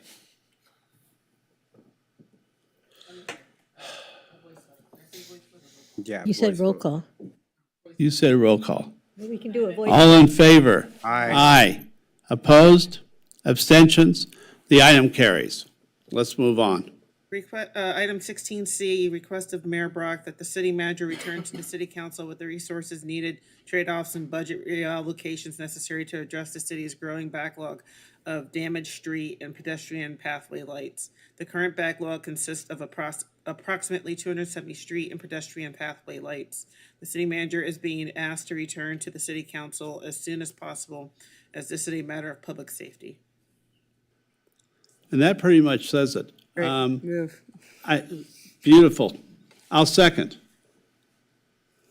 Voice vote? All in favor? Aye. Opposed? Abstentions? The item carries unanimously. Item 16D, in response to concerns raised by residents regarding privacy and safety requests by Councilmember Parra and Mayor Brock, direct the city manager and city attorney to begin the process of amending the zoning ordinance to increase heights in the front yard setback in R2, R3, and R4 zone districts, with particular consideration for the appropriateness of 60 inches in height, with 50% transparency for walls and fences above 42 inches in height within the context of crime prevention principles. Address measurements that may include retaining walls and suspend enforcement and pending applications until the ordinance becomes effective in R2, R3, and R4 for those that would comply with that standard.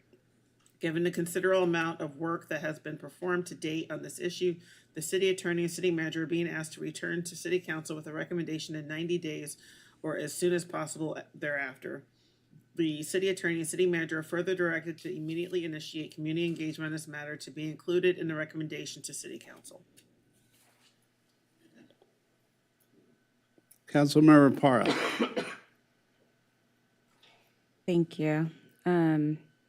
So this item is coming before you once again because the previous vote did not count and therefore the item was nullified. And do we need to give a statement beforehand? Sure. Yes, Council. A previous item was initiated by the council. It was in the process of going through Planning Commission. And then a few weeks ago, we received a message that indicated that Councilmember De La Torre had a front yard fence that exceeded the 42-inch limit and claiming... Can you please tell us who the message was from? Oh, it was Ted Winter. Yes. And then I spoke, of course, to Councilmember De La Torre. He confirmed that he had a fence in excess of 42 inches. And because of that, that could create, at least to some extent, an economic interest, financial interest in the issue. And so therefore, because that condition existed at the time the prior votes were taken and Councilmember De La Torre participated, we determined that as a legal matter, those prior actions were void. And so then you have the opportunity to come forward now and reinitiate it. My understanding is, based upon the information I was provided, is that the fence issue has been cured as of today. It is under 42 inches, so there is no longer an economic interest or financial interest in the issue. Correct. So Councilmember Del Torre can vote now. His fence has been fixed, if you will. And so that's why we're bringing this item forward again. So as you know, back in June, thank you very much, City Attorney.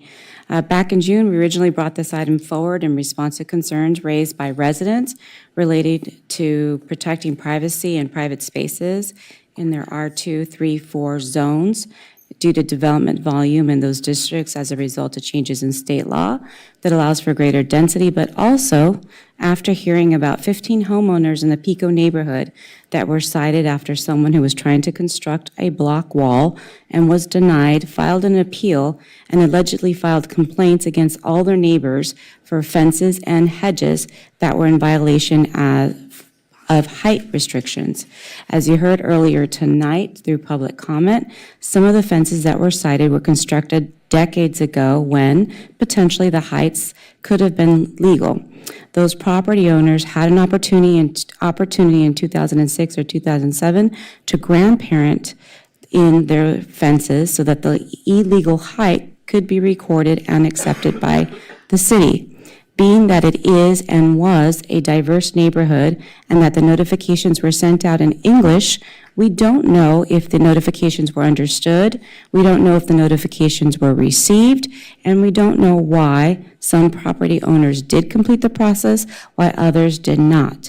What I can tell you is that I've been working with the city and property owners since January of 2024, trying to find a solution, and here we are today. It's almost taken a year to try to come to some type of solution to rectify this situation, and I'm asking for everyone's support. Thank you.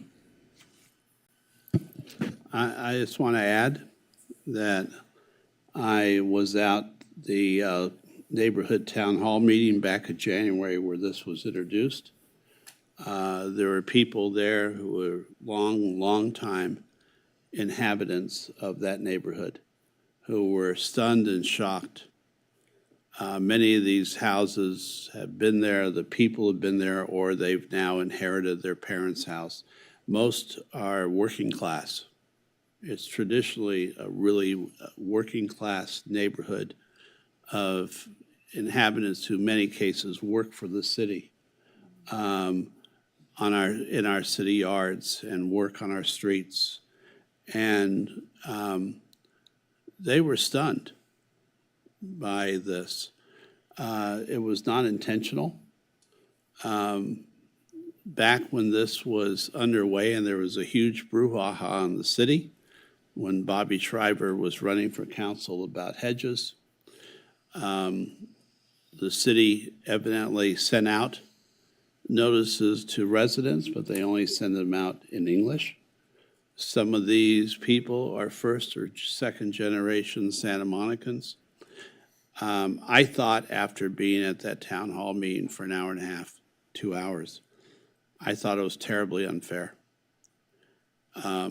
And that was something we needed to correct. I am dismayed and saddened that here we are 10 months later, 10 months, and the city hasn't been able to solve something that should have been relatively simple. So I think Councilmember Parr is frustrated. I'm frustrated. The neighbors, only one of whom came tonight, but I think the neighbors are equally frustrated with fines that have been hanging over their head for 10 months. And they shouldn't have that. So that's my comment. Councilmember Terosas. Yeah, thank you, Councilmember Parra, for all your work on this. I don't want to relitigate what we've already talked about, but I just have one request.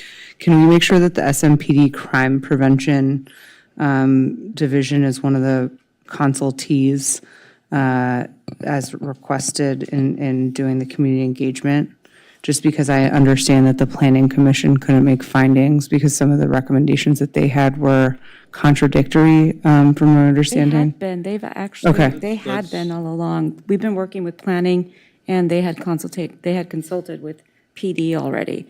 We've gone through this whole thing. I mean, you can ask the city manager. No, I believe you. I'm just saying I had gotten feedback from some of the planning commissioners that the SMPD Crime Prevention Unit specifically they said that they needed to follow like their national and international standards for hedge transparency, and I just want to make sure that. And that's the recommendation Okay. that we were going after, and that's what we asked for, and they still denied it. Okay, so as long as what they have provided is what is also getting provided to the planning commission, that hopefully should be fine, but I just wanted to make sure that they were consulted. Cool. Councilmember Zwick.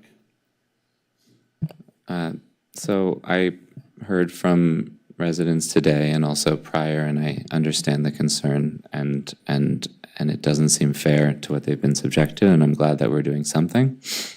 I did just have a couple questions myself. In the 16 item, it says suspend enforcement and pending applications until the ordinance becomes effective. When it comes to pending applications, are you saying that then people can do whatever they want, or they can't get approved, or what does that mean to suspend pending applications until this ordinance becomes effective? I think that's in reference to the pending applications to build a fence in excess of the current limit. Okay, so the current limit stands until. Right. Okay. And then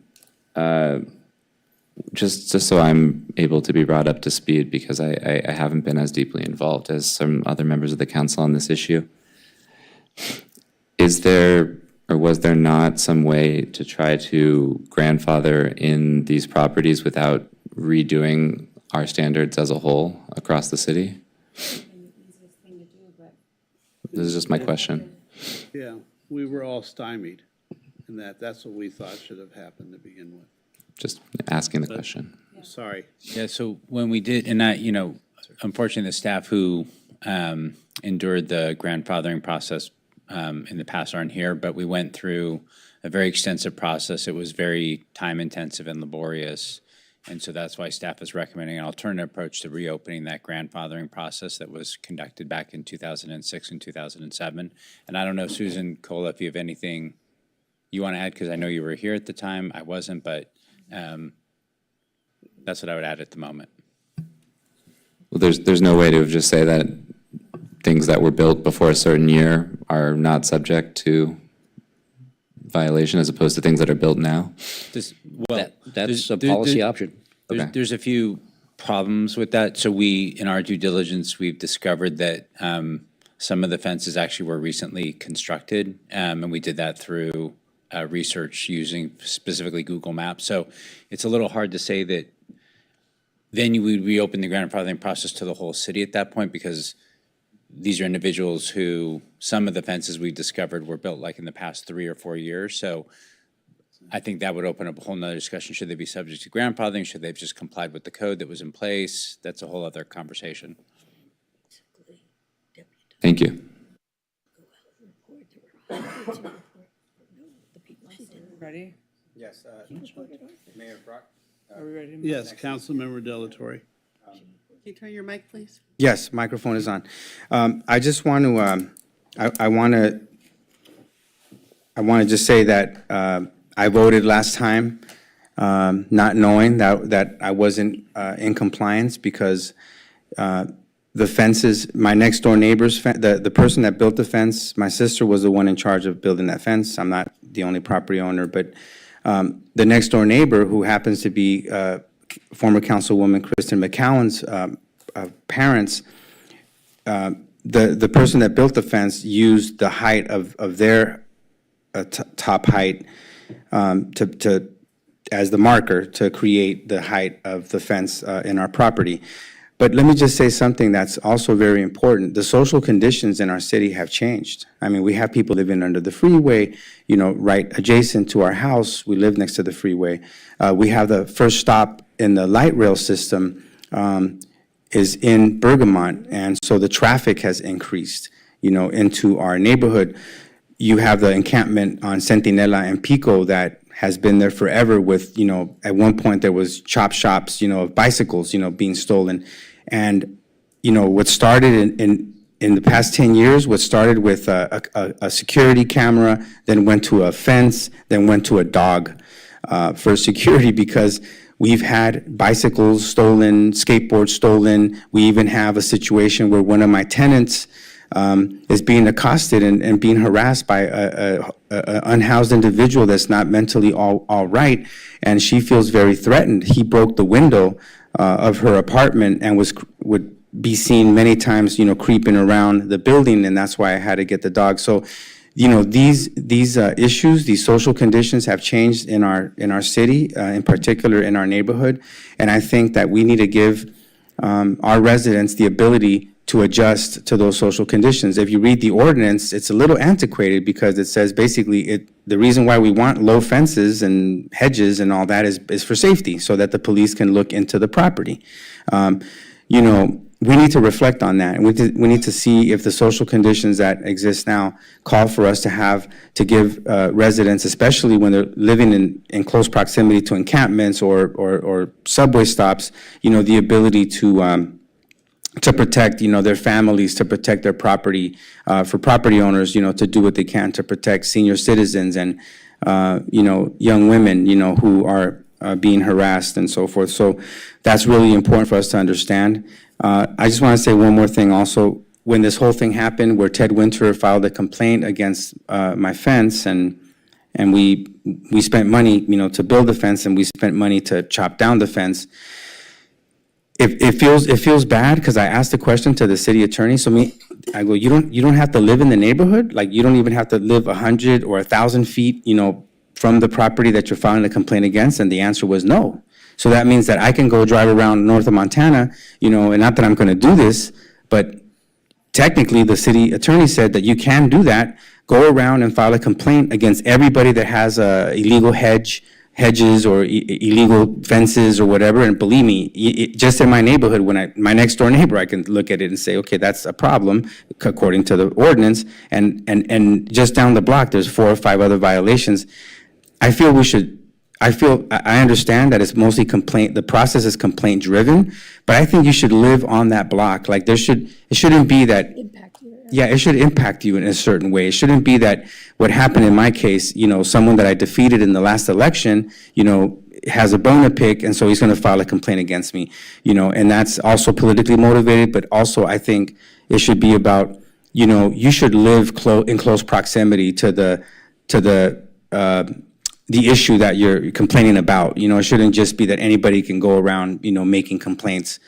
So anyway, that's another thing that for another time we can address, sort of that change to the ordinance, unless you think, city attorney, that it would be appropriate to direct staff to look into that possibility, being, in terms of like who can file a complaint. Well, you could add that as direction, or that might attach actually more appropriately to the next item if you're going to do that. We'll wait for the next item. Thank you. Council, Vice Mayor Negrete.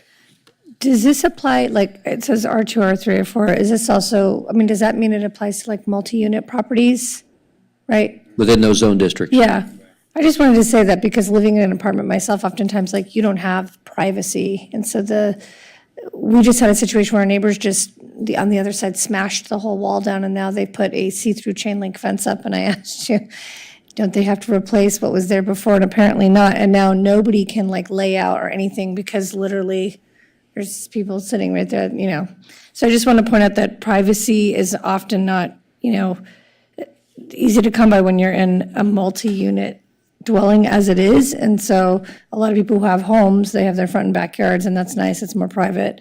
And then the other thing was just, I agree that it should impact the person making the complaint, because otherwise we are bogging down, once again, the city attorney's office to be the referee in political arguments. People don't like people, they're going to go drive around and nitpick on whatever is going on at their property, and then I'm assuming you guys have to spend time on that. I just agree that it should impact people. To be able to go around and say, I don't like that guy's bush because I don't like them, it just seems silly. I would imagine that if you're complaining about the height of a fence, it's because it's somehow impacting your view or it's bothering you. It's, same thing like you're asking your neighbors to cut back their trees, it's impacting your property. But I agree that we should probably look at that at some point.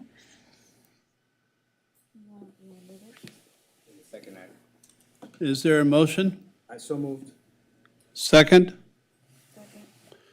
Christine Parra seconds. Delatorre made the motion.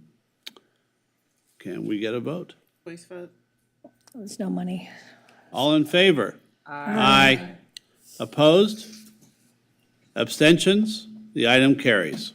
Item 16E, request by Councilmember Parra and Mayor Brock to direct the city attorney and city manager to return to council at the next meeting with a resolution to adopt a policy that height regulations for fences, walls, and hedges are the lowest code enforcement priority. Habitability and keeping people housed should be the priorities for enforcement. Do you guys need me to, I think it's pretty obvious. Okay. I'd like to move the item. Second. Okay. Oh, wait, we have. Parra discussion. moved, Tarosa second. Vice Mayor Negrete, Oh, no, I'm not. Councilmember Delatorre. Yeah, I just want to add the language to direct staff to look into having a change to the ordinance for the person initiating a complaint must be directly impacted or live within 1,000 feet from the building, the building in question. All right, I suppose it'd be in terms of standing to make a complaint. Correct. Okay. So would that be because this item is a resolution about deprioritizing enforcement. So the ordinance would be, so this would also be doing an ordinance as well?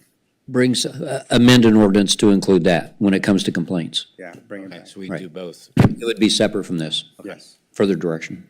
Yeah. Can I just clarify that then? So you're going to bring back the resolution at the next meeting, and then subsequent to that, there'll be, I mean, because an ordinance takes a Yes. little longer. Okay. So there's two separate things going on here. Correct. Okay, I just wanted to be clear on that. I wasn't clear. Going to the parking lot. Okay, Zwick. we are done? Councilmember has a Zwick is comment. And you still need to vote. Oh, Councilmember Zwick has a comment, and then we have an adjournment. We need to vote. We also have to vote.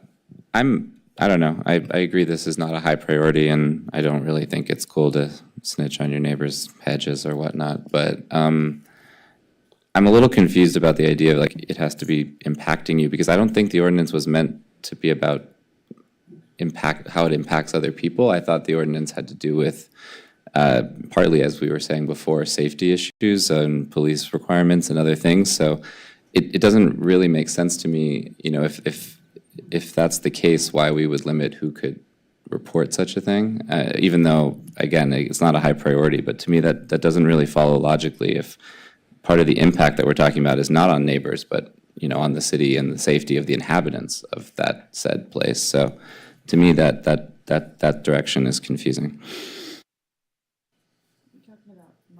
Revise it. Oscar's direction? Yeah, the direction is just to have staff to come back. I don't know, like in terms of standing, what exists, what are the best practices, but the way we're doing it right now, I have a political opponent who doesn't even live in my neighborhood, you know, filing a complaint against me when my next door neighbor likes my fence. You know what I'm saying? All my neighbors are today when I'm taking the fence down, they're like alarmed. They're like, "Why are you taking the fence down?" That, you know, it was actually good. So I want us to have our city attorney come back with a best practice so that we don't pit neighbors against each other. What if politically someone is mad at you, and then they want to, you know, go after some ordinance, some hedge or whatever, and make an issue? You know, it should be that they're somehow impacted, and we can take that to mean 1,000 feet in close proximity. It could be your next door neighbor, but in terms of like who has standing, we need to clarify that, because it doesn't feel right from my perspective. Councilmember Para. Councilmember Zwick, yes, go ahead. Okay. Yeah, I guess again, my point was simply that I didn't think the ordinance was based on it harming other people, but rather it being a safety standard. So I don't know if it's a question of standing so much as just being alerted to conformance with code that was put in place for other reasons, not to hurt or harm our neighbors. So I just was confused by that. But in general, I imagine the most common form of reporting is on our neighbors, by neighbors reporting neighbors due to other acrimony that neighbors have with each other. So I'm not sure if this solves the problem personally. Councilmember Para. Right, and so, I mean, I think that what we're trying to avoid is for it to be punitive in the sense of, like, and this is a perfect example, like where Winter, he could have complained about both properties because De La Torre and the McGowan property are both illegal, both of them. But yet, they only complained about his. Selective enforcement. So it was very selective. And so the point of the matter is that they're using I the just want to be, system there or was no use a violation. enforcement action taken. No, I know, Okay, but I I'm just wanna just be clear, saying, like, the I'm just city saying, didn't- a complaint was made. It could have gone through code enforcement. It could have. Well, because he had to be able to vote on it or not. He gets to vote on it. Yeah. The McCowans don't. Okay, correct, but I'm just saying. So, okay, where are we on this? Let's vote. All right, It's a voice vote. voice vote? All in favor? Aye. Aye. Opposed? Abstentions? The item, yes? Oh, my God. Yeah, You I'm opposed? abstaining. No, I'm abstaining. Okay, so we're 6 yes, 1 abstention.